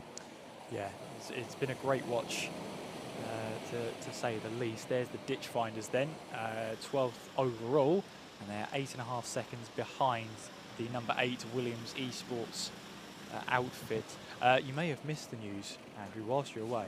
We do have 25 karts lapping the circuit again. I had seen a note about that the Williams Esports to scratch off that they'd retired, that they'd come back out again. Look to take the checkered flag. Yeah, having a chat to Ben Hawkins as part of the Williams Esports program. Yep. And it's all part of a new regime, if you like. It's been brought in to bring in a new regime to get the esports team back on track and back up there again. And it started with a grueling week. The Army on Monday, they went to Arsenal Football Club during the week, and they've ended the week here doing a 24-hour. Good stuff. And the Williams Esports 2 team was the team that's the non-racing background, so those are your managers, and the idea was to put them through their paces. So the fact that they a grueling race with grueling weather, but they've got someone out there now. Believe it's Brett Koch behind the wheel, and it's what's great about this 25 strong field is every single team, there's a story to be told there. As I say, with the two at the bottom of the order, it's been all about doing this for the first time ever. A lot of new drivers to in real life racing there. Team Rango, you know, they had that great couple of opening hours where they were right up there. Club 73 Team Silent and another batch of drivers coming through there. Trophy or Trees, racing against adversity and keeping going and still having a chance of getting in the top 20 there. Brighton Motorsport, similar to Team Rango. Yes, it's not gone well for them through the night, but they've had their moments. Mini Boost, the step up from Mini Boost from a year ago, where they really, really did struggle at times, and they're solidly in the top 20. And you look at that delta from where they are to the very top of the order. And I'll go and have a look at it, actually. I'm sure that they have shaved off a huge number of laps that they have a deficit as at this stage of the race compared to last year. Zesty Drink Racing, they've been great fun as well. I know they've been having a good amount of support in the chat as well. I see you, Tom Wallen, with the lemon emojis. Yeah, it's been a really, really strong race for a lot of teams, and all of them can be proud of their efforts here today and this weekend. Yeah, absolutely. It has been, I think, one of the toughest 24 hours that I think I've seen here at Buckmore. The fact the weather alone has made this such a grueling task. But as Clint said when he was speaking to you, it's probably the highest standard of driving. Yeah. Few yellow flags during the race as well. Yeah, so all in all, it's gone in the right direction. Here's Alex Mitchell, Brighton Motorsport. Started the race for the current BUKC drivers from the Brighton University and a few of the graduates in this team as well. Spoke to him earlier here in the comms box. Led the race in the first hour in what is still a story. I'm still trying to get my head around well, I understand the mechanics of how it happened, but the top 6 all receiving 20-second stop-go penalties for speeding under yellow flags. Kind of the first run through the traffic that really shook the order up for the first hour or so. I think they may be disappointed to be outside the top 15, Brighton, but again, I think they can be proud of their efforts today. They've shown some really good pace. They've got a big event next weekend with BUKC finals down at Clay Pigeon. They can be buoyed by their efforts there. You don't win every single one of these endurances. I know they had a very good run at the BUKC 24 Hour last year, but they'll take the learning that they've had here. I'm sure they'll be having another go at the BUKC 24 Hour in a couple of months' time up at Teesside.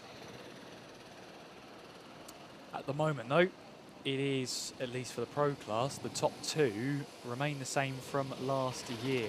Yep. And I was speaking to, that's a attempted 3-wide moment there as the Bayford Bandits wanted to go and make it 3-wide, trying to go down the middle. The door was always closing. I had a chat to Mark Puxty of the Accelerate Kent Brewery Racing, and very nice guy, you know, having a chat to me about the weather conditions and how he was in the night stint, how it got, you know, slightly lonely out there.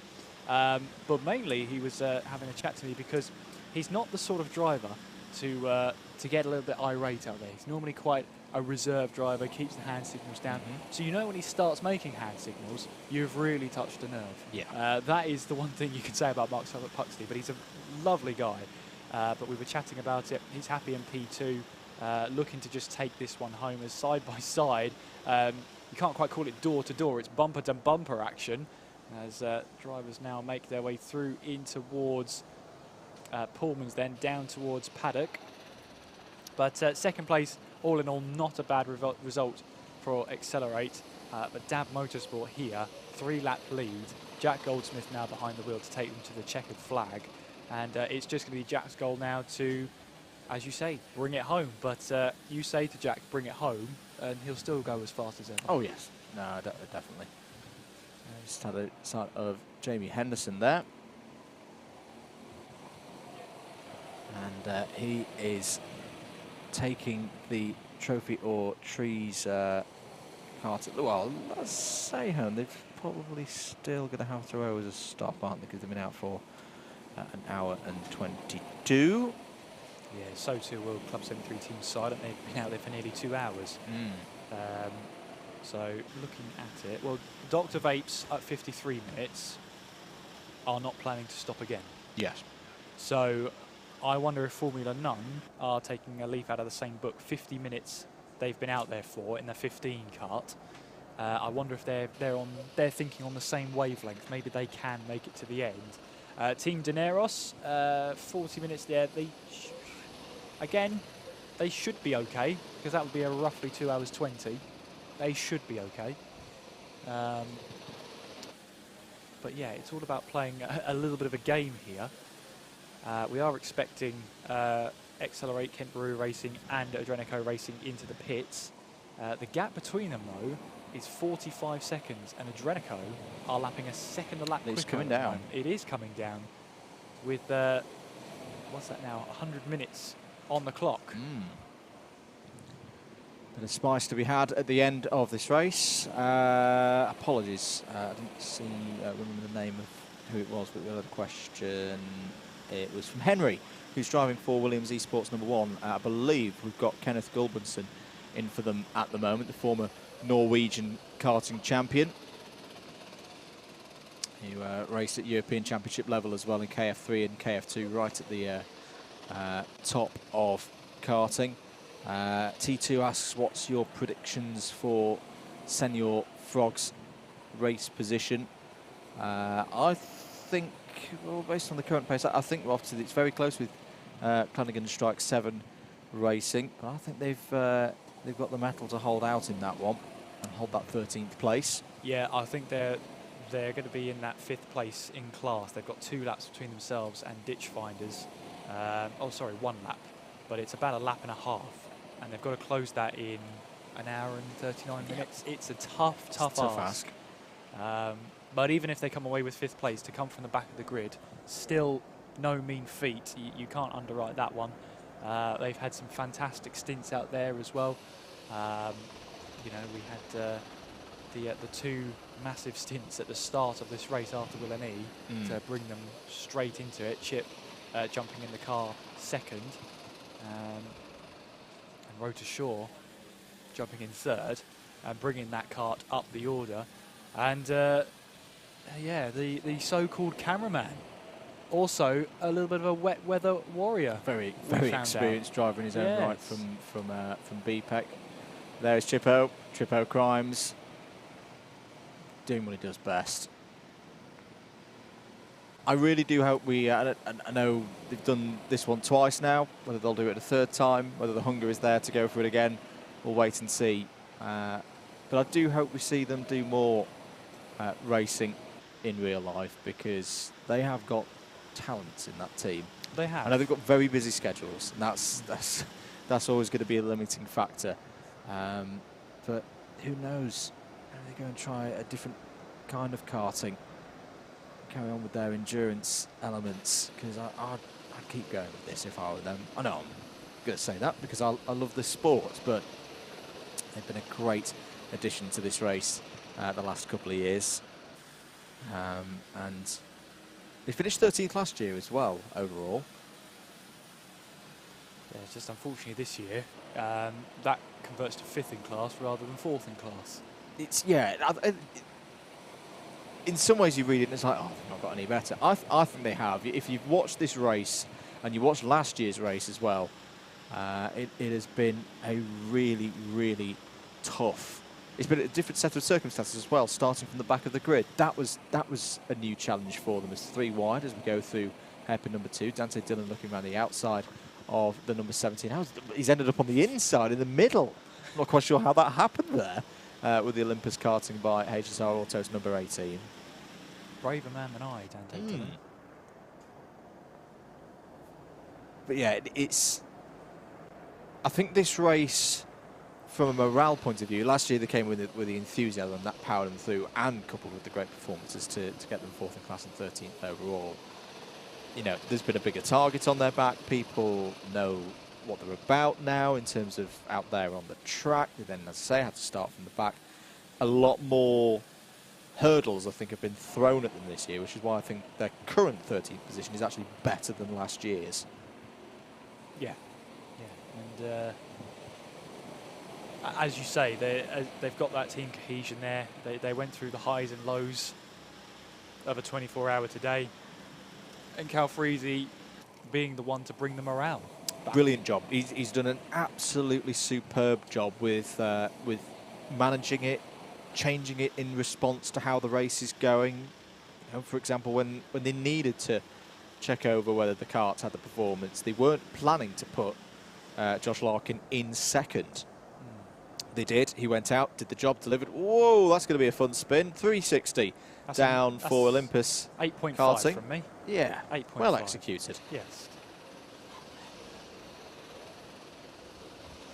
So, yeah, I think again they can be very proud of their efforts today, as can these guys. Olympus karting team, they'll be back. They'll be doing more. Talked to Tom Cope from their team earlier.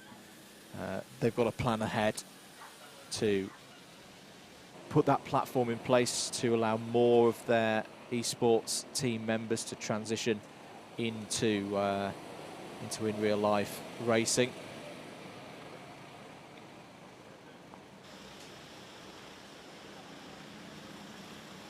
Ditchfinder's 6 seconds back from Williams Esports in the battle for 11th place. It's for overall position, not for class position.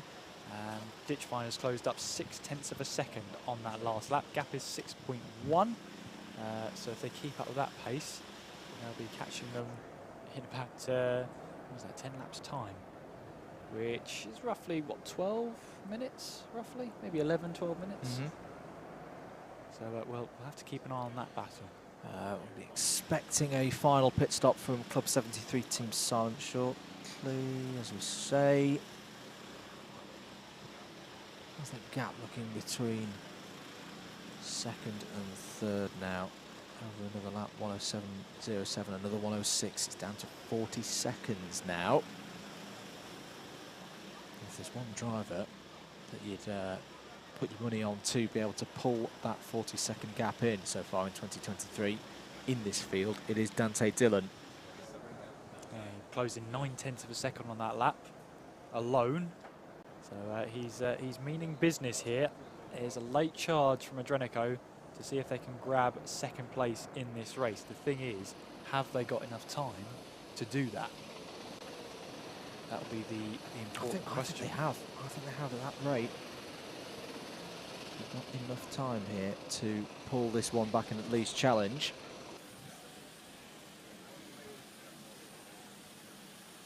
The one question, I know it is the big question, if you accelerate Kent Brewery Racing, do you try and go to the end on this one? It'll be a long, long stint. It'll be like 2 hours and 42 minutes. Yeah, in my view, probably not. It's way too much of a risk because the only thing is Adrenoco have to pit again. Yes. For definite. They do have to stop again. But and the advantage is, as well, is Accelerate have got the fuel in hand and the stint length in hand. They can just wait to see what Adrenico do.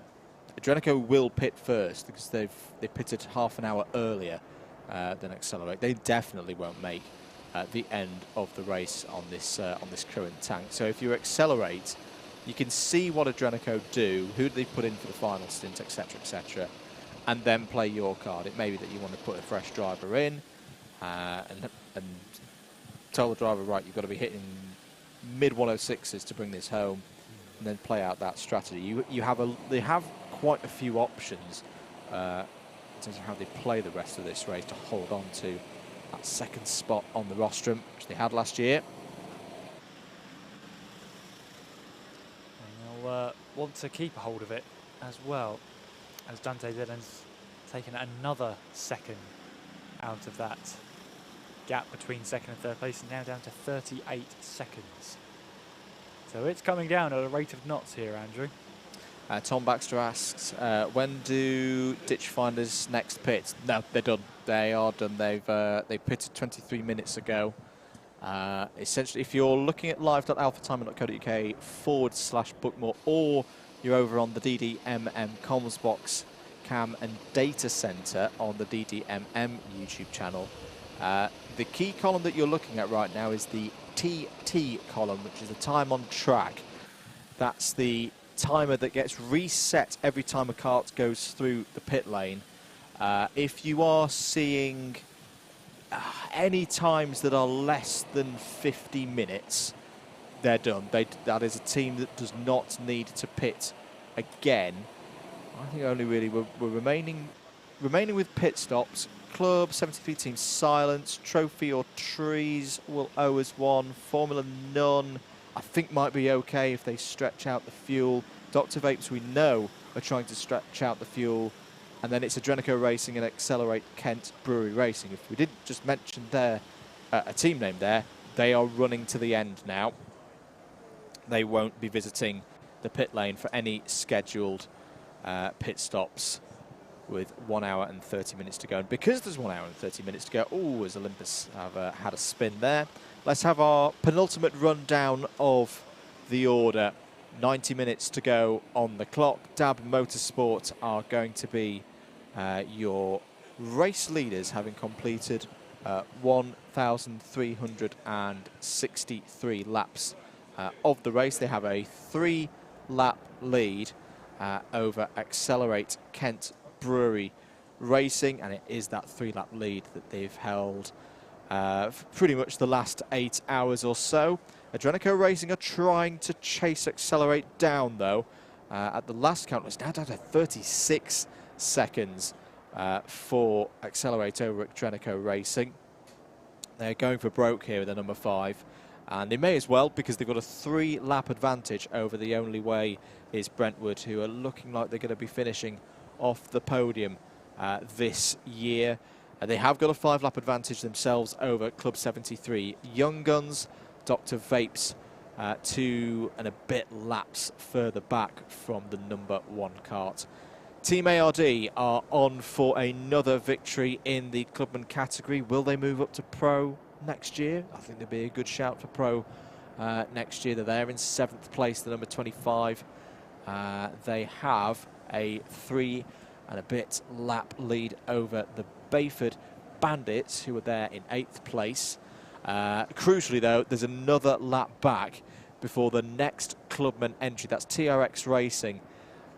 They've had the speed. They've had some penalties along the way, though. They've probably had a few too many black flags to be right up there with Team ARD fighting for the win. But they are on the podium, and they have got a lap over the next kart on the Clubman podium at the moment, Team Daneros. There in 10th place. There has just been a change for 11th. The Ditch Finders, who are a further lap back from Team Daneros, have just overtaken Williams Esports 1 for 11th place. The gap is 3.4 seconds between them now. Williams Esports 1 are just ahead of the Senior Frogs. 2 laps is the gap between them at the moment, or 2 and a bit laps, we should say. Not quite a full complete 3. Clenaghan Strike 7 Racing are in 14th place. They're trying to chase down Josh Larkin in the Senior Frogs number 23, but the gap is still above 15 seconds. It's 16.8 to be exact at the moment. And Senior Frogs keep responding with the good lap times to any attack from the number 4. Formula None are then a further lap and a bit back from the number 4. The 15 is in 15th place. And they've also now got a clear lap. In fact, 40 seconds is the gap between the number 4 and the number 15. Then it's a further lap back to South Coast Racing in 16th place. Zesty Drink Racing have had an entertaining run. They're 3 laps further back. They're holding off Club 73, Not Fast But Furious, in 18th. Mini Boost, who I just want to say, last year finished more than 50 laps off the overall lead. They have had a huge improvement in 2023. They're in 19th. They're 37 laps off the overall lead. A big step forward for them they can be proud of their efforts, and they're currently beating out into that position Brighton Motorsport, who complete the top 20, 39 laps of the overall lead. They've got a lap over Trophy or Trees. That is the second of the YouTube teams, the F1 and Motorsport Influencers team, Jimmy Broadbent, Ben Daly, Alex Gillen, and others. They've had a really arduous drive from pretty much the first 5 hours of the race, and full credit to them for keeping going with this one. They've got a lap over Club 73 Team Silent in 22nd. Team Rango are 3 laps further back in 23rd, and then it's the first of our very much rookie and debutant teams from the world of sim racing. Olympus Karting by HSR Autos are there, 76 laps off the overall lead, and circulating once again to, fingers crossed, take the checkered flag, the second entry from the Williams F1 Esports crew. They've completed 878 laps. Would be great. I'm not sure that they're going to hit the 1,000, but hopefully they can before we get to 2:30. That is your penultimate rundown of the race. We're going to take a very short break on the commentary here, and we'll be back very shortly with an advert, a quick word from one of our sponsors here on your Alpha Live stream. Don't go anywhere. Imagine a world where style and sustainability unite. The Anderson A2 Charge Point offers over 120 color and finish combinations, so you can choose to blend in or stand out. Crafted in the UK from high-quality materials and precision engineering, the A2 is designed to make the switch to electric driving as seamless as possible. Smart, simple, sustainable. This is luxury electric vehicle charging. This is Anderson EV. Thank you very much to Anderson EV for their support of this year's event. Kieran, how are those gaps looking like? We have just seen. Now, I'm a bit surprised about that. Accelerator have come in and done their pit stop before Adrenico. Yes, I think the team know, Accelerate Canterbury Racing, that Adrenico still have to make a stop. And Adrenico are still closing in on them, this time by nearly 2 seconds on the last lap. Gap is 7.8 seconds. And, well, yeah, it's a bit surprising, but I think they know that Adrenico have to pit in. And if they can just sort of get them home, it forces the Adrenico to say, well, actually, yeah, we do need to pit now, and maybe relieve the pressure that way. But we'll keep an eye on that one. Gaps around them. Let's have a look. CS7 Racing did close in by about, was that a 1/10 of a second on the Senior Frogs. We've got Team Daneros and TRX Racing battle for second place in class. It's 51.1 seconds, but Team Daneros did cover half a second on that last lap. Team ARD, I mean, Team ARD, as you said, that if they enter next year, they will probably be a pro. Yeah, they have had some phenomenal pace for clubmen. No other clubman can really get near them. They're lapping in the high 106, low 107s, and some of the clubmen can't get near that at all. Ryan Michalef there for mini boost, just allowing the space for Dante Dillon to get down the inside. Also Goldbertson for Williams Esports 1 there as well. Richard Neal in for Daneros at the moment. Spoke to him last weekend at Wilton Mill. Talked about he's had a few years in karting now, but he's been looking to stretch himself, looking to challenge himself with this event and running in Club 100 as well.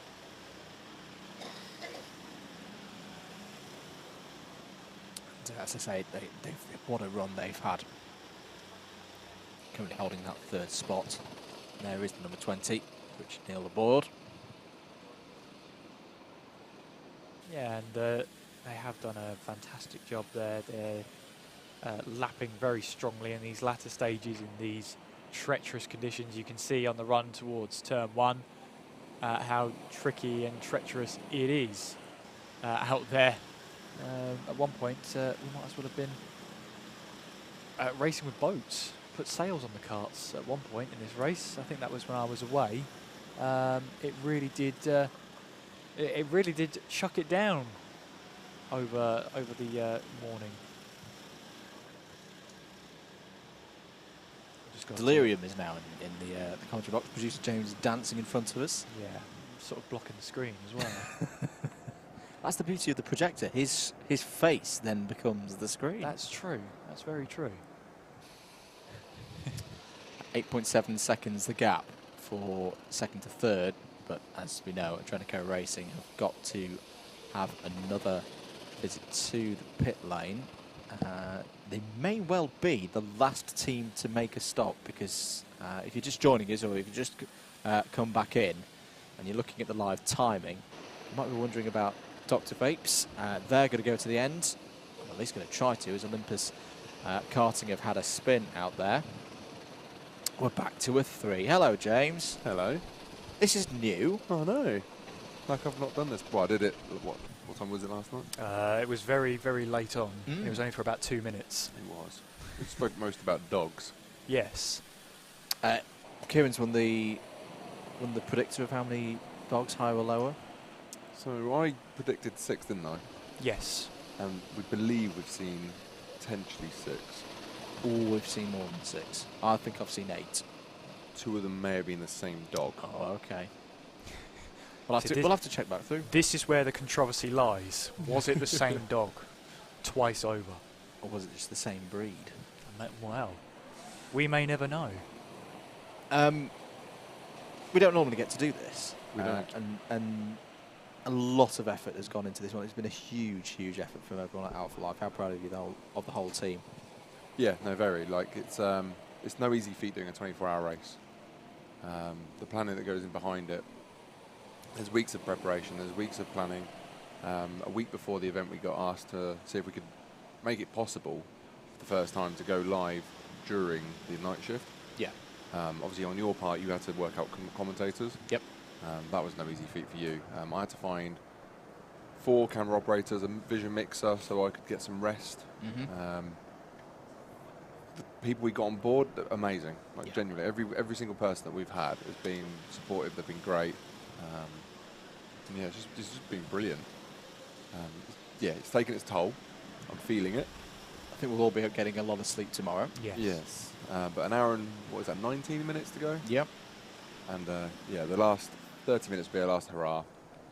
We're going to take it's going to be a bit chill for the next hour, depending on what happens on track, in all fairness. And then obviously we've got the last 30 minutes, which will be hopefully really exciting, hopefully some really close racing. And a really busy weekend as a whole for Alpha Life, because this is one of 4 productions, if I'm not mistaken, at least 4. That is correct. This weekend, yeah. And not just in the UK as well, because there's a team out on the continent for Rotax Max Challenge Switzerland. That's correct. Yeah, Luke is currently out in Italy at Franciacorta. Yeah. That is currently live at the moment. We're currently also Wilton Mill Kart Club, obviously Wilton Mill, and Teesside Sprints, which we're actually producing from Wilton Mill. Ah, okay. So we've got the 2 teams there. We've got a couple of camera operators up in Teesside. So we're producing that remotely. Yeah. We did it last month and it worked really well. So yeah, it's really busy. And then this weekend coming as well, it's very busy again. So we've got BUKC on Friday, and then we've got Super 1 as well. And then I mentioned those because they're the ones I'm involved with. Right. And then on Thursday, I'm off to PFI, working with the British champs for the whole weekend. Yep. Bringing the IAMI and TKM.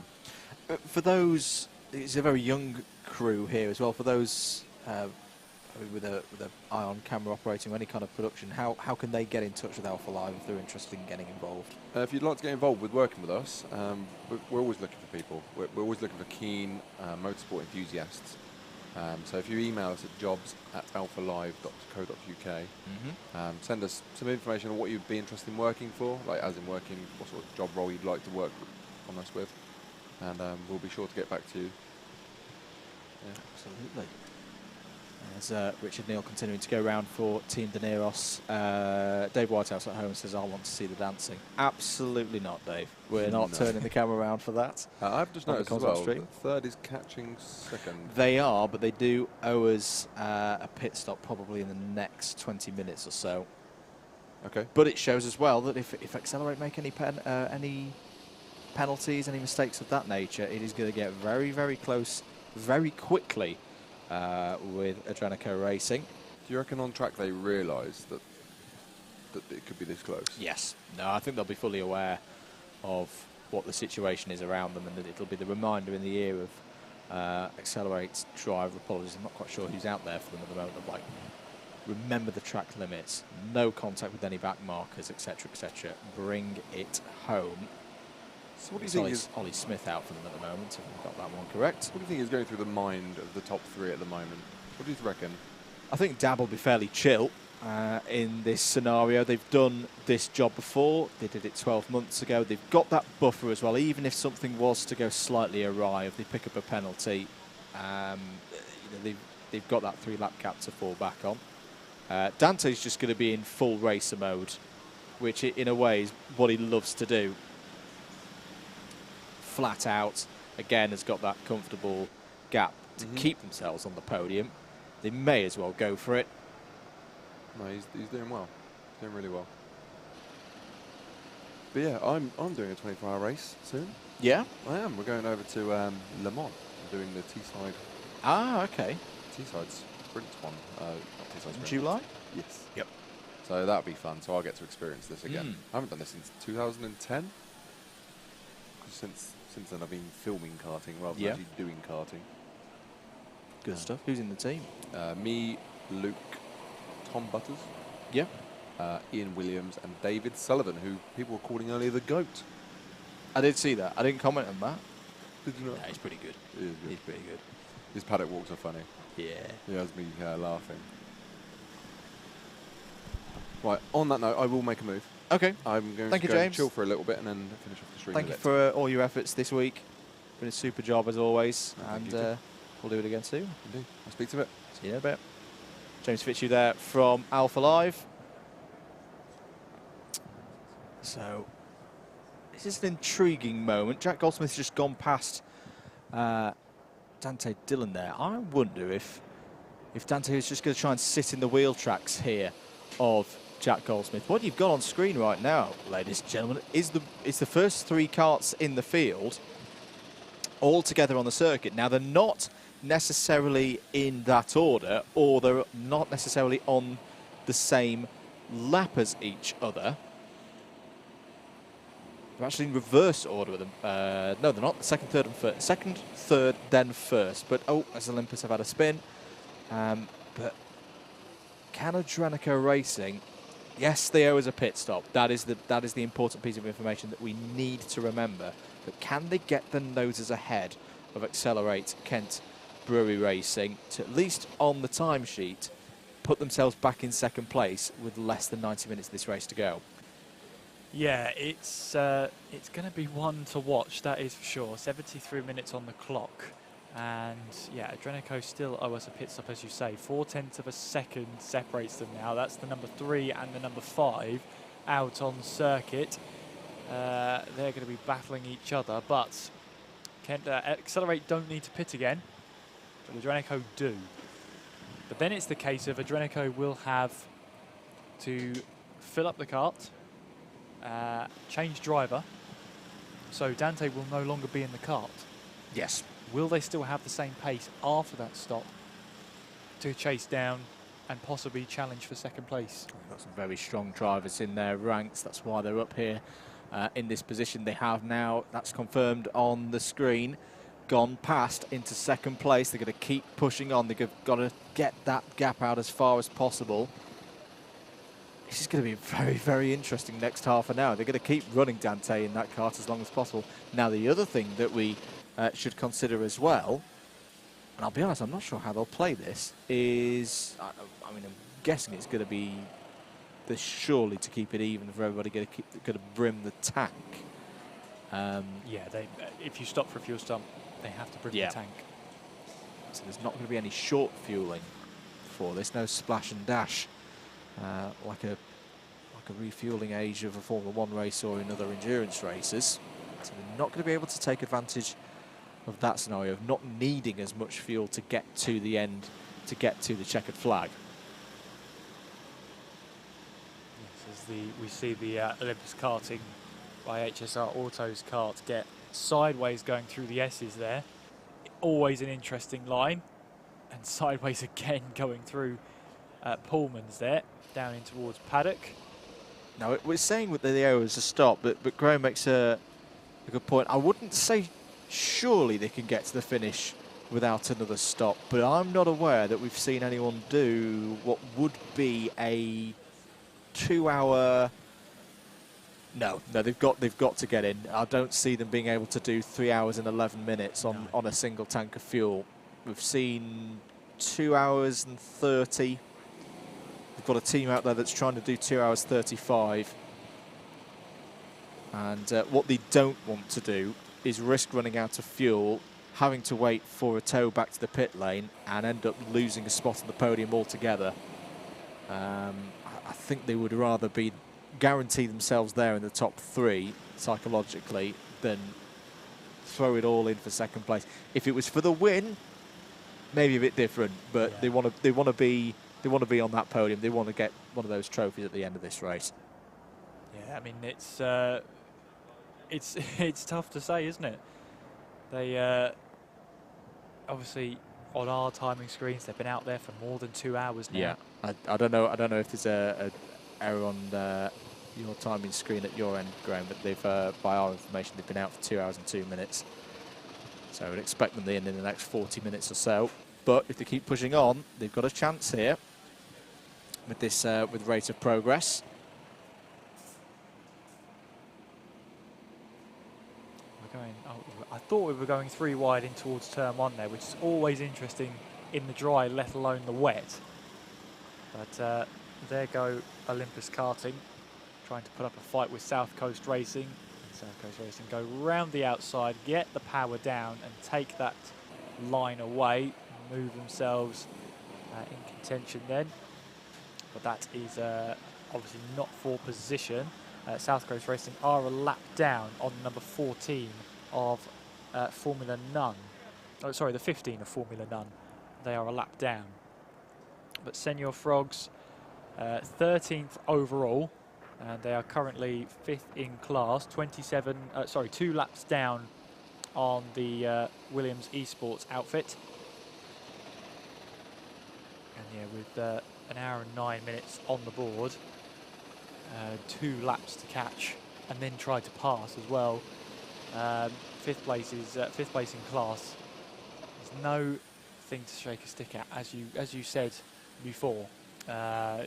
It's a commendable feat that they've achieved today from the back. But the most important thing is there now they just have to bring the kart home. That's all they have to. I say that's all they have to do like it's an easy thing. It's still raining out there. Obviously they're on slick tyres. They're not allowed to change onto wet weather tyres. They have to stay on the slicks for the entire race. It's not as easy as it looks in these conditions, I can tell you that. Now, we should say for those tuning in maybe a little bit later in the race, that's twofold mainly. One, just time, particularly on the karts that have got the shrouds fully around all 4 corners. No 2.5 second pit stops here like Formula 1. It does take a bit of effort to get the wheels off.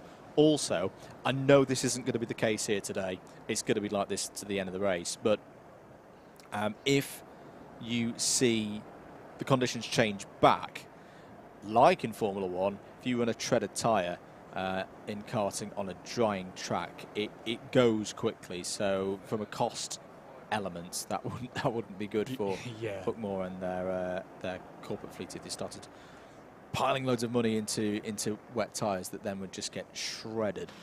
As into the pits, that's a driver change for the number 17 of Dr Vapes. Now that wasn't a fuel stop, so I'm just going to note there that 1 hour and 27 was the first part before they changed the driver.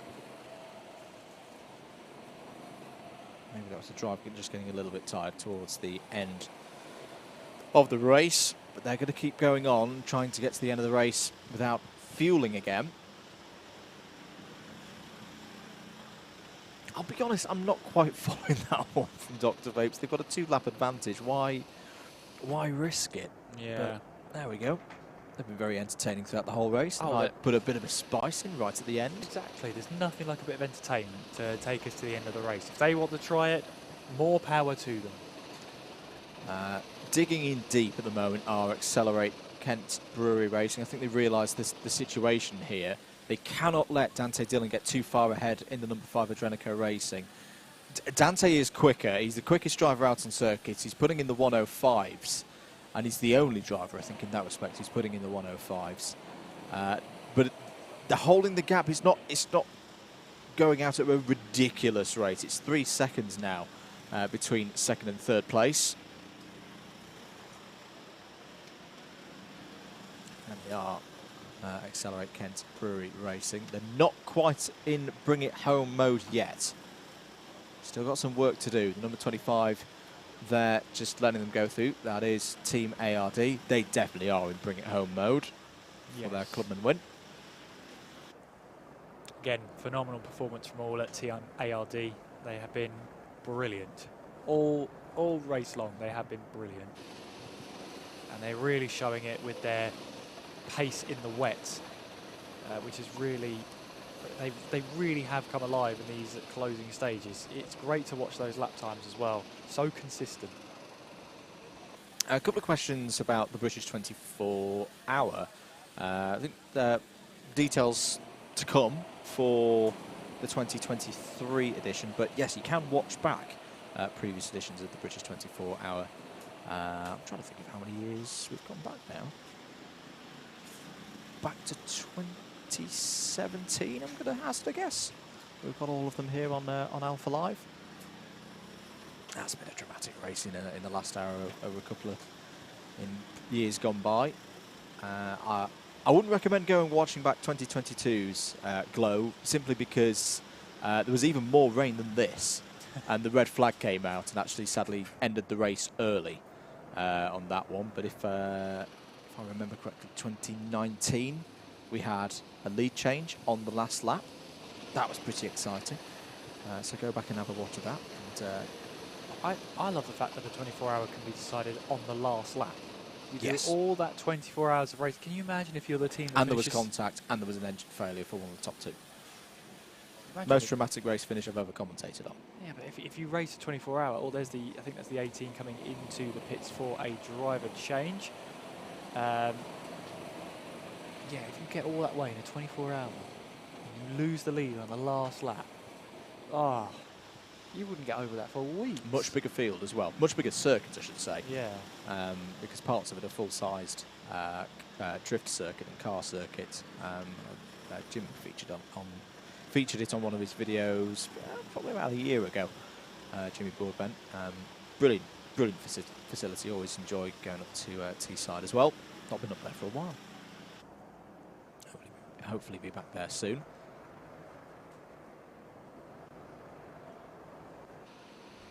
To Michael cheering on Dab Motorsport to bring it home. Doing just that at the moment. There they are, Jack Goldsmith. He's got one of the best seats in the house at the moment, Kieran, because he's seeing Dante Dillon up ahead, pushing like crazy to try and get this gap out ahead of Accelerate, and he's just trying to follow him through. He is, and he gained him 0.4 of a second that lap, so he's taken full advantage of this little bit of lappery that's needing to be had. As, you don't want to be making contact with at this late stage anyway. You won't have a lot of time to recover the time lost during the penalty. There is the Accelerate Kent Brewery Racing. There at the front of that is Dante Dillon in the Adrenico Racing cart.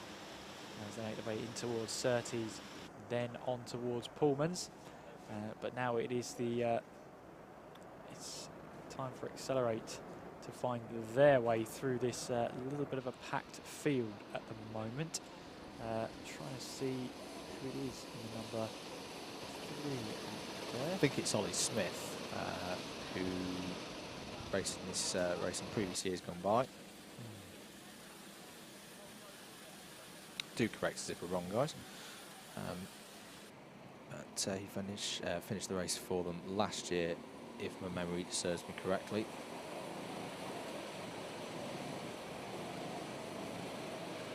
tighter line through Henry's Bend there. It's the second part, the top end of the circuit. Only a couple of minutes to go before we get into the final hour of the 2023 Buckmore Park 24 Hours. Andrew Mather and Kieran McGinley taking you through to the end of the race. There's still things to be decided here, particularly this fight for second place overall and in pro between Adrenico Racing and Accelerate Kent Brewery Racing. Team Daneros there in the number 20 won't be resting on their laurels yet. Yes, they have the lead of a lap over their long race rivals, the Ditch Finders, as round the outside going there was Team Daneros on the race leader. That's a brave move from Richard Neal, and he's made it work. He has, and he's let them back through as well. And the sort of the arm up in the air from Jack Smith was Jack Goldsmith was oh right, okay, yeah. You made that move and then you've just let me back through. What a great move though. All a bit wide there for Ollie Smith. Gathers it back up together. Might get a track limit warning for his excursion there. But I can see why he did that. Just wanted to keep the steering open and not go into a spin, because that would be the worst of things to have right now. Put the team under extra pressure. 2 hours and 12 minutes Adrenico Racing have been out now, so we know from previous efforts from other teams, I would say they've got at least another 20 minutes, but not much more than that in the tank. They may just elect to come in now, depending on how Dante's feeling out there. He's done a lot of mileage over the last 23 and a bit hours. We are now into the final hour of the race then. We're no longer talking about hours to go, we're talking about minutes. There's 59 minutes and 45 seconds to go. Hour 24. Hour 24. Here we are. Here we are. You can start playing the final countdown and everything. At home, we can't hear on the stream for obvious copyright reasons, but... that's a shame. I'd have loved to have done that. Can't beat a bit of Europe. Well, that's the only bit of Europe, but you can't beat it anyway.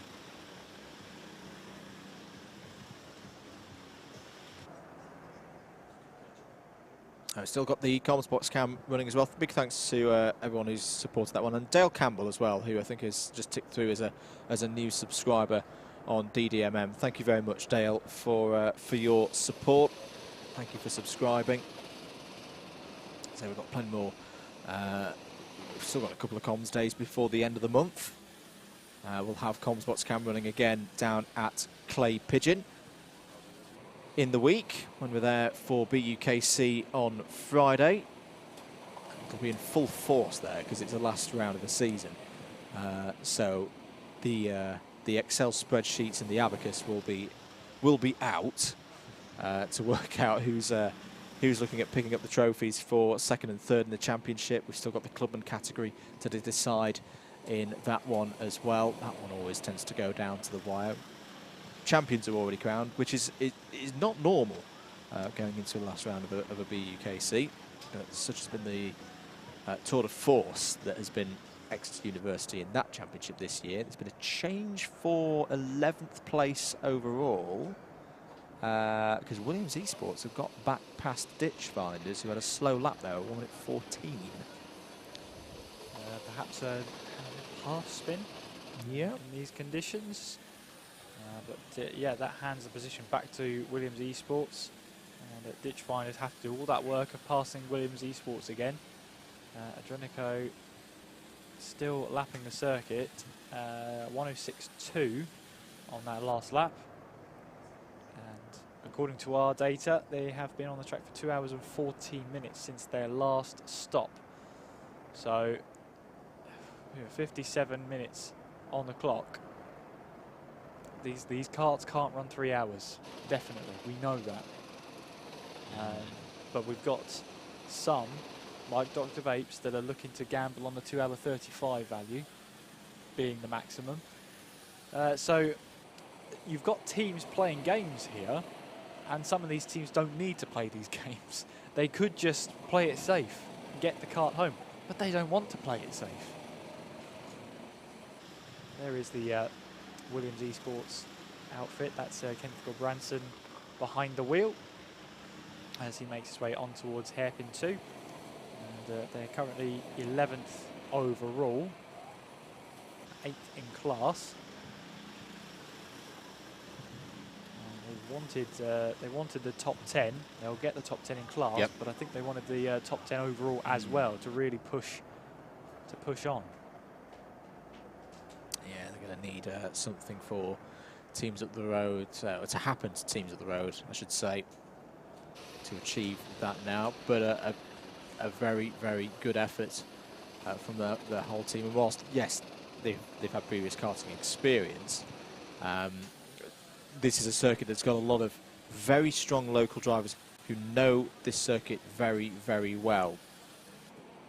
And it's a proper driver's circuit, this. It's not an easy one to master. Hope we see them back next year. Right? It would be interesting to see them build on the experiences of the last year. Yes. Yeah, and obviously you've got to have your first 24 hours somewhere, especially in motorsports.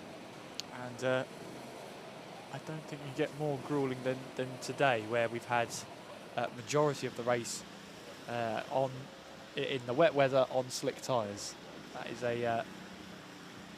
it's not so much, we've heard from drivers, not so much physically demanding, but you have to really concentrate about where you're placing the car and how you slow the kart down as well. You've got to keep your lines consistent, otherwise you are going to have a spin and you're going to be losing a lot of time. Hello to Daniel Campbell, who's subscribed on the VDMM comms box cam. Thank you very much, Daniel.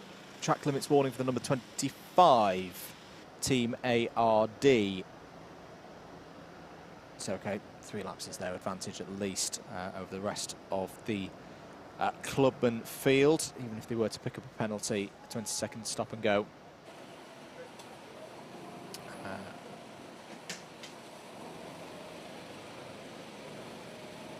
They're solidly in control. And again, if you've got the get out of jail freeze to use up, you may as well start using them now.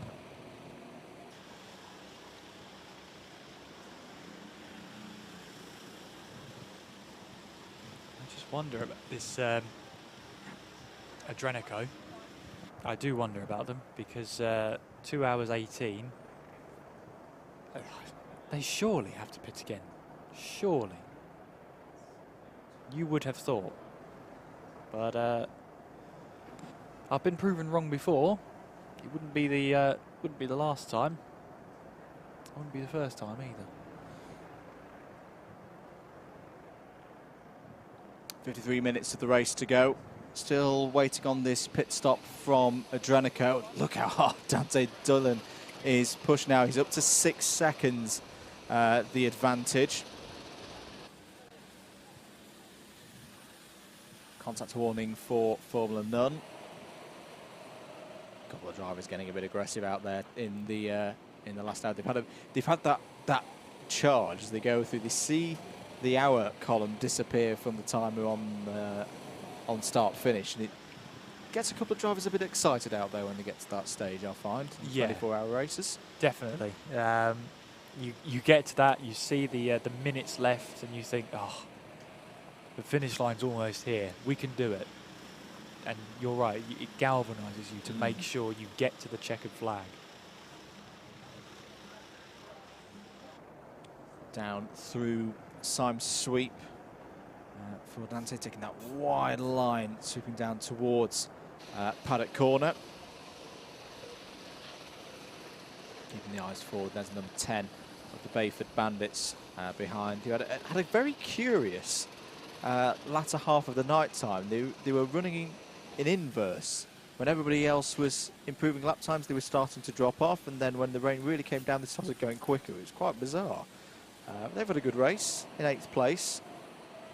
Yeah, spoke to a couple of the drivers earlier on in our sort of melee of interviews with 2 hours to go. And yeah, They were enjoying themselves. They said they've definitely lived up to the name of the Bandits, and but they've had a lot of fun out there. Yeah.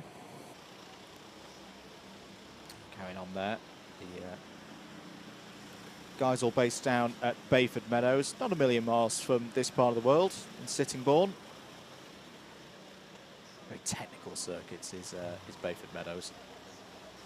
Yeah, it is very technical, and I know when that track gets wet as well, that is a tricky challenge to negotiate that one. I did a two-hour effective Ironman run round there. A mix of the C word that we don't mention because it all got a little bit messy of our lives in 2020, didn't we? Yes. A combination of that and an ill team member for other reasons meant that we had a three driver squad in the Club 100 endurance race that suddenly became one. It's like, well, we've paid for the track time. I'm the only one here. What could possibly go wrong? I tried to do 2 hours straight round Bayford Meadows. I was not physically prepared for that one. Let's just say that was a dropped score from our championship effort in 2020. I don't blame you for that one either. First of all, don't reject the track time. Absolutely not. I'm from the north. I'm not going to not use the track time. Exactly. It's been paid for, so you're going to absolutely take advantage of it. Do it on your own as long as you can, but yeah, drop the points at the end. Yeah, forget about it. You don't have to worry about it. 7.2 seconds now, the gap between Adrenico and Accelerate. I think if you're Dante, I think you want to get that gap to 15, 20 seconds perhaps. Turn around with a pit stop, 45 seconds. Track limit warning for Clenaghan Strike 7 Racing. CS7, 14th place for them. They have closed touch in on Senior Frogs. They've been responding. They're pushing. 10.5 seconds is their total in arrears to Senior Frogs. I feel like Chippo's got this under control, but if he needs to start smashing in some low 108s, as he is doing, and some 107s, that he's got that in the bag. There's the Dave Metcalf driving for the number 4 team at the moment. Just got himself a track limit warning as well. That's what the digital flag was showing. No reaction from him though, so it's either he's acknowledged it in his head or he's ignored it. I would like to think the former. He's probably saw it and gone, oh, okay. Thank you for tuning in. Thank you for your continued support. I think we try and go for one more light drive. Can we hit 500? Ooh, go on. You know you want to. For this one? You know you want to. Thank you for tuning in. Hope you're enjoying your Sunday afternoon, as it is now.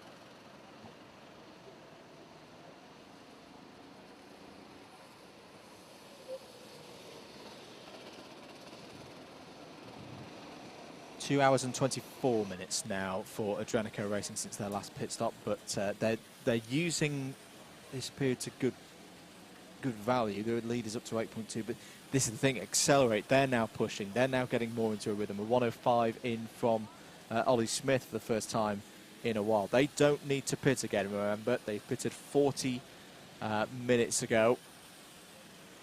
They're comfortable on fuel, they're comfortable on driver time.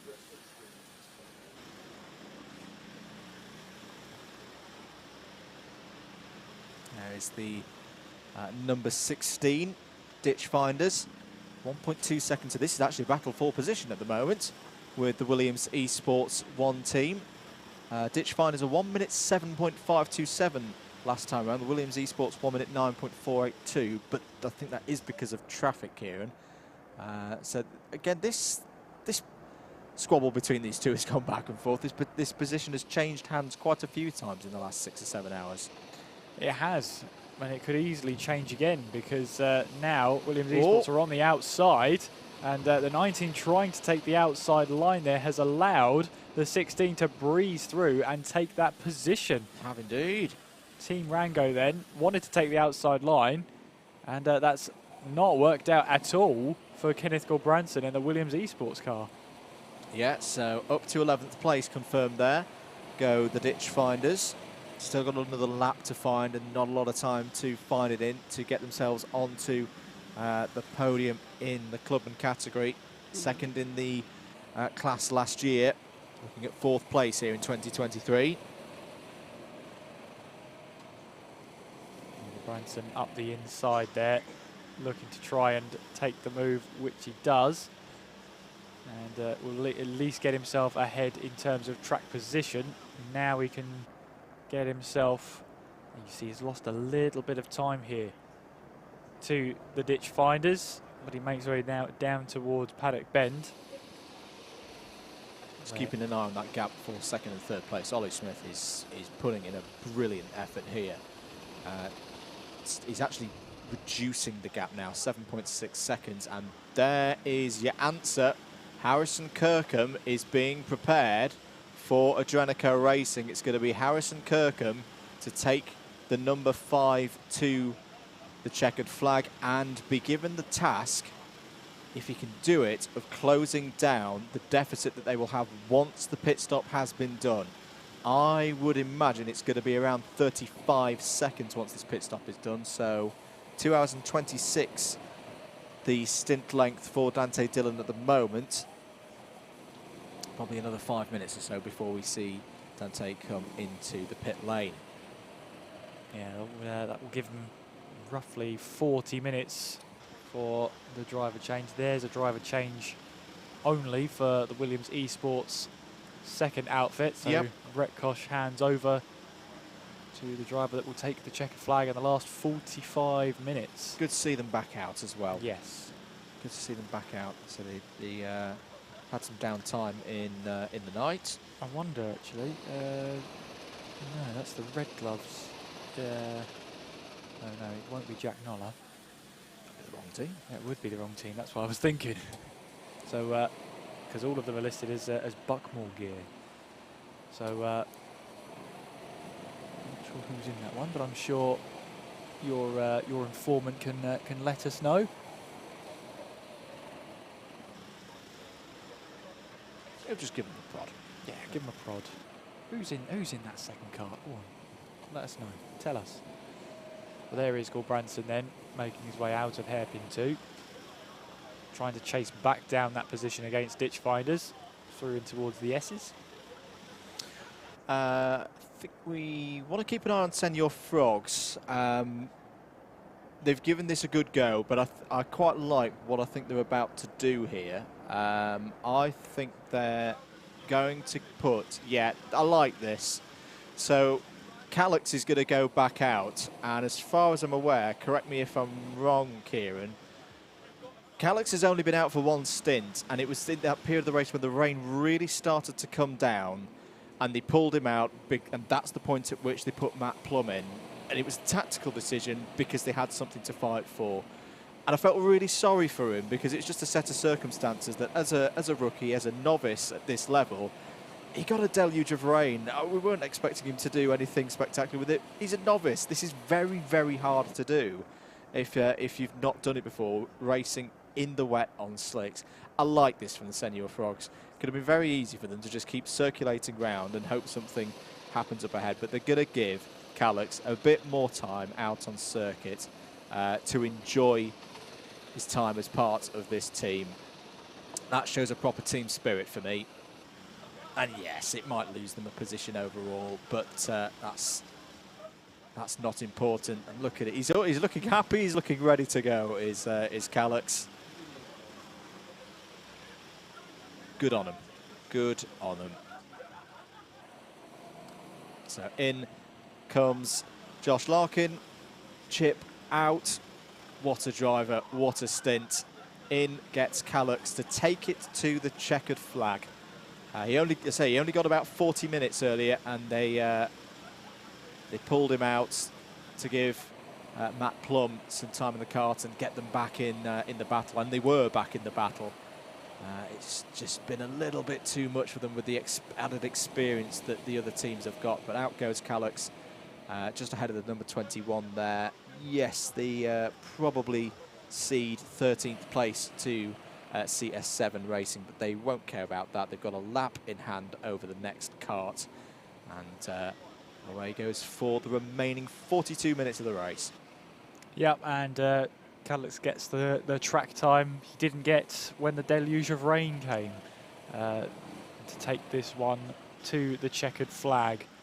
And yeah, as you say, they've got a big enough gap to Formula None at the moment.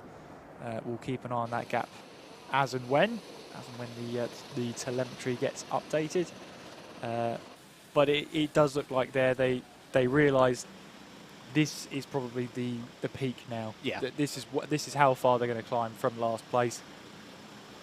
Let's give Calix a bit of track time. Let him have a bit of track time that he didn't get. Fun. Yeah, a bit of fun. No out pressure. There. And look at him go. That is a man who's having fun. No wetsuit as well. No fear.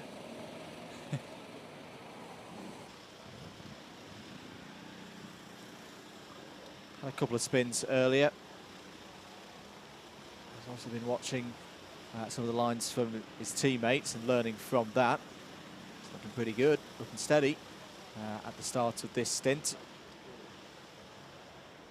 Still no pit stop from Adrenico Racing. 2 hours and 31 now, going through into sector number 3. We know Harrison Kirkham is ready to get into the kart for them. 7.9 seconds is the gap. That's not going to be enough to get back out ahead of Accelerate Kent Brewery Racing.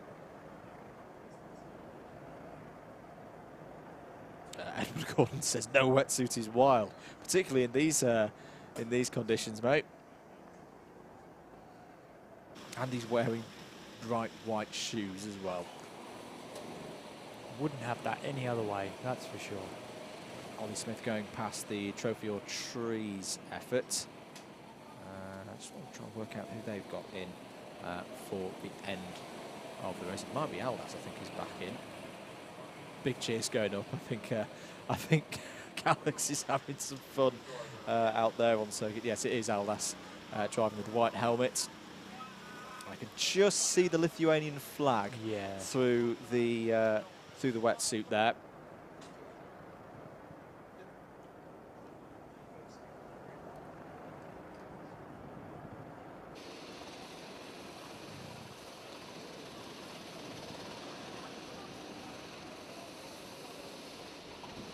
.2 seconds the gap now.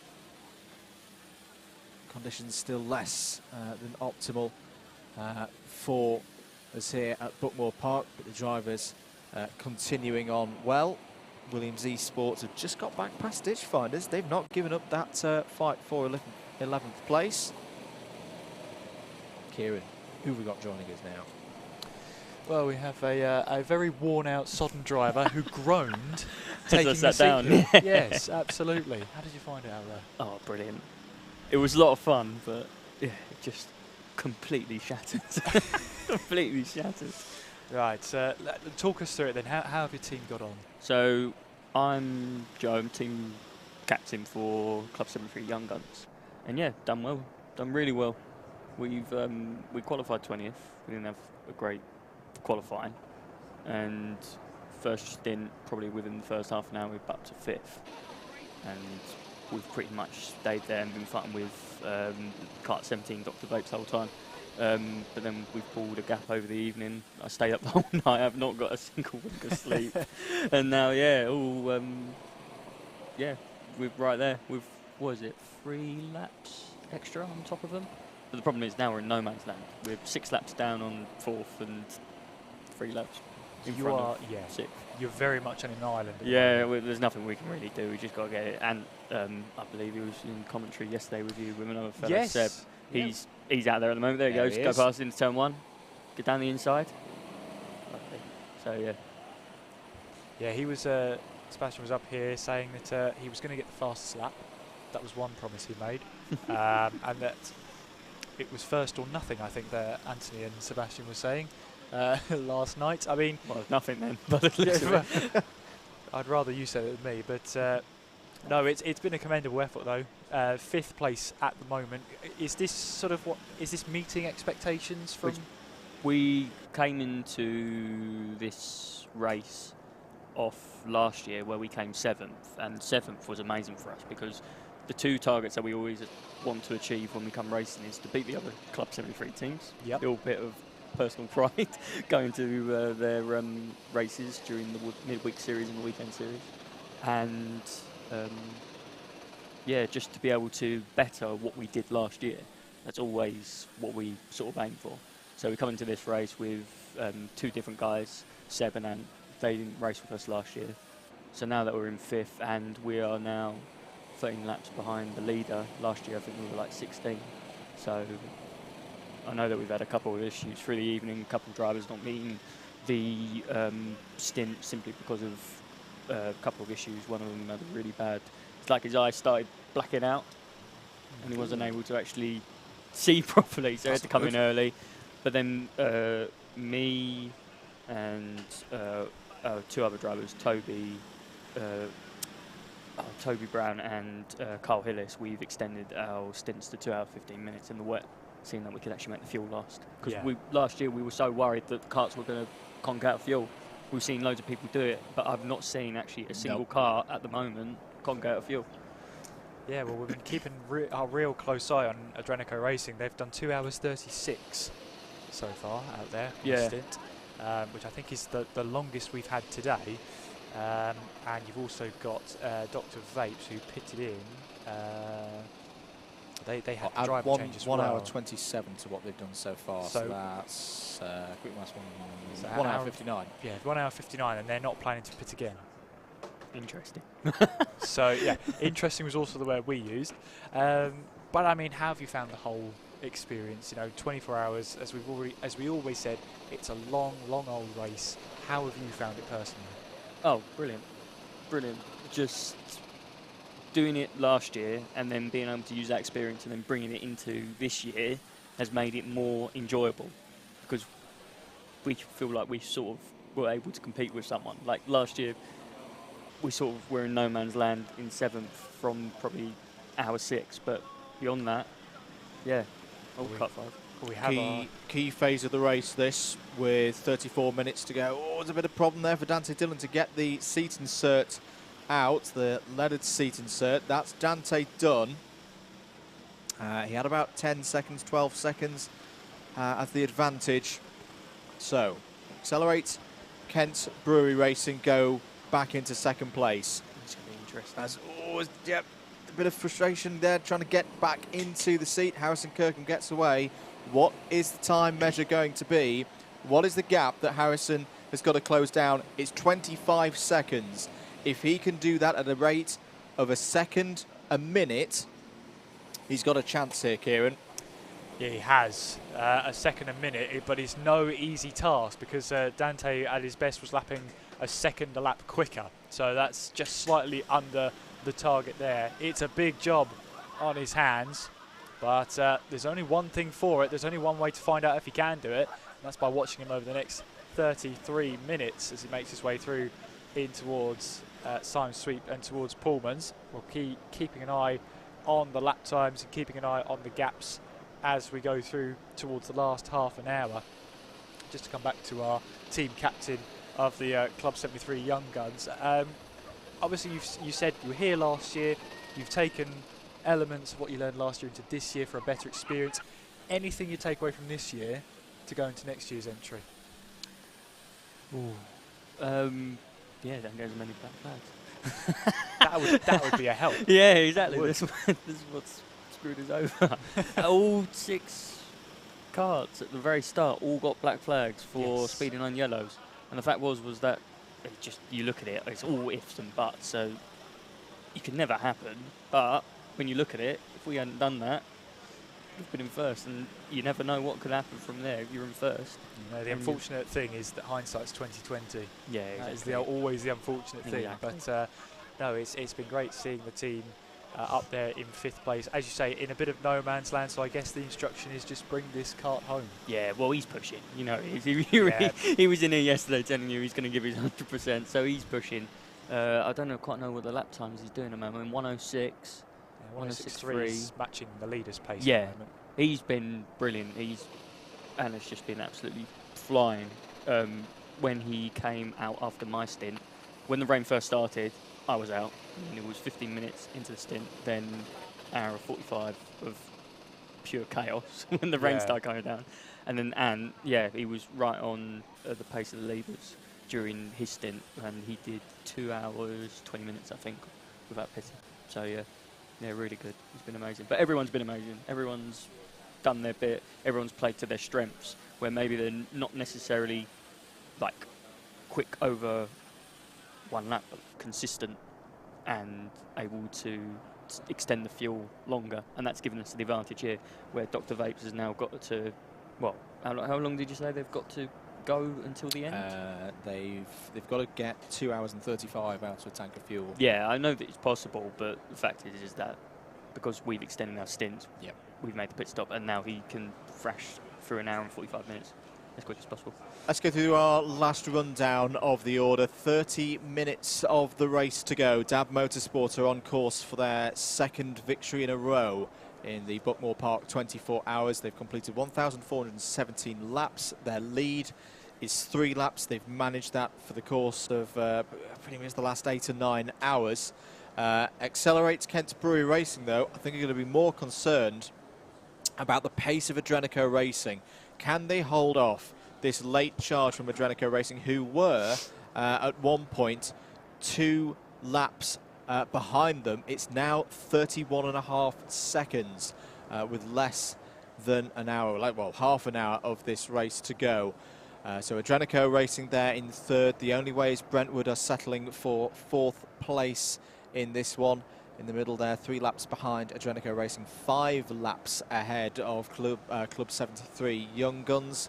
We've got similarly a good gap over Dr Vapes there in 6th place. Team ARD, likewise to Dab Motorsport, are on for their second victory in class in a row, repeating their 2022 victory, 18 laps off the overall lead, and now 5 laps ahead of the rest of the Clubman field. The Bayford Bandits are in 8th place there in a Clubman sandwich, 22 laps off the overall lead. TRX Racing have had a topsy-turvy race, but they're going to come out with a podium here. They're in 2nd place in class, in 9th place overall there, 23 laps down, 1 lap clear of Team Daneros, who fully deserve their spot on the podium if they can see this out for the last half an hour. They're in 10th place overall, 3rd in Clubman, and ahead of the prime team from the Williams Esports division. They're there in 11th place and are not done with this fight with the ditch finders. It's gone back and forth more times than we can remember. 9 seconds is the gap between Williams Esports 1 and 11th and the ditch finders in 12th, who we should mention are also 4th place in class. Clenaghan Strike 7 Racing are there in 13th place. They've gained that position with Senior Frogs pulling in and giving some more driver time to Callum McGinley. Calluck's out on circuit at the moment. We'll get to them in a short moment. So CS7 Racing up to 13th. Formula None up to 14th now as well. 5th place in class for them. South Coast Racing are now in 15th overall, 6th place in class. Senior Frogs now in 16th place, 7th in class. Great effort from them once again in a much tougher race to navigate than 12 months ago. They'll be safe there. That'll be where they finish to bring it home now. They've got a 5-lap advantage over the next kart, which is Zesty Drink Racing in 17th place. Club 73, Not Fast But Furious, are a further lap back. They've got a 4-lap advantage over Brighton Motorsport, who are back into the top 20, as are Trophy or Trees. They've taken that position quite recently. 3.6 seconds is the gap ahead of Mini Boost for the Formula 1 and Motorsport YouTube and influencers team. Club 73 Team Silent are next up in 22nd place, 1 lap further back, 4 laps ahead of Team Rango in 23rd. Olympus Karting by HSR Autos are winning the sub-rookie division battle at the bottom of the order there, 24th, and now back running again in 25th place. the Williams Esports 2 efforts, 25th place, having completed 929 laps. They're not quite going to reach the 1,000, the Grand Mille, but a great effort from them nonetheless. Kieran, that gap for Accelerate, it's going in the right direction for them at the moment. This is always going to be one of the big challenge for Harrison Kirkham, coming in, getting used to the conditions against a very fast, very inspired Ollie Smith. It's out to 35 seconds. Before we get your thoughts on that, though, let's have a last word from one of our sponsors. Imagine a world where style and sustainability unite. The Anderson A2 charge point offers over 120 color and finish combinations, so you can choose to blend in or stand out. Crafted in the UK from high-quality materials and precision engineering, the A2 is designed to make the switch to electric driving as seamless as possible. Smart, simple, sustainable. This is luxury electric vehicle charging. This is Anderson EV. Thank you very much to Anderson EV. There are the Senior Frogs squad cheering on Calix to the end of this race. Yes, they've lost a couple of positions, but I don't think they'll mind too much about that. It's a proper group effort, this team, and they wanted to give Calix a fair stab at it. I say they've been there. It's been very, very strong in Clubman this year. It has, and that's proved by Team ARD. You know, they are matching the leader's pace at the moment. I mean, even slightly quicker than Dab Motorsport at this moment in time. So, yeah, it's a phenomenal effort, and as you say, Clubman has really closed up this year. 1.2 seconds separated the entire grid going in towards qualifying, so that just showed you enough how close this was going to be. As there is Calix there making his way through the first two turns, I'm sure with a massive grin on his face as he slides it round. Big thanks to our Twitch following as well. Thank you for tuning in. 600 followers for Alpha Live on Twitch is a message that I've just received, so thank you everybody for your support.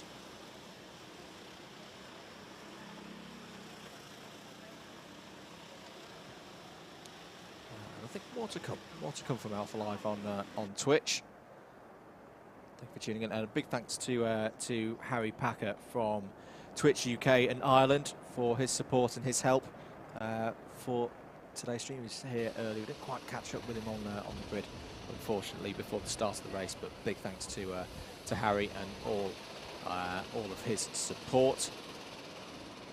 Calix there having a fight with the number 17, Marcel Chmielewski, driving at the moment for the number 17 kart. Round goes Calix. Oh no, hopefully he's not stuck on the curb. Well done. But good recovery there from Calix. Gets it back on the road.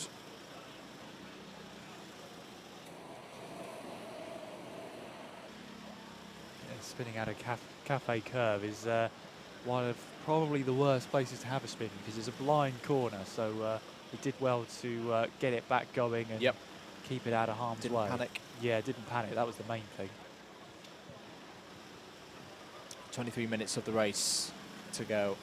I think Accelerate Kent Brewery Racing, they'll just be starting to breathe a bit easier now. They're seeing that gap go out towards 40 seconds, Kieran. Yeah, and it was always going to be a big ask for Adrenica Racing in this last stint to try and close that gap. It was a big ask, but yeah, Accelerate Kent Brewery, as you say, breathing that sigh of relief, that pressure's relieved, and the gap is just extending by a second per lap at this rate. So they're happy with that at the moment.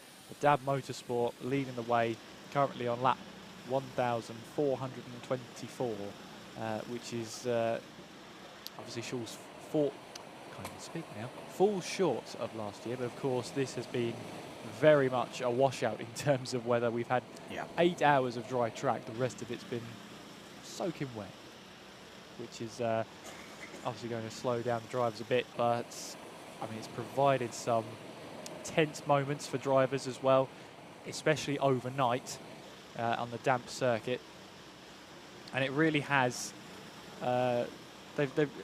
Mother Nature really threw the bucket of water over Just this a bit. track. But all the drivers managed to tiptoe their way through, and they're still doing now with 22 minutes on the clock. Yeah, I'm impressed with this.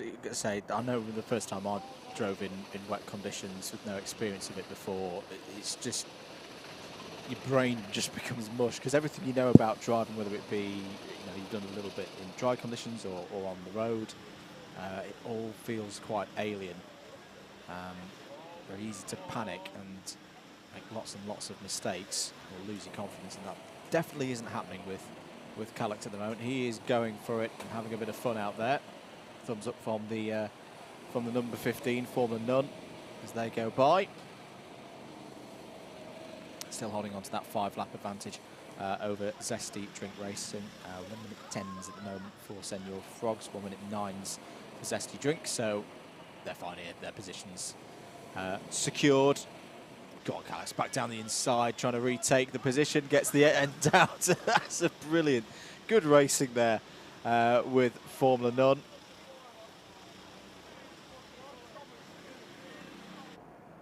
Lee Henderson wanting a little bit of end of race drama. Well, Senor Frogs are delivering the entertainment in the form of Calix. He likes getting the rear axle out. He does. On the cars. He's got a dab right foot there to keep it under control. Yeah, he's he likes an oversteery setup, this looks like, as he makes his way back onto the track, having visited those curves on the exit of the centre chicane, and now making his way onwards towards the start-finish line to start another lap. 20 minutes left of this Buckmore Park 24-hour 2023. Dab Motorsports, Jack Goldsmith doing what Jack Goldsmith does at the front of the field. He's in the low 1 minute 6s right now. Likewise is Ollie Smith for Accelerate Kent Brewery Racing. The lead gap now, I think, is continuing to extend out because Adrenico Racing in the mid 107s at the moment.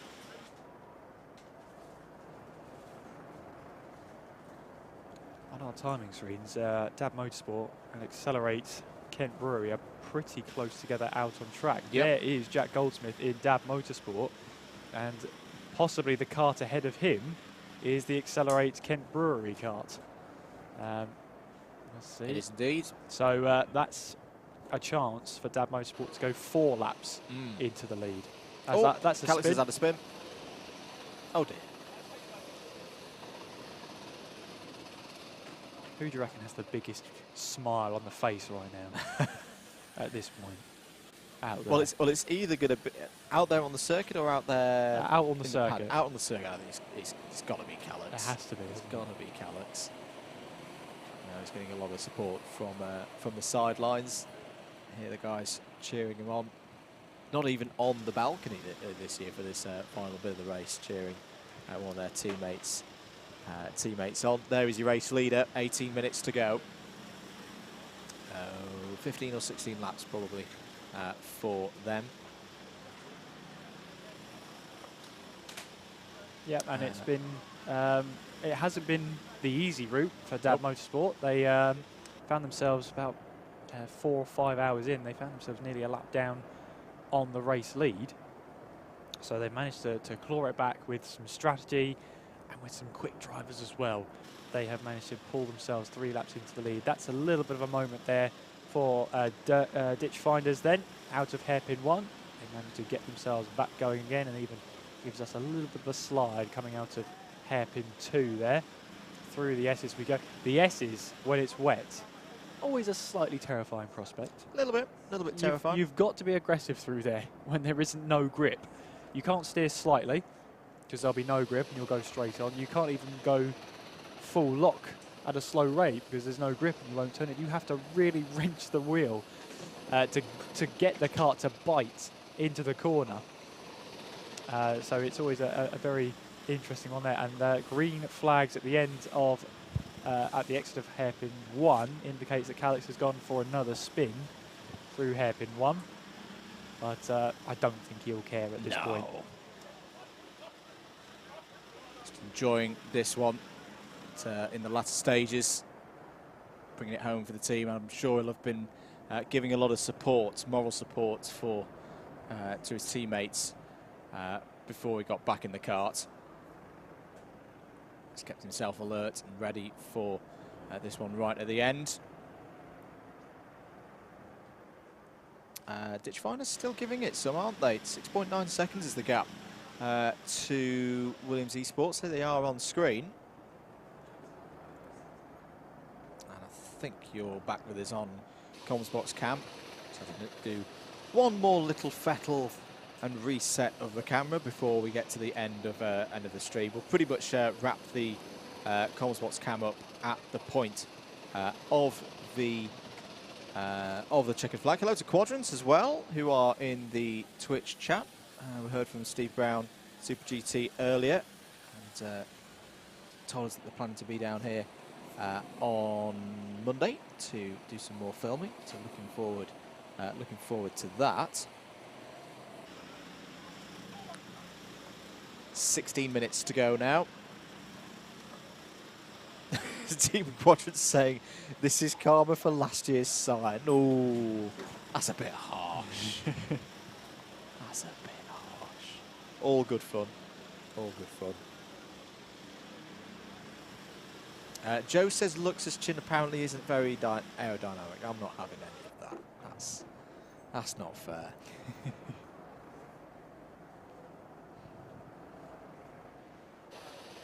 The driver's closing in now. I've not forgotten about South Coast Racing. They're also closing in for a position. 8.1 seconds up the road from them are Formula None, and last time around they pulled in 0.7 of a second, so we could have a bit of a standoff finish there for what would be 14th place overall. You never know, they could take each other out. And Calix could come flying through the middle right at the end of the race. I mean, is that a curse that you've just committed there? Or is that a foretelling? Curse has been behaving itself today. It has. Weirdly behaving. I don't like it. 47 seconds now the lead for Accelerate Kent Brewery over Adrenico. I think both of them are in now a case of bring it home. And number 14 of South Coast Racing going through.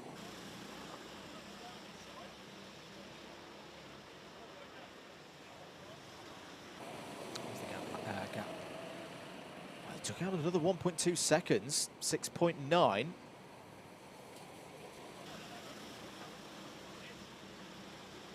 Oliver Griffiths, Daniel Mays, Bert Chapman and Chris Ryer in the Formula None team for South Coast.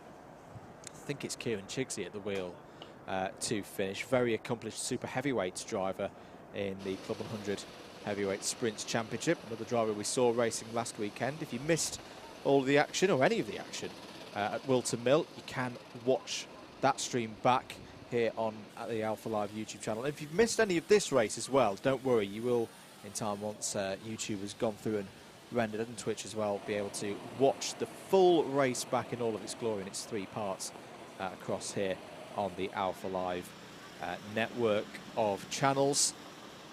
And we'll have Comms Cam as well with all of lovely visitors that we've had across the course of the race, available on the DDM channel as well. I took an there because I've thought 30 minutes to go. I want to take up this opportunity to put some thanks out for the team before we get into the last couple of laps. First of all, I want to thank the Buckmore Park staff, so accommodating as always, so supportive in the lead up to this event with key bits of information and access to drivers and teams. In particular, I want to thank Clint Bell, who we spoke to earlier, Adam Walker, who's been on the social media, Rich Martell, and Phil Ling as well, who I can do my job without, and always enjoy working here with the guys at Buckmore Park.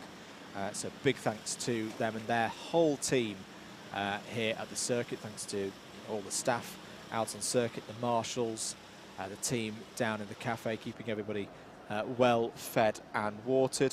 Howie Packer as well, who mentioned for his support on Twitch, but also our extensive team, our enthusiastic team who've come together to put the broadcasts on for you today.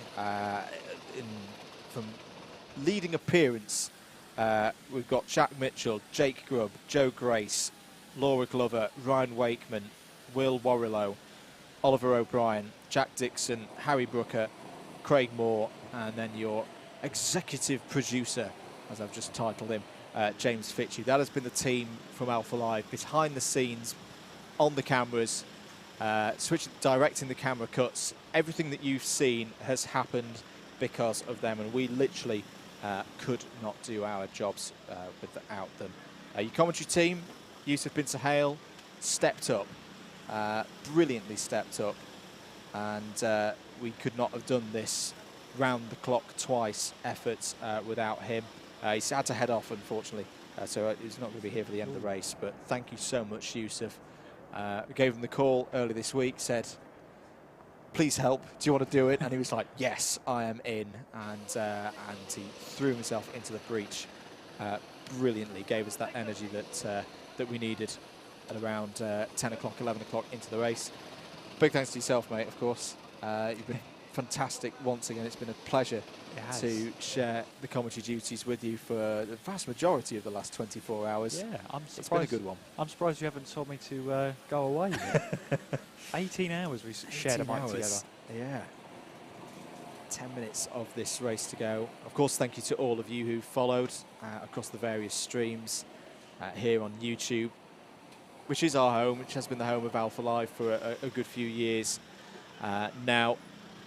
Recently passed the 30,000 subscribers mark, and I say, what you guys do when you watch, you're supporting people's livelihoods at the end of the day, and the opportunity to bring what we love, this sport that we love, to you, and give you access like never before. We hope you've enjoyed it along the way, as well on Twitch. Twitch, we're still very much finding our feet with how it all works, but the support that we've had there on there has not gone unnoticed, and the support as well that we've had on the DDMM Comsbox feed as well, and on the social media in the lead up to this event. I think we've never had engagement like we've had in the lead up to this.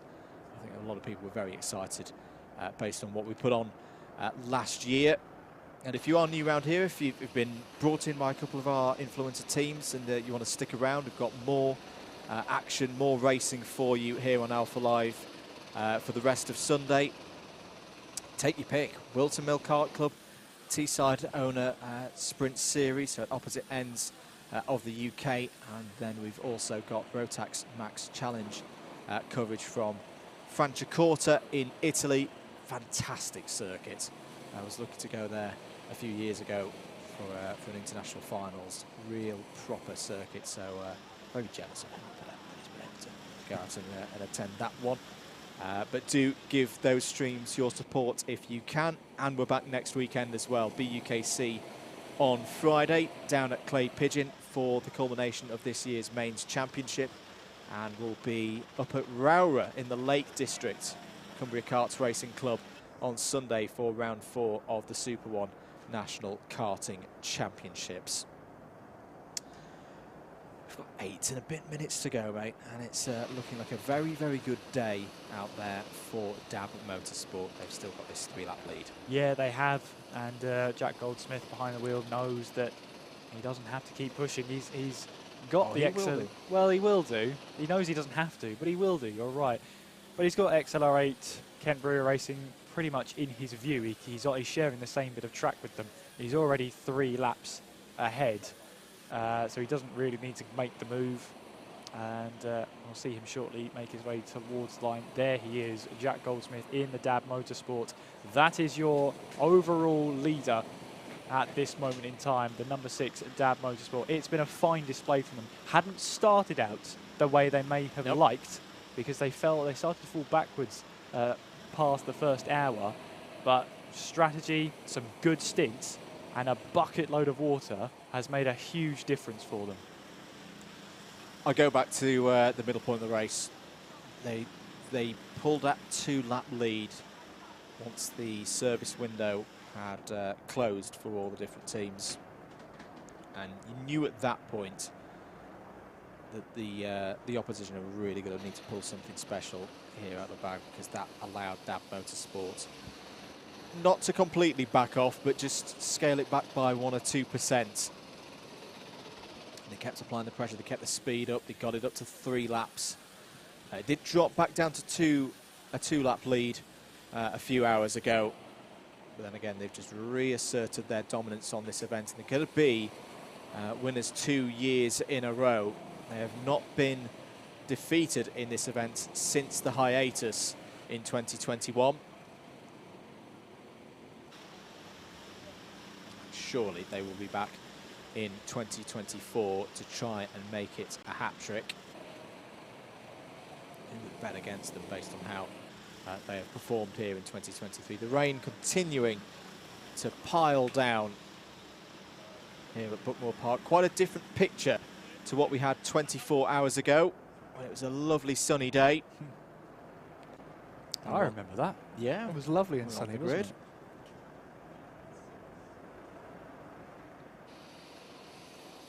But it's not going to dampen Dab Motorsport's mood, that's for sure. All this rain, they're going to have the beaming smiles all the way through. Looking at the clubman leader at this moment in time, it's the number 25 of Team ARD, and I've said it plenty of times before. I have no shame in saying it again. What a performance from our clubmans at Team ARD. Yeah, they have been superb. I'm sure they'll take on the challenge next year. They've proven themselves now. They've proven that 2022 wasn't a fluke. There they are, the number 25. This is a team that we'll see continue to develop and move up into the pro ranks next year. You would hardly bet against that. Rounds the number 22.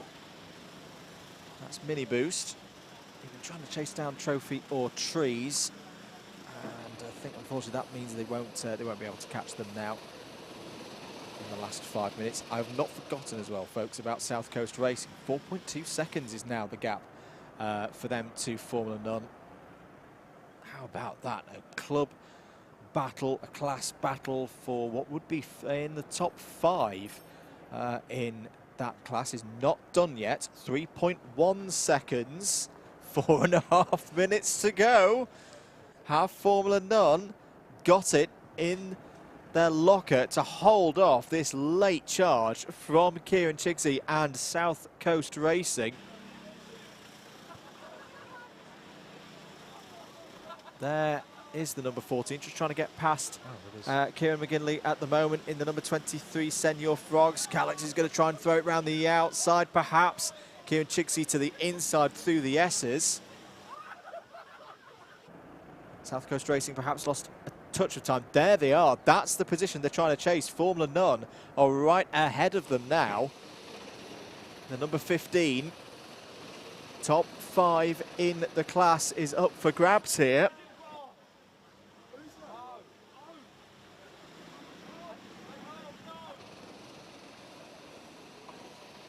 Motorsport map. Oh, it's off there. Oh, sorry, that's just a tester car. I thought there was 2 drivers off. Is that the number 19, perhaps? That's probably our biggest off that we've seen in the whole race. It's the number 16 kart of the Ditch Finders. That have lost nearly a minute, and TRX Racing have got a black flag here. I don't think that's going to affect things in terms of the order, but we have got a bit of late drama here at Buckmore Park in the 24-hour. Yes, we have, and 3 minutes on the clock, not many laps to go. We'll be looking out for Dab Motorsport to see when they cross the line, give us an idea of how long, how many more laps we have to go. And there is Senor Frogs making their way through in towards the final sector. And I assume we're going to catch our class leader, or overall leader, very, very shortly. That's the XLR Kent Brewery Racing. Then you've got the Senor Frogs, and there, in the number 6, is the Dab Motorsport team, as the number 7 is in to serve a black flag penalty. very late on. So I think we've got 2 more laps then. 2 more laps before the checkered flag comes out for Dab Motorsport. They're comfortable. They're in control. 3 laps, nearly 4 laps in the lead of this race. What's that gap looking like? It's like stabilising at 3.1 seconds between Formula None. Oh, as Calix has had a spin. Gets going again. Waits for the traffic to go by.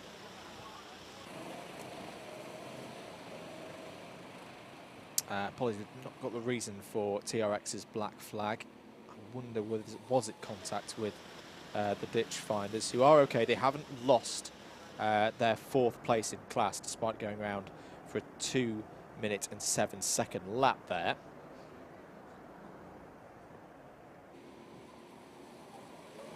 Williams Esports 1 going over the line. They're going to finish in the top 10 in their class in Pro. 11th place overall. We're waiting now, coming up over the hill. We might get another lap in here, actually. Watch that clock to see which side of 1 minute and 6, 1 minute and 7 it falls. Or maybe, there it is. Well, it's so close. This could be the last lap if Jack Goldsmith wanted. He could lift off now and cruise it home to a 2nd victory in a row in the Buckmore Park 24 hours for Dab Motorsport. One of the fastest drivers round this circuit, entrusted with bringing the karts home. It's been non-dramatic really for Jack Goldsmith, but he won't mind that. Started the race for them, is going to end the race for them and be victorious. Down the hill now. Not had the final lap board come out yet. They might just cross the line for 1 more. South Coast Racing would like that because it's a bit more time and an opportunity for them to try and catch up to Formula None and take the 5th place spot in Clubman. 10 seconds on the clock. Is this going to be the checkered flag? Is this going to be the moment for the leaders?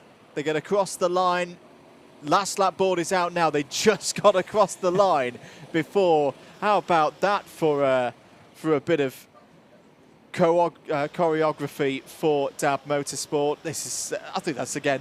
How impressive have they been? They managed to cross the line with less than 1 second on the clock to start the final lap. Brilliant, brilliant. I can't think of anything that sums up this race more artistically than that.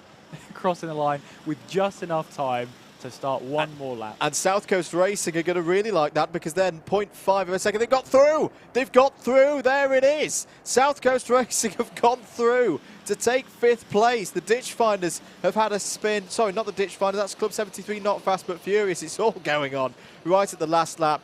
Good sportsmanship there from Ollie Smith, letting the leader go by. It's going to be a photo finish, a staged finish here right at the end. For Dab Motorsport, they won it in 2022. They didn't have pole position. They knew they were going to have a fierce fight. But in 2023, your Buckmore Park 24-hour champions once again are Dab Motorsport. The history books will show they win the race by 4 laps from Accelerate Kent Brewery Racing, who crossed the line with them there.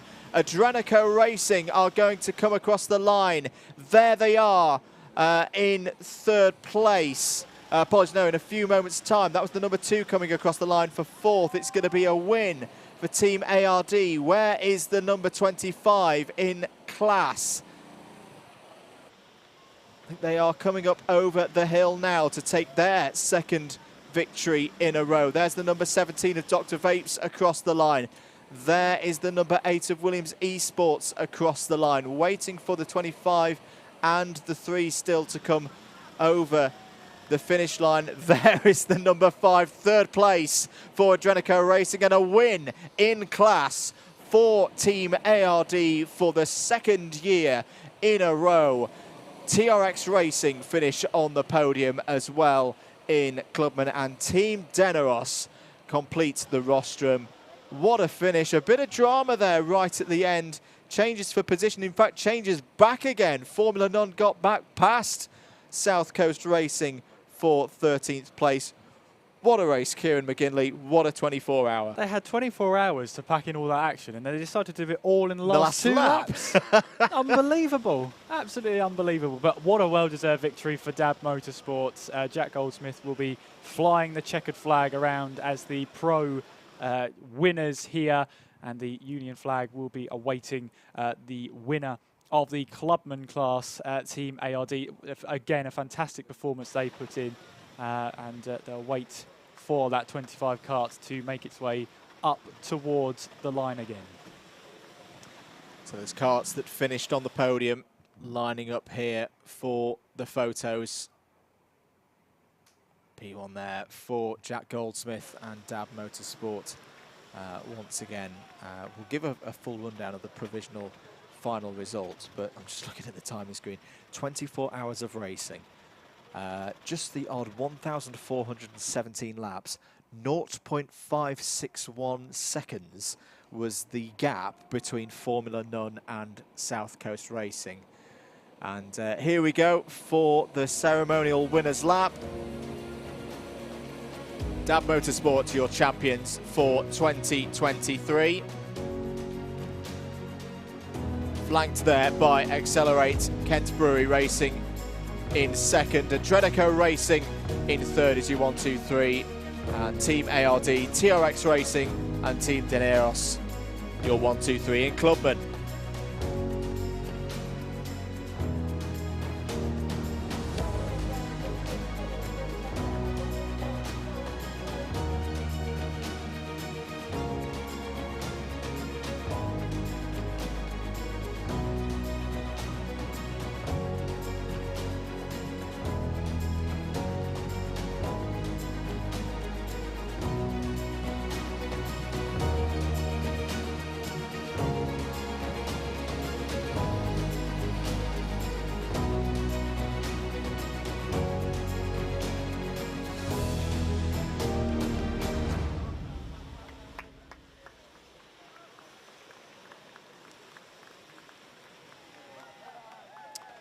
Into the pits come the winners, to the applause of the paddock around. A great moment there, Kieran, for the drivers to take that one last lap round the circuit. Yeah, for the top three to shine in their moment, and Jack Goldsmith holding the checkered flag aloft, surely for the photos as well. A great time. This weather had everything in its back pocket to throw at these drivers, but Dab Motorsport came out on top for the Pro Series champions. And what a 24 hours. I mean, we had the weather, we had the drama in the last few kilometres. They decided to leave it late for all that drama, of course, but what an event. Thank you everyone for your great hard work to pull this all together. It was fabulous fun to be a part of. Let's have a run through, one last run through the order and the provisional results here. When you say provisional, because there will just be a couple of checks. Post-race, Dab Motorsport, 1,446 laps completed by them in this year's Buckmore Park 24-hour. And 4 laps was their advantage over Accelerate Kent Brewery Racing. In the end, 55 seconds, the difference for the second to third battle. Adrenaco Racing on the rostrum.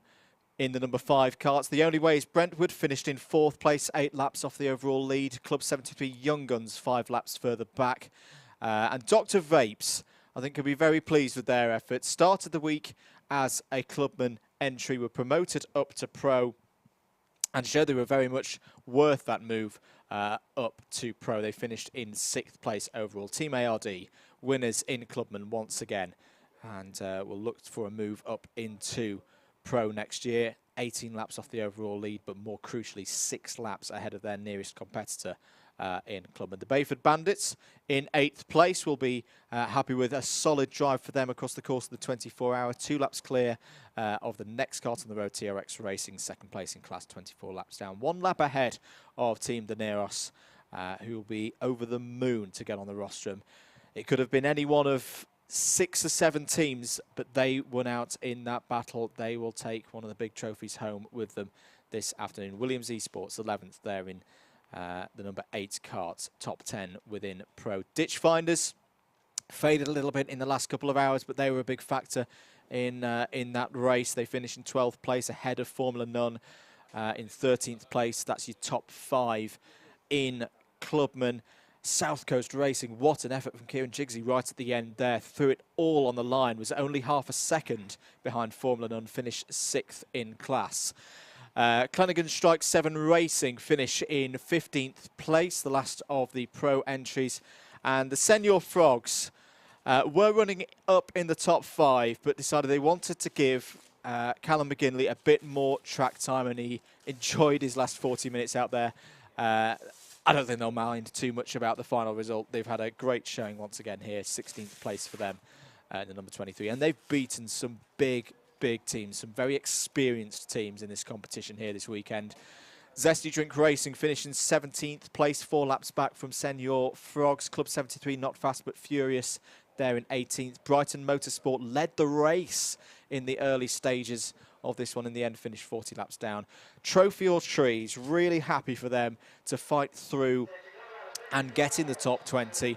Did not have an early first quarter of the race with injuries to drivers and running a depleted squad in the majority of the race. They can be very proud of their efforts with some new drivers in there who've never done this kind of thing before. They finished inside the top 20. Mini Boost should be very pleased with their efforts this year. They finished 56 laps down last year, a big improvement, 42 laps down, 21st for them, and they beat out Club 73 Team Silent there, the number 11 finishing in 22nd. Team Rango had flashes of pace, good moments. They finish in 23rd place, 47 laps down.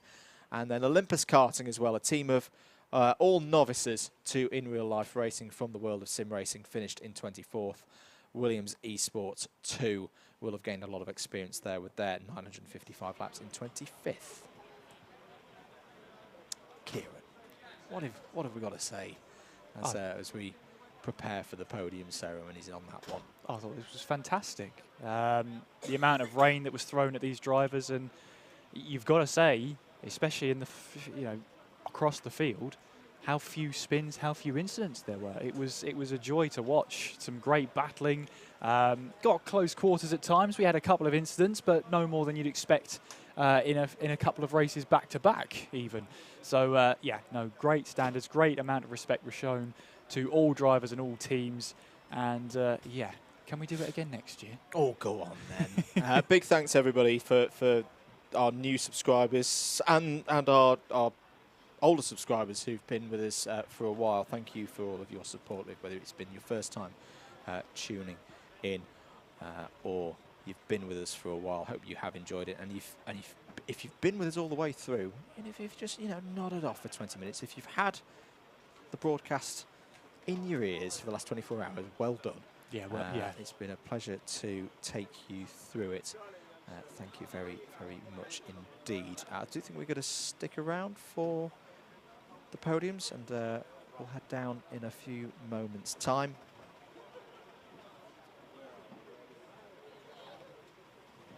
And we'll have trophy presentations for the top 3. Everyone huddling into the warmth now. I don't blame them at all. They've been that warmth is well deserved for all drivers and team members. Those who've had lack of sleep. Heard one driver had 6 hours worth of sleep. That was pretty impressive.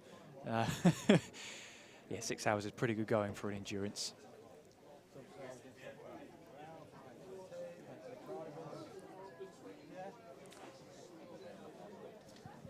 I'm just checking in that Master of Ceremonies Clint Bell will be doing the trophy presentations. If you want to watch some more karting action, one last reminder, we've got 3 more streams going on right now. Take your pick. Wilton Mill Kart Club, Teesside Owner Sprint Series, and Rotax Max Challenge Switzerland, having a cross-border event in Italy at Franciacorta. And I'm going to give a shout out to the commentators working on those events as well. So you've got Chaz Draycott and Jack Oliphant at Wilton Mill, David Sullivan and Tom Butterworth at Seaside, and Henry Baudet at Franciacorta as well. we'll hand over to them. Next weekend as well, lots of action. BUKC at Clay Pigeon on Friday. Don't miss it. Culmination of the championship for 2023. And on Sunday as well, we've got Super One action for you up at Rowra. Do tune in for them. Do make sure you click the notification bell so you do not miss a single broadcast here on Alpha Live. Kieran, what have you got coming up that we'll pad and promote with for a while? I got to be honest with you, not a lot for next month, unfortunately. I do have the continuation of the F1 Esports Challenges. Will Lewis was part of the Williams Esports team today. He's going to be putting up a fight in challenges to see what he can do, see if he can book a place in the pro exhibition. And then over the next couple of months, I've got trackside commentary, classic sports car club, etc. Where can folk find you on social media? What do they need to follow? The best place for me is Twitter. It's at KS McGinley. That's MCGINLEY. I think we're about to hand over to Clint there, and thank you very much. If this is the last time you hear from us, thank you very much for joining us. My name's been Andrew Mather. He's been Kieran McGinley. It's been the 24 hours of Buckmore Park for 2023. Over to Clint. I've got to hold this, so please bear with me. First of all, thank you for all coming. Did everybody enjoy yourselves? Is that it? Come on, drivers.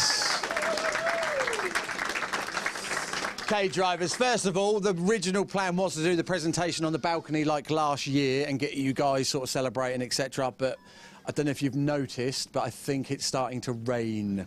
So that is why we're doing it in here last minute. We're going to do individual team pictures. So once you, if you finish on the top 3, you'll come and collect your trophies, get your picture done by Harry. After the presentation, we'll get the top 3 in each class to go down onto the podium and get a big group picture, if that's all right. So please don't disappear. I am going to do the top 3 in each class only, mainly because I want to get this done before the live stream stops, so all you guys get to be seen by the 25 people watching. There's more than that. I was watching it all night. Terrible track limits, by the way, at about midnight. So, drivers, big round of applause for each team in each class. We're going to do the clubman class. By the way, anybody wondering, those top 3 will not be rookies next year. Where are... That's right. I'm penalising you already.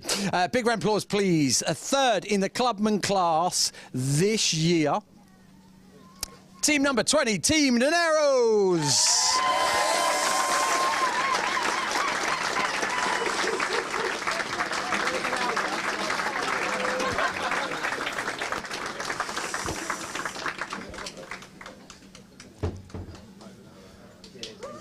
Well done, boys. Just stand along here, guys. Just stand along here. Look at the cameraman. That's it. Just stand there. Face Harry. I know he's a bit close, but...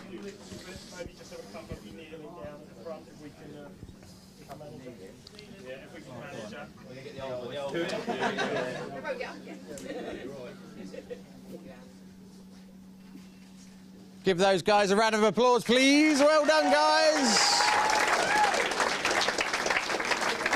Second today, 1 lap ahead of team number 20. What's team number 7? TRX Racing.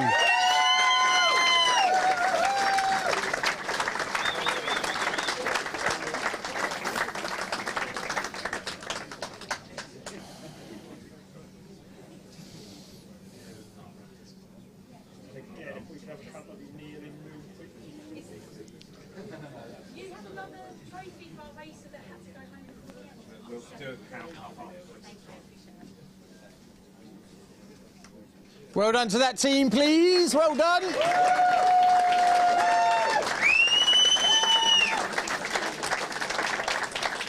But can we have a big round of applause, please? Finishing 7th place overall. Definitely a pro team next year. Team number 25, Team ARD.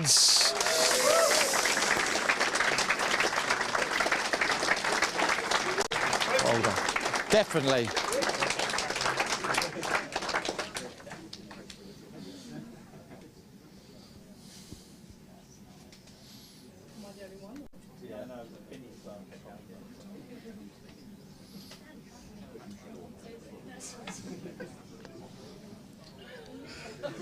Big round of applause, please, for this year's rookie winners.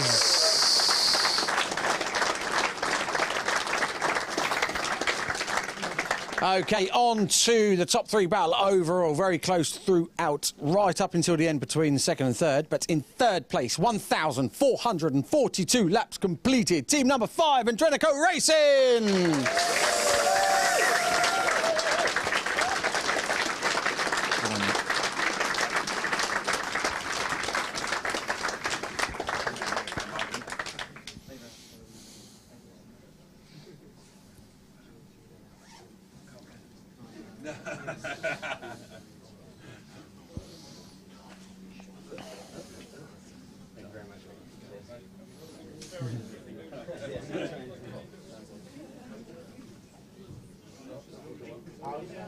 It's the most awkward boy band I've ever seen. This is why we didn't finish. Well done to that team, please. Well done.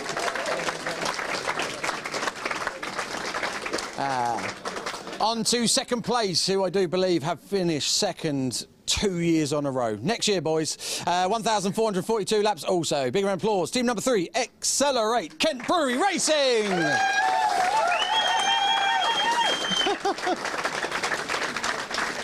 Yeah. Well done, boys. Well done. Oh, I know. Well done, guys. Well done, mate. Yeah, next year we're putting you in the rookies. To guarantee. I've got one more to give out.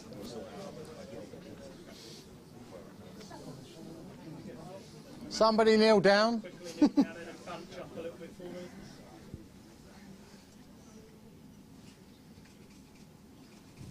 Well done to that team, please.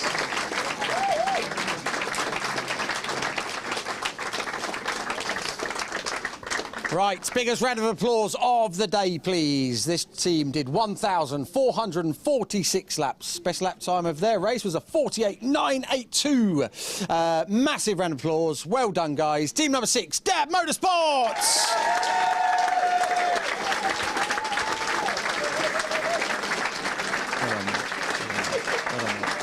Well done, mate. Back on this step. Well done, mate.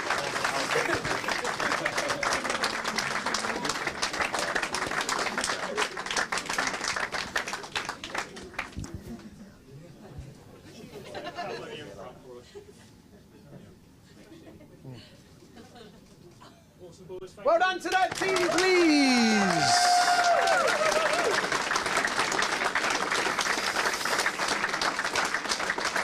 Before we go, just want to say again, thank you for everybody coming. We hope we will see you next year when I'm going to try and convince Phil to buy some more carts. Right, Phil? Yeah? We're running about 55, eh, Rich? Yeah, cool. Can we just have a round of applause, please, for all my marshals and the Alpha team who have been up for 24 hours.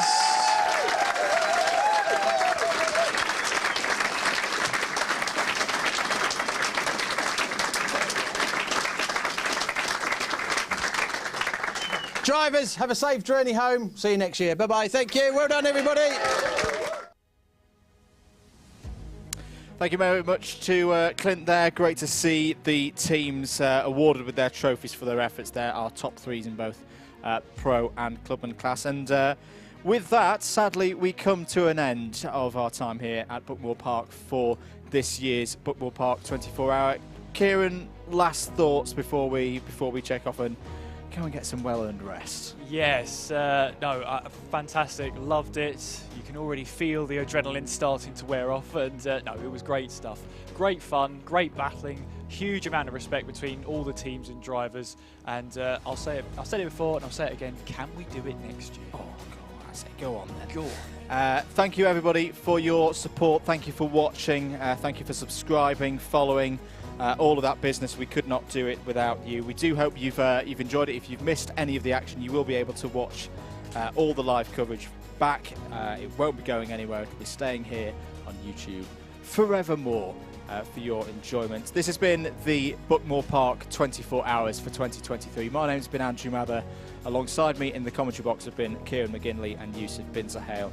This has been an Alpha Live production for Buckmore Park Kart Circuit. Enjoy the rest of your Sunday. Switch across to WMKC, T-Side Sprint Series or Rotax Max Challenge Switzerland. It's all there for your choice.